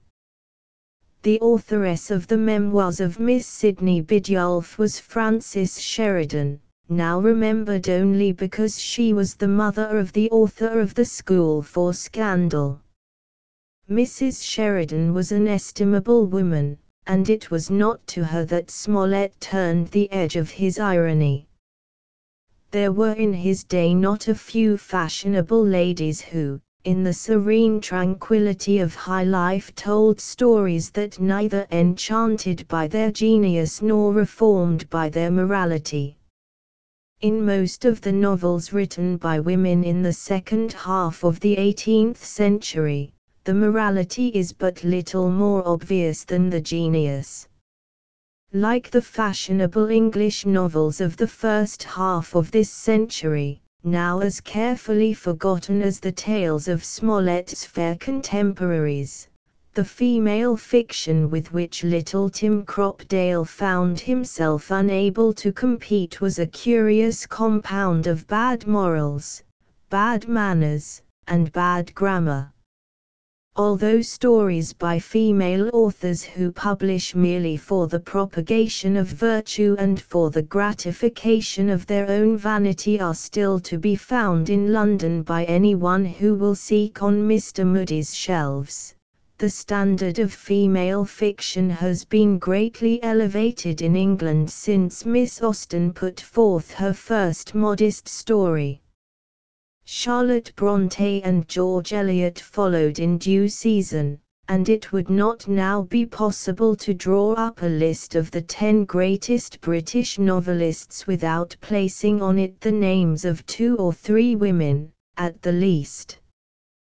There are diligent readers of fiction who would insist that the name of Mrs. Oliphant should be inscribed among the chosen few, by reason of certain of her earlier tales of Scottish life, and there are others equally insistent that the strange romances of the English lady who calls herself a French expletive entitle the name of Ouida to be placed on the roll of the chosen few.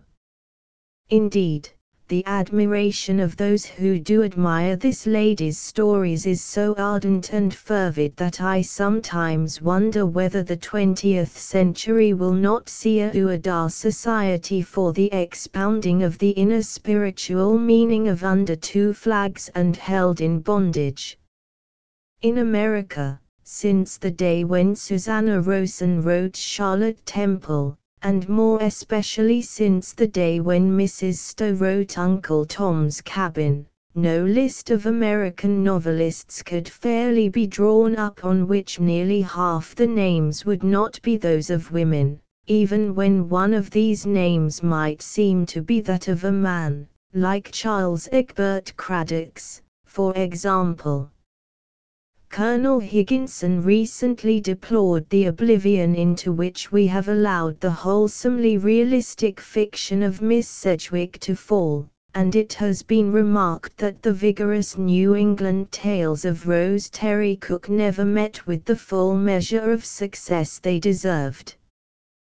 But the authoress of Ramona, the authoress of That Lasso Lowries, the authoress of Anne, the authoress of Faith Gartney's Girlhood, the authoress of Signor Monaldini's Niece, the authoress of John Ward, Preacher, the authoress of The Story of Margaret Kent, the authoress of Friend Olivia, and the authoresses of a dozen or of a score of other novels which have had their day of vogue, these ladies are able easily to prove that the field of fiction is being cultivated diligently by the women of America. One of the cleverest novels recently published by any American woman is The Anglomaniacs, which came forth anonymously, but which Mrs. Burton Harrison has since acknowledged. It is a sketch only, a little picture of a corner of life, hardly more than an impression, but is brilliant in color and accurate in drawing. Limited as it is in scope and contracted as is its framework, it strikes me as the best reflection of certain phases of New York life since the author of the Potiphar Papers made fun of the Reverend Mr. Cream Cheese. It echoes the talk of those who tread the weary mill with jaded step and call it pleasure still. And, better yet, it suggests the feelings which prompted the talk. At a recent meeting of the 19th Century Club, Mr. Theodore Roosevelt called Mr. Ward McAllister's society as I found it an exposure of the 400, and certainly it is difficult to believe that even 100 people of fashion could be found anywhere in New York as dull as those Mr. McAllister saw around him, as narrow-minded and as thick-witted. Mrs. Burton Harrison knows what is called society quite as well as Mr. McAllister, and as she is a clever woman, those she sees about her are often clever also. The company of Anglomaniacs to which she invites our attention are not dullards, nor are they cads, even though an ill-natured philosopher might be moved to call them snobs. A good-natured philosopher would probably find them amusing, and he would make shift to enjoy their companionship, dropping easily into acquaintance and laughing with them quite as often as he laughed at them. In these days, when hosts of honest people throughout the United States are reading with delighted or long accounts of the manners and customs of a strange tribe of human creatures, the female of which is known as a society lady and the male as a clubman, it is pleasant to find novels of New York life written by ladies who move within the charmed circle of what is called society, and who can write about the doings of their fellows simply and without either snobbish wonder or caddish envy. The authoress of The Anglomaniacs and the authoress of Mademoiselle Reseda see society as it is, and they are not so dazzled by the unexpected glare that they need to put on seaside spectacles to enable them to observe what is going on about them. It is an old saying that to describe well we must not know too well, for long knowledge blunts the edge of appreciation. But those who, having knowledge, seek rather to reveal than to describe, often render a more valuable service than the more superficial observers who offer us their first impressions. Something of this revelation of society we find in Mrs. Harrison's brilliant sketch and in the stories of Julian Gordon. Thackeray complained that no British novelist had dared to describe a young man's life since Fielding wrote Tom Jones, and Mr. Henry James, praising George Sand, notes the total absence of passion in English novels. If this reproach is ever taken away from our fiction, it will be by some women. Women are more willing than men to suggest the animal nature that sheathes our immortal souls. They are bolder in the use of the stronger emotions. They are more willing to suggest the possibilities of passion lurking all unsuspected beneath the placidity of modern fine lady existence. Perhaps they are sometimes even a little too willing, as Mr. Warner reminded us not long ago, it may be generally said of novelists, that men know more than they tell, and that women tell more than they know. It is by slow degrees that woman forges forward and takes her place alongside man in the mastery of the fine arts.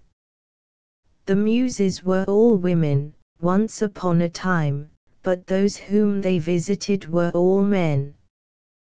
The first art in which the woman made herself manifestly the equal of the man was the art of vocal music, or was it that of dancing? The daughter of Herodias was mistress of both accomplishments. Then in time woman divided the stage with man. The histrionic art was possessed by both sexes with equal opportunity, and who shall say that Garrick or Kean surpassed in power Mrs. Siddons or Rachel? Now prose fiction is theirs quite as much as it is man's, and when the critic recently elected by vote the 24 most American women of letters, many more than half were writers of novels. The readers of Humphrey Clinker did not foresee Jane Austen and George Eliot and George Sand any more than little Tim Cropdale could. 1891 Of two latter-day humorists, whoever and wherever and however situated a man is, he must watch three things: sleeping, digestion, and laughing, said Mr. Beecher. And he added with equal wisdom, they are three indispensable necessities. Prayers are very well, and reading the Bible very well indeed, but a man can get along without the Bible, but he can't without the other three things.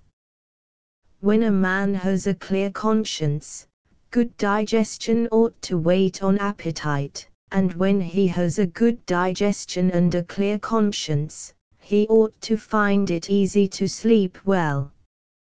Yet as sleep is the only true friend that will not come at one's call, he may be wakeful despite his pure heart and quiet stomach, and in this case he may fairly resort to the Patent Office reports or the British comic papers, than which not Poppy, nor Mandragora, nor all the drowsy syrups of the world are more potent soporifics. Many of the avowedly humorous publications of the day are better as a cure for sleeplessness than as a cause of laughter. Of all sad words of tongue or pen, none is sadder than what is known in many a newspaper office as comic copy. Wit cannot be made to order, and humor cannot be purchased by the yard, with a discount if the buyer takes the whole roll.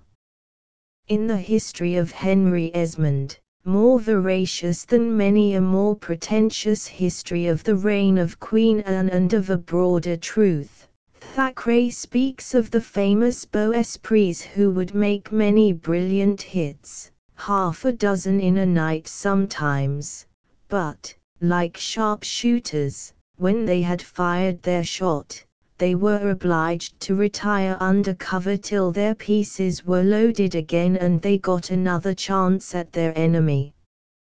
And this figure expresses the exact fact: no wit is a breech loader, still less is he a repeating rifle capable of discharging 16 shots without taking thought.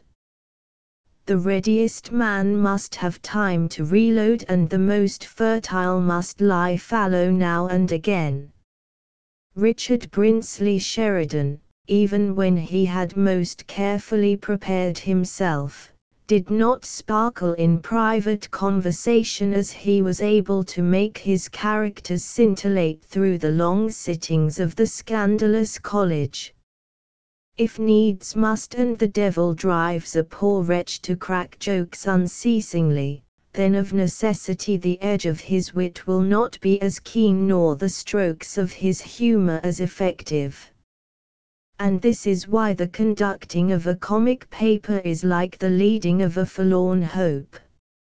success can scarcely be more than a lucky accident.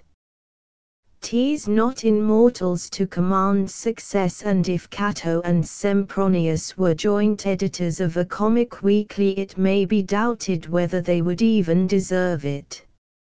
Nor would the author of the tragedy from which this last quotation is taken have been a satisfactory office editor of a comic weekly, although he contributed to The Spectator the delightfully and delicately humorous sketch of Sir Roger de Coverley.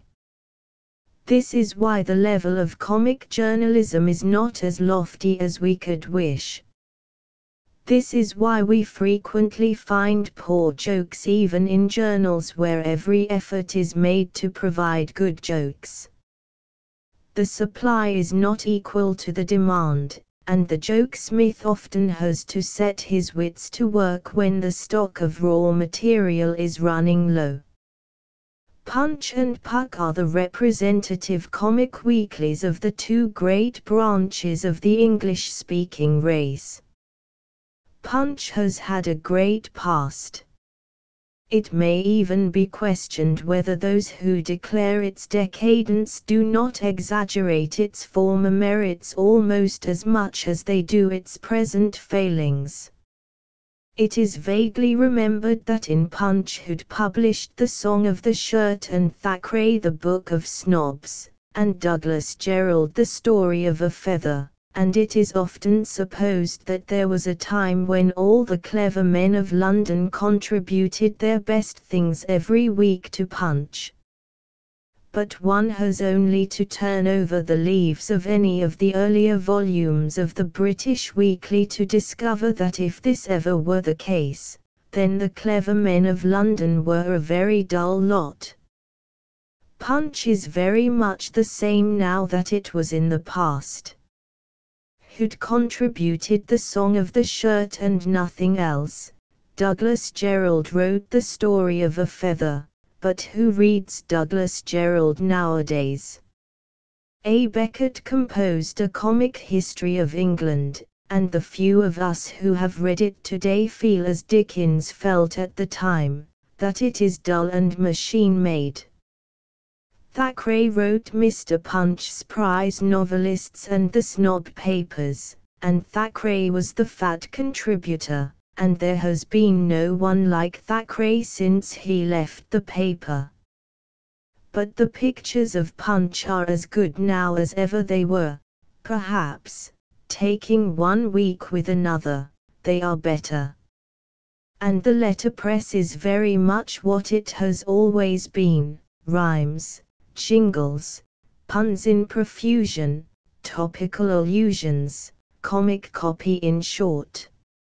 Now and then there is something in Punch which is still worth reading. There were Artemus Ward's papers a score of years ago, for instance, and there were more recently some of Mr. F. C. Burnand's earlier parodies and some of his earlier happy thoughts. Decidedly the most amusing prose which has appeared in Punch during the past 4 or 5 years is the series of overheard conversations called Voces Populi. The author of Voces Populi is the F. Arnstein, who is well known in America as the writer of Vice Versa and of The Tinted Venus. It is an open secret that the real name of F. Arnstein is Guthrie, just as everybody knows that the real name of Mark Twain is Clemens. The conjunction of these names was fortuitous, but it serves to remind me that I once heard Mr. Robert Louis Stevenson say that the 2 strongest chapters in the fiction of the past 10 years were to be found, one in The Giant's Robe of F. Arnstein and the other in The Huckleberry Finn of Mark Twain. The first book of an unknown author has small chance of sudden success, and vice versa was Mr. Guthrie's first book. Fortunately it came into the hands of Mr. Andrew Lang a few days after it was published, and Mr. Lang was so taken with its freshness, its truthfulness to boy nature, and it's almost pathetic humor that he wrote a column about it in the Daily News, a column of the heartiest appreciation. It was Lang's review that made the success of Vice Versa, said Mr. Guthrie to me once in London, 2 or 3 years ago, when we were planning to write a story together.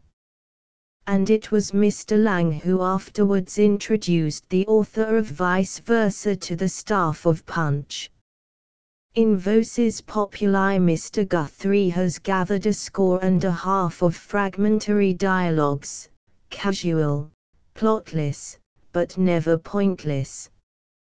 They are thumbnail sketches of British character, at a dinner party, at a wedding, at the French play, at a Turkish bath, in an Italian restaurant in Trafalgar Square during a demonstration, and in a show place. They are photographic in their accuracy, making due allowance for humorous foreshortening. They hit off the foibles of fashionable frivolity. They depict with unfaltering exactness the inconceivable limitations and narrowness of the middle class, but where they are most abundantly and triumphantly successful is in the rendering of the lower orders of London. Mr. Guthrie has caught the Cockney in the very act of Cockneyism, and he has here pilloried him for all time, but wholly without bitterness or rancor. Mr. Guthrie knows his roughs, his ruffians, his housemaids, his travellers, third class, parliamentary, and his visitors to an East End poultry show. He knows them through and through, he sees their weakness, and after all he is tolerant. He does not dislike them in his heart, he handles them as though he loved them. We confess his kindliness of touch, even though it moves us to no more friendly feeling of our own. Vox populi, vox Dei, says the adage, as true as most adages, but these voces populi, if not voces diaboli, might at least be called to the witness box by the devil's advocate. It is a terrible indictment of contemporary British manners that we hear in these conversations, humorous as they are, and the indictment is perhaps the severer in that it is wholly unconscious. It is quite unwittingly that Mr. Guthrie offers this evidence to prove the truth of Matthew Arnold's assertion that one could see in England an aristocracy materialized and null, a middle class purblind and hideous, a lower class crude and brutal. In this respect at least no greater contrast could be found to the Voces Populi of Mr. Guthrie, reprinted from the British Punch, than the short sixes of Mr. H. C. Bunner, reprinted from the American Puck. The impression with which one rises from the reading of Mr. Bunner's tales is as different as possible from that with which one rises from the reading of Mr. Guthrie's dialogues. In the one book we see the British selfish, brutal, narrow-minded, and in the other we see the Americans lively, kindly, good-humored. In each case the volume is made up of matter contributed week by week to a comic journal. If it be objected that the satirist is bound perforce to show the seamy side of human nature, the obligation ought to be equally respected on both sides of the Atlantic, and the fact is that Mr. Guthrie reports conversations which are very clever and very amusing, but which give us no liking for his fellow countrymen, whereas Mr. Bunner's men and women we are ready and glad to take by the hand, even if we do not take them all to our hearts. Look down the dramatis personae of Mr. Bunner's 13 stories, and even the old curmudgeon who befools the little parson of one of the 2 churches of Quorcut has humour enough to save him from hatred, and the little parson himself is pitiful rather than contemptible. Neither Colonel Brereton's auntie nor the mendacious and persuasive Colonel is a character whom any American would cross the street to avoid, far from it. And as for the pert young person who engages in a sisterly scheme and who is perhaps the most forward and objectionable young woman of recent fiction, where is the American who could object to her? Where, indeed, is the American who does not envy Muffet the fun of his courtship and the joy of his marriage? George Eliot in one of her novels tells us that a difference of taste in jests is a great strain on the affections, a profound truth.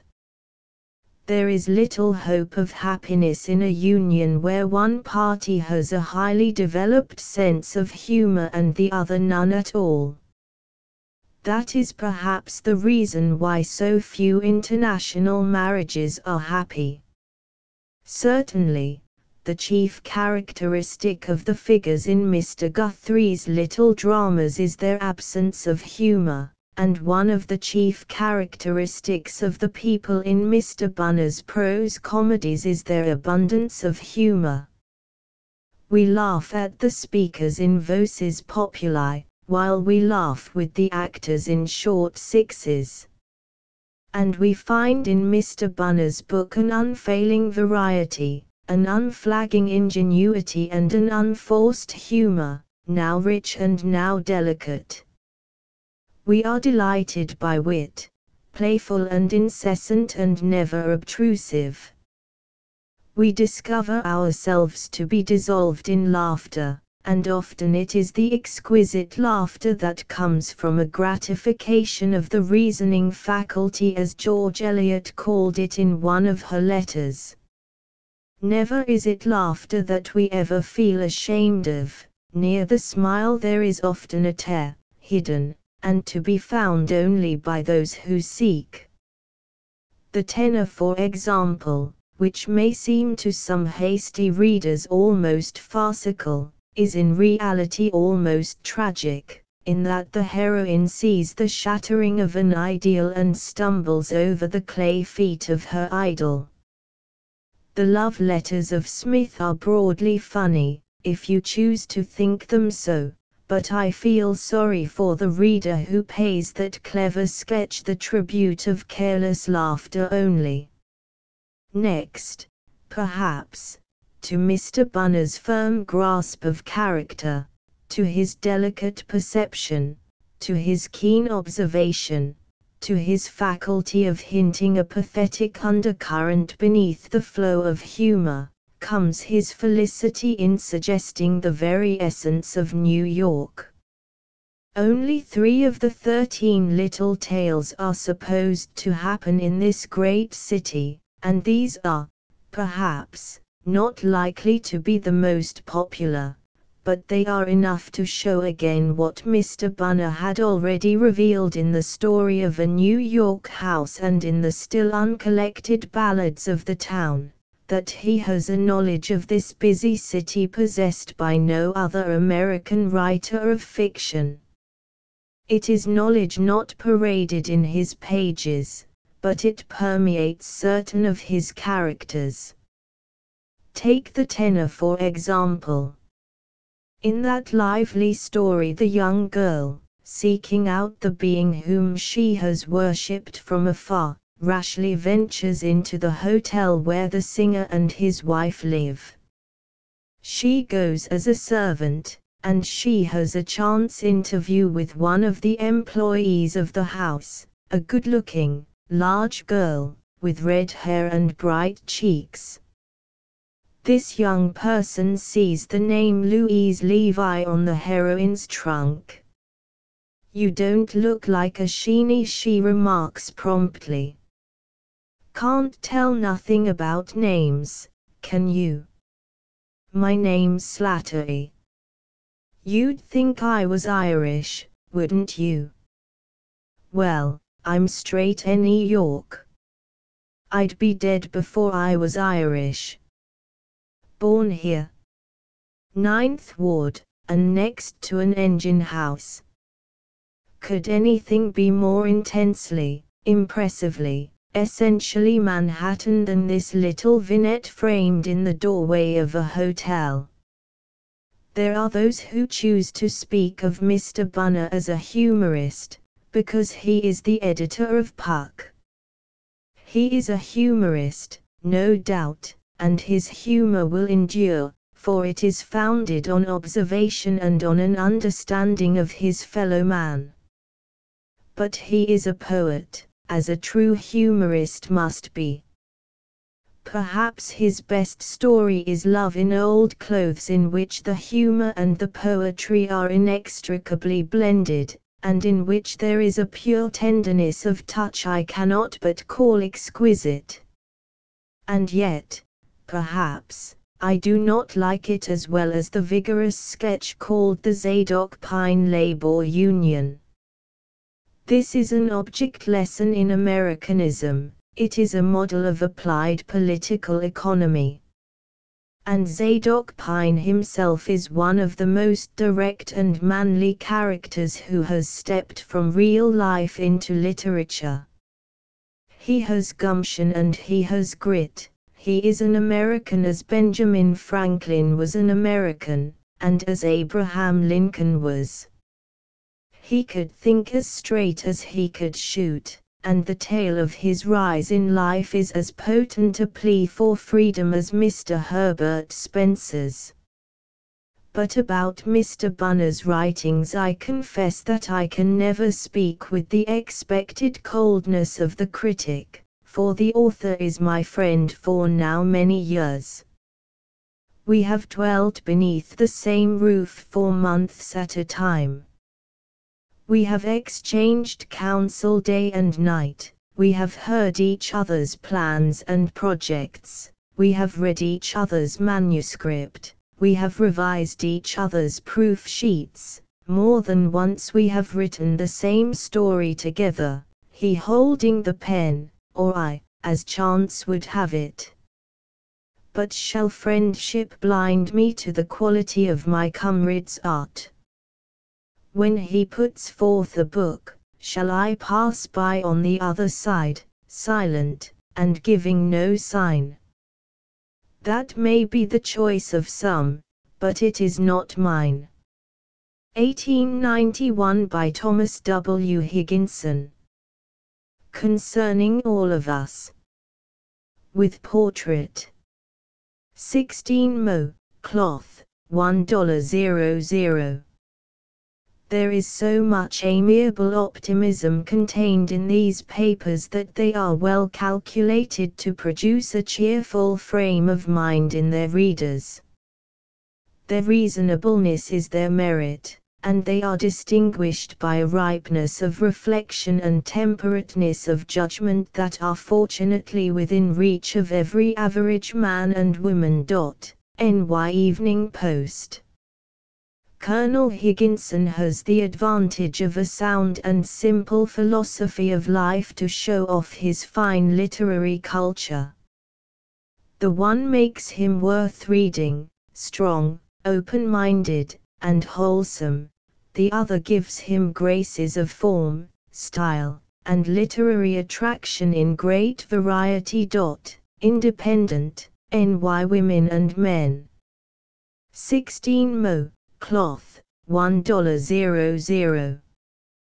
These essays are replete with common-sense ideas, expressed in well-chosen language, and reflect on every page the humor, wit, wisdom of the author. NY Sunday bright, suggestive, practical, and charming, and the work is sure to be widely popular. Interior, Chicago. Delightfully clever. Perfect examples of what the short essay on a social subject should be. Boston Transcript. The papers have not only the merit of brevity, but they are bright, witty, graceful, and interesting. They are such papers as women delight to read, and men will enjoy them quite as much. Critic, NY. Published by Harper and Brothers, New York.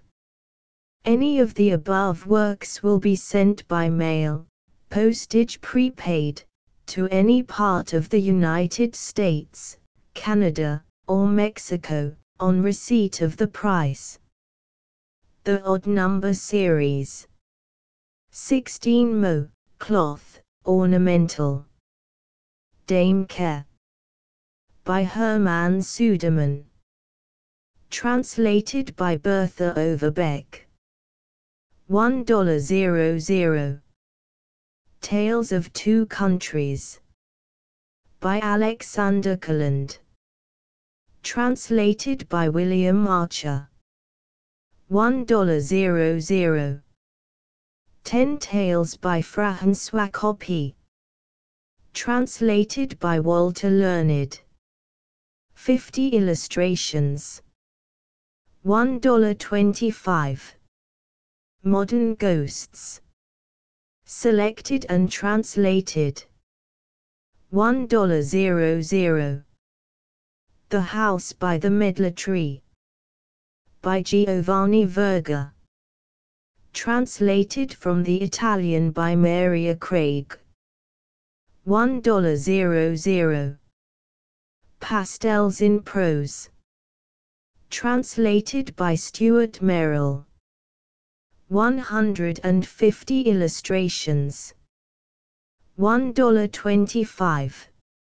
Maria, a South American Romance. By Jorge Isaacs. Translated by Rollo Ogden. $1.00. The Odd Number. 13 Tales by Guy de Maupassant. The translation by Jonathan Sturges. $1.00. Other volumes to follow. Published by Harper and Brothers, New York. Any of the above works will be sent by mail, postage prepaid, to any part of the United States, Canada, or Mexico, on receipt of the price. Harper's American Essayists. Americanisms and Briticisms, with other essays on other isms. By Brander Matthews. With portrait. 16 Mo. Cloth, ornamental, $1.00. From the books of Lawrence Hutton. With portrait. 16 Mo. Cloth, ornamental, $1.00. Some American book plates Grangerism and the Grangerites. The portraits of Mary Queen of Scots. Portrait inscriptions and poetical inscriptions and dedications are the topics chosen by Mr. Hutton, and the reader gets pleasure even as he gets culture from a perusal of his studies in these fields. Hartford Courant. Concerning all of U.S. By Thomas Wentworth Higginson. With portrait. 16 Mo. Cloth, ornamental, $1.00. Colonel Higginson has the advantage of a sound and simple philosophy of life to show off his fine literary culture. The one makes him worth reading, strong, open-minded, and wholesome. The other gives him graces of form, style, and literary attraction in great variety. It is hard to decide whether the charm or the usefulness of the present collection of essays preponderates. Independent, NY. From the Easy Chair. By George William Curtis. With portrait. 16 Mo. Cloth, ornamental, $1.00. The essays have lost nothing of their actuality, their freshness of humor, their contagion of cheerful philosophy, their breathing, historical interest, their wit, that fits like a cap on wisdom's head, their tenderness of humanity. Philadelphia Ledger. As We Were Saying. By Charles Dudley Warner. With portrait, and illustrated by H. W. McVicar and others. 16 Mo, cloth, ornamental, $1.00. Mr. Warner possesses the faculty of putting his thoughts into excellent English, while the simplicity of his style, the absence of all straining after effect, and the apparently spontaneous character of his wit, sufficiently account for the high reputation he enjoys among the American humorists. Episcopal Recorder, Philadelphia. Criticism and Fiction. By William Dean Howells. With portrait. 16 Mo, cloth, ornamental, $1.00. Many a good thing and many a true thing is here clothed in the diction of a master, and giving forth the bouquet of a style as delicately vigorous, so to say, as any in English literature. Independent, N.Y. Published by Harper and Brothers, New York. The foregoing works are for sale by all booksellers or will be sent by the publishers, postage prepaid, to any part of the United States, Canada, or Mexico, on receipt of the price. The following have been changed from that in the printed book. The words thus modified is a foreign word equals. The word thus modified is a foreign word. Unforgettable equals. Unforgettable. Note of a text transcriber.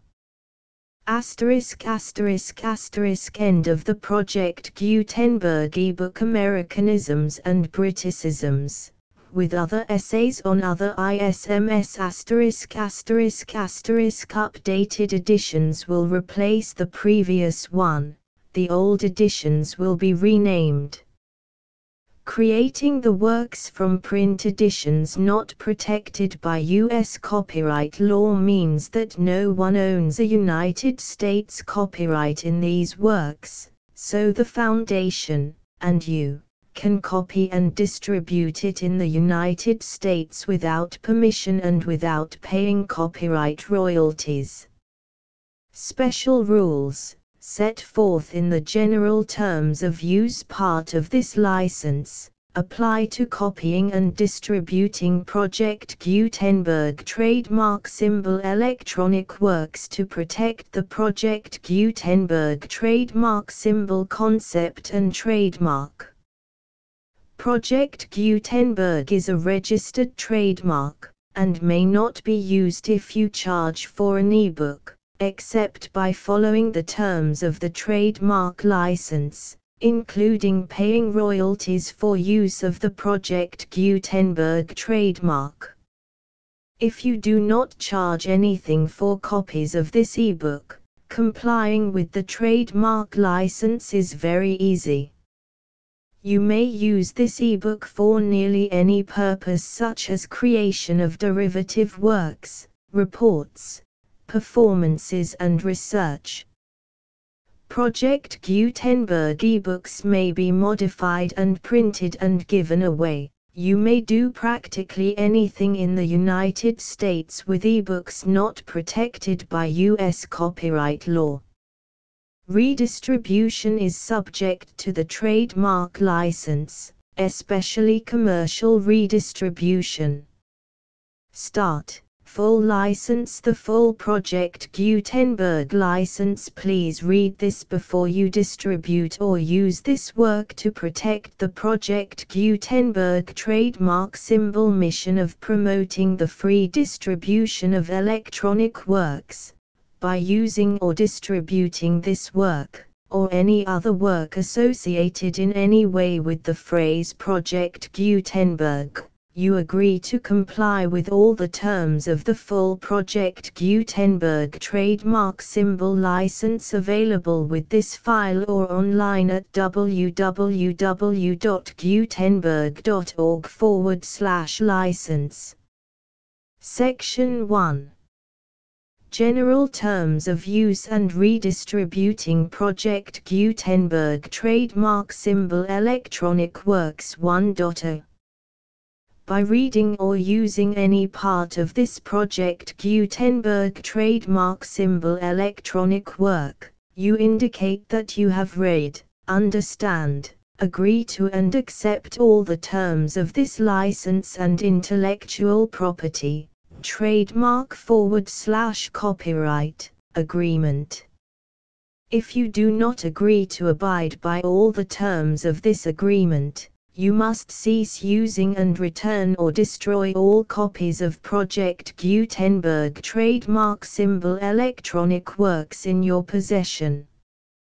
If you paid a fee for obtaining a copy of or access to a Project Gutenberg trademark symbol electronic work and you do not agree to be bound by the terms of this agreement, you may obtain a refund from the person or entity to whom you paid the fee as set forth in paragraph 1.e.8. 1.b Project Gutenberg is a registered trademark. It may only be used on or associated in any way with an electronic work by people who agree to be bound by the terms of this agreement.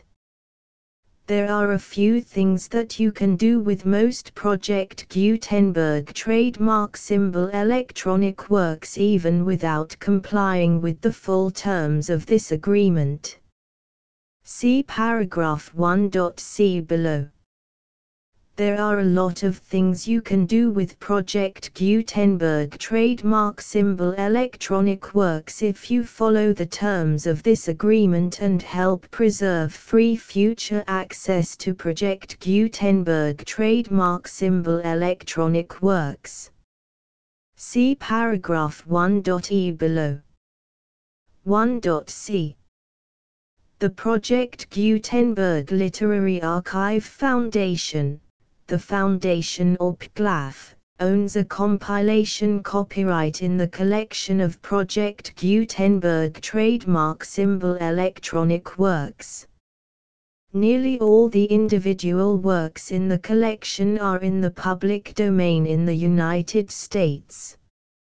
If an individual work is unprotected by copyright law in the United States and you are located in the United States, we do not claim a right to prevent you from copying, distributing, performing, displaying or creating derivative works based on the work as long as all references to Project Gutenberg are removed.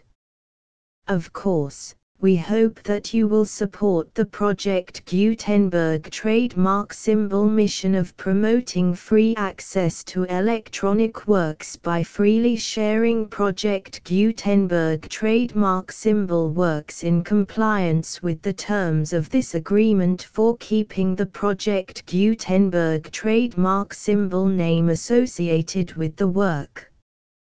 You can easily comply with the terms of this agreement by keeping this work in the same format with its attached full Project Gutenberg trademark symbol license when you share it without charge with others. 1.d.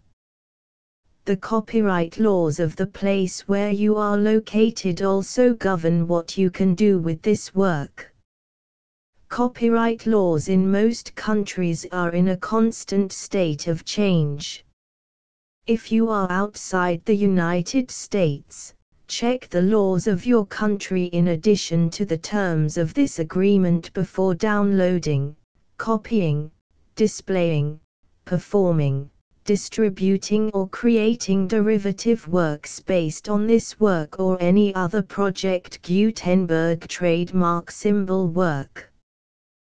The Foundation makes no representations concerning the copyright status of any work in any country other than the United States. 1.e unless you have removed all references to Project Gutenberg. 1.e.1. The following sentence, with active links to, or other immediate access to, the full Project Gutenberg trademark symbol license must appear prominently whenever any copy of a Project Gutenberg trademark symbol work, any work on which the phrase Project Gutenberg appears, or with which the phrase Project Gutenberg is associated, is accessed, displayed, performed, viewed, copied or distributed. This ebook is for the use of anyone anywhere in the United States and most other parts of the world at no cost and with almost no restrictions whatsoever. You may copy it, give it away or reuse it under the terms of the Project Gutenberg license included with this ebook or online at www.gutenberg.org. If you are not located in the United States, you will have to check the laws of the country where you are located before using this ebook. 1.e.2.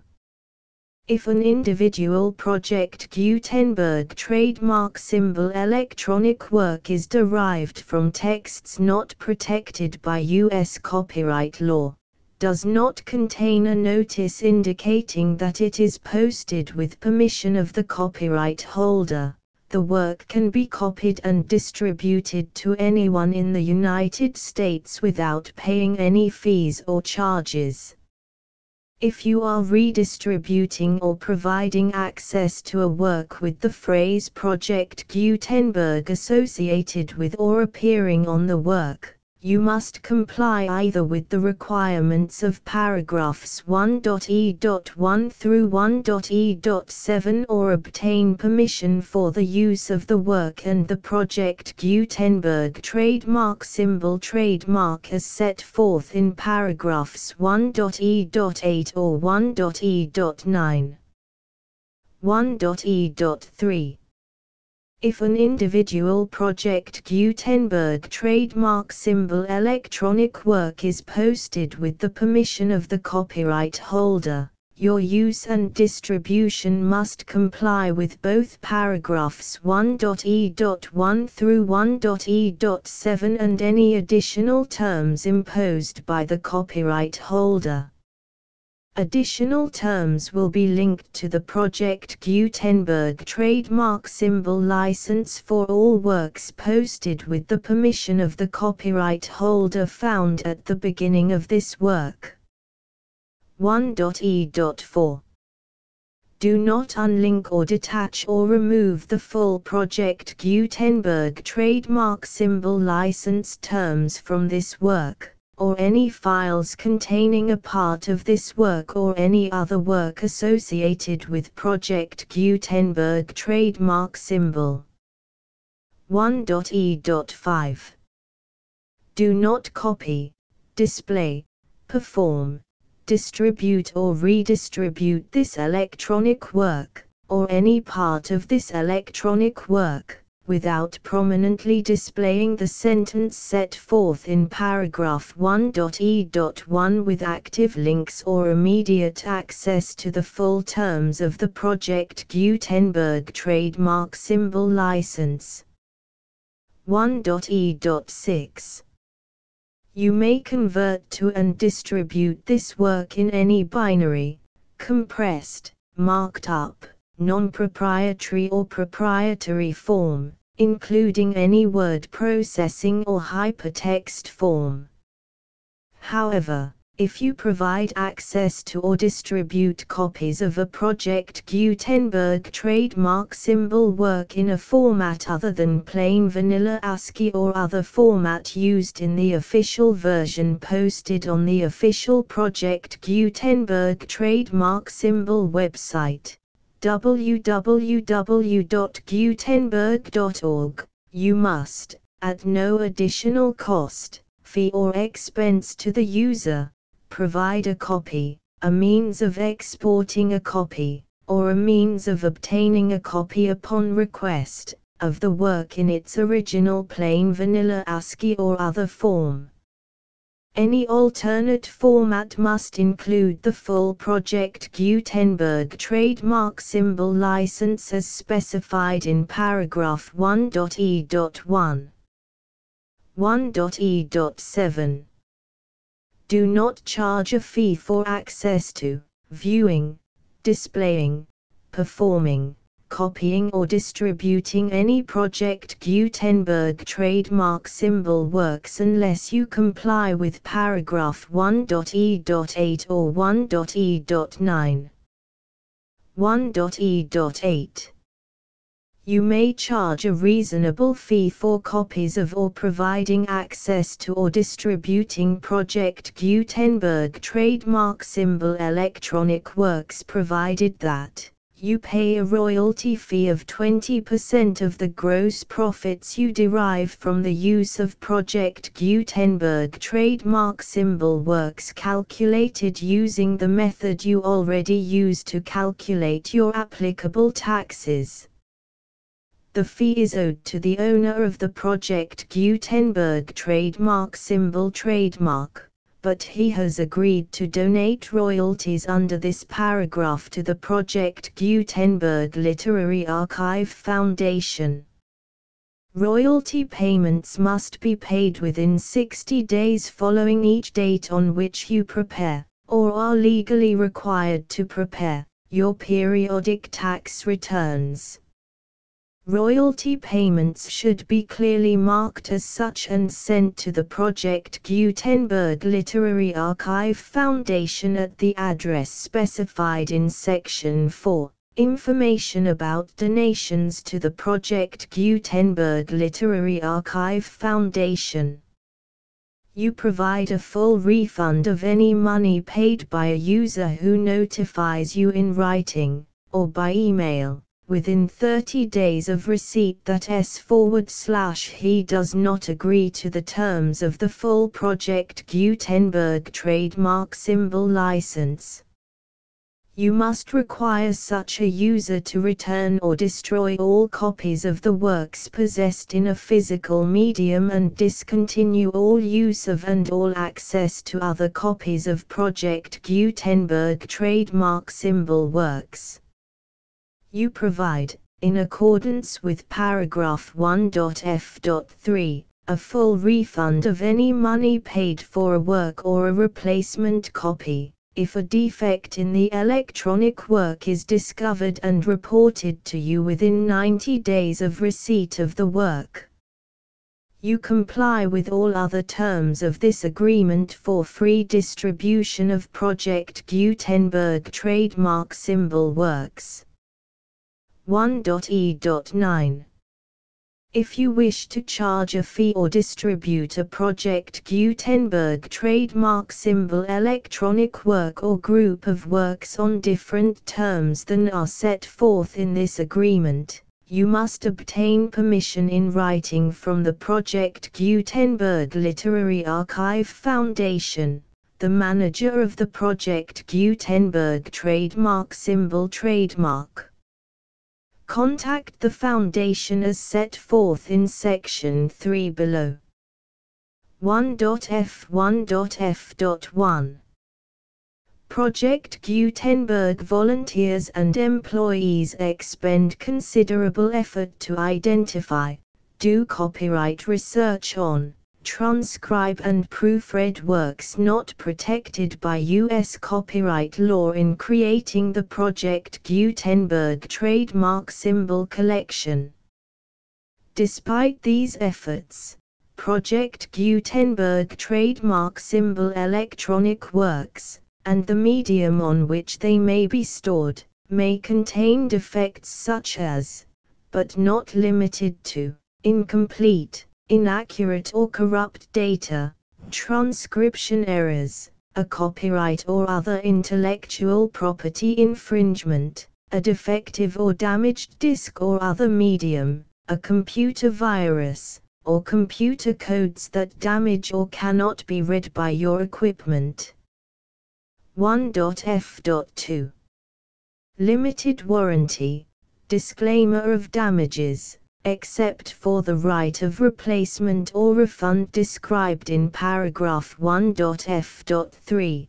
The Project Gutenberg Literary Archive Foundation, the owner of the Project Gutenberg trademark symbol trademark, and any other party distributing a Project Gutenberg trademark symbol electronic work under this agreement, disclaim all liability to you for damages, costs and expenses, including legal fees.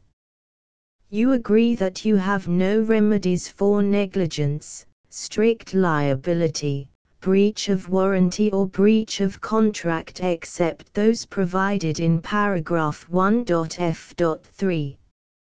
You agree that the Foundation, the trademark owner, and any distributor under this agreement will not be liable to you for actual, direct, indirect, consequential, punitive or incidental damages even if you give notice of the possibility of such damage.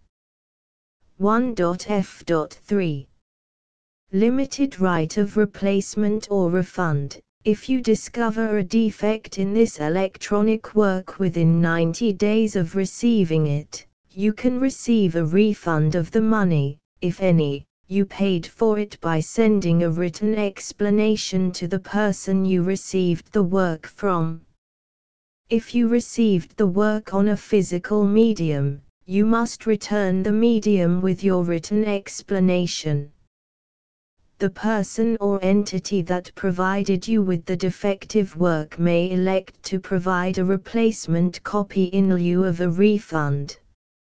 If you received the work electronically, the person or entity providing it to you may choose to give you a second opportunity to receive the work electronically in lieu of a refund.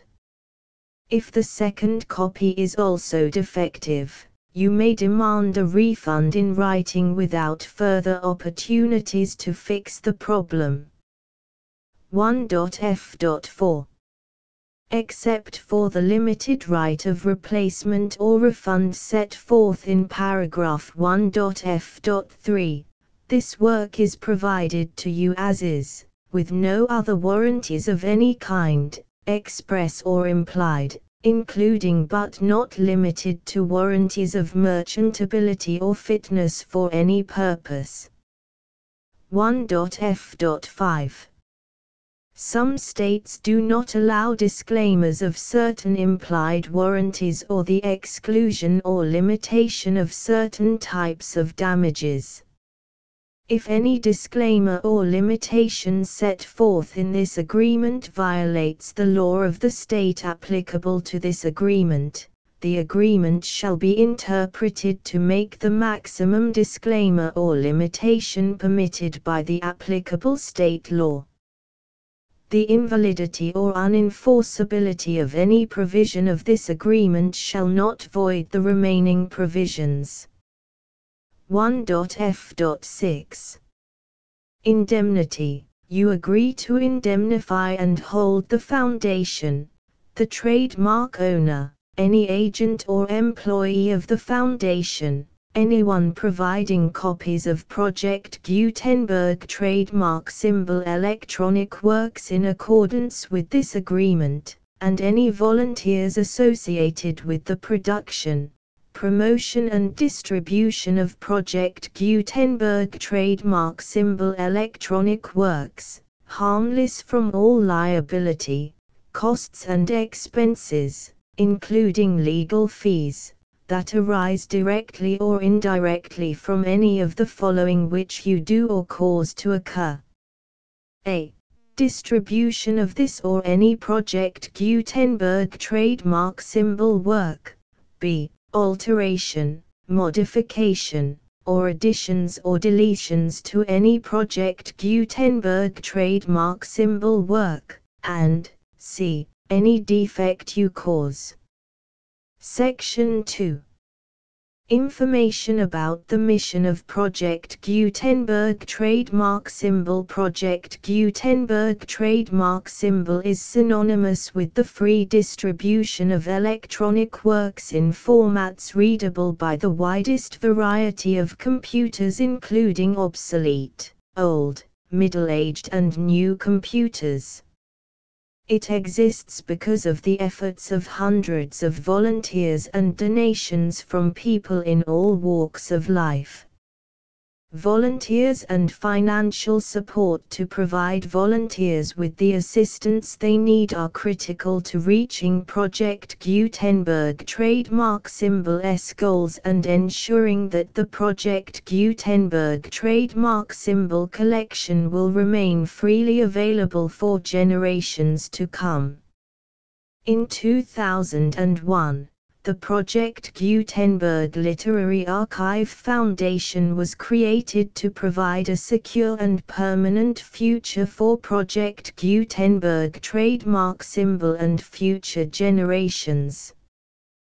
To learn more about the Project Gutenberg Literary Archive Foundation and how your efforts and donations can help, see sections 3 and 4 and the Foundation information page at www.gutenberg.org. Section 3. Information about the Project Gutenberg Literary Archive Foundation. The Project Gutenberg Literary Archive Foundation is a non-profit 501(c)(3) educational corporation organized under the laws of the state of Mississippi and granted tax-exempt status by the Internal Revenue Service.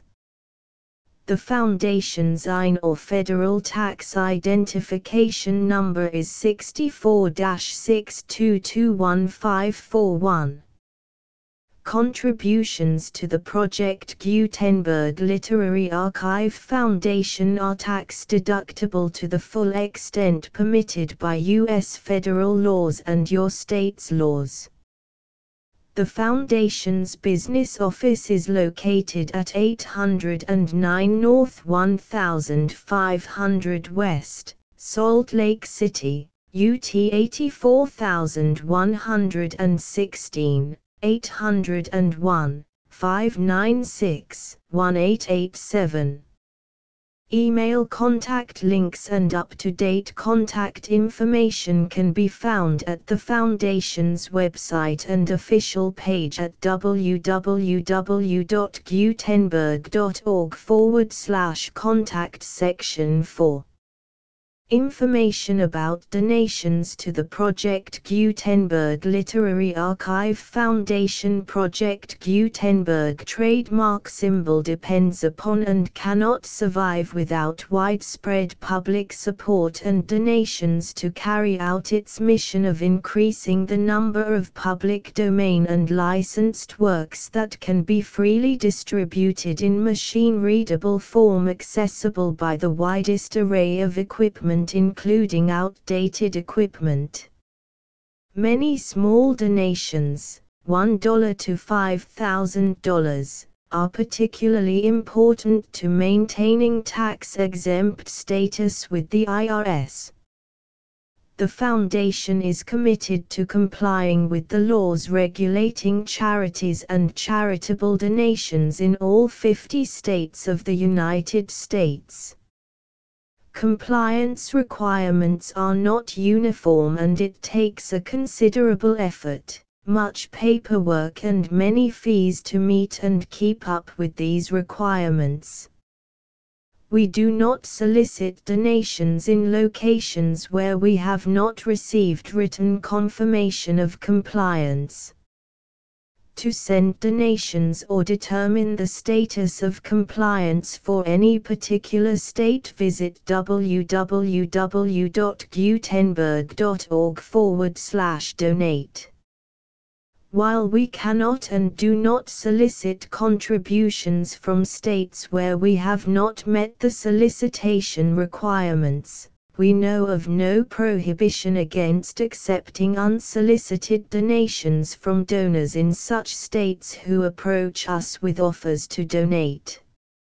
International donations are gratefully accepted, but we cannot make any statements concerning tax treatment of donations received from outside the United States. U.S. laws alone swamp our small staff. Please check the Project Gutenberg web pages for current donation methods and addresses. Donations are accepted in a number of other ways, including checks, online payments and credit card donations. To donate, please visit www.gutenberg.org/donate. Section 5. General information about Project Gutenberg Trademark Symbol Electronic Works. Professor Michael S. Hart was the originator of the Project Gutenberg trademark symbol concept of a library of electronic works that could be freely shared with anyone. For 40 years, he produced and distributed Project Gutenberg trademark symbol ebooks with only a loose network of volunteer support. Project Gutenberg trademark symbol ebooks are often created from several printed editions, all of which are confirmed as not protected by copyright in the US unless a copyright notice is included. Thus, we do not necessarily keep ebooks in compliance with any particular paper edition. Most people start at our website, which has the main PG search facility, www.gutenberg.org. This website includes information about Project Gutenberg trademark symbol, including how to make donations to the Project Gutenberg Literary Archive Foundation, how to help produce our new ebooks, and how to subscribe to our email newsletter to hear about new ebooks.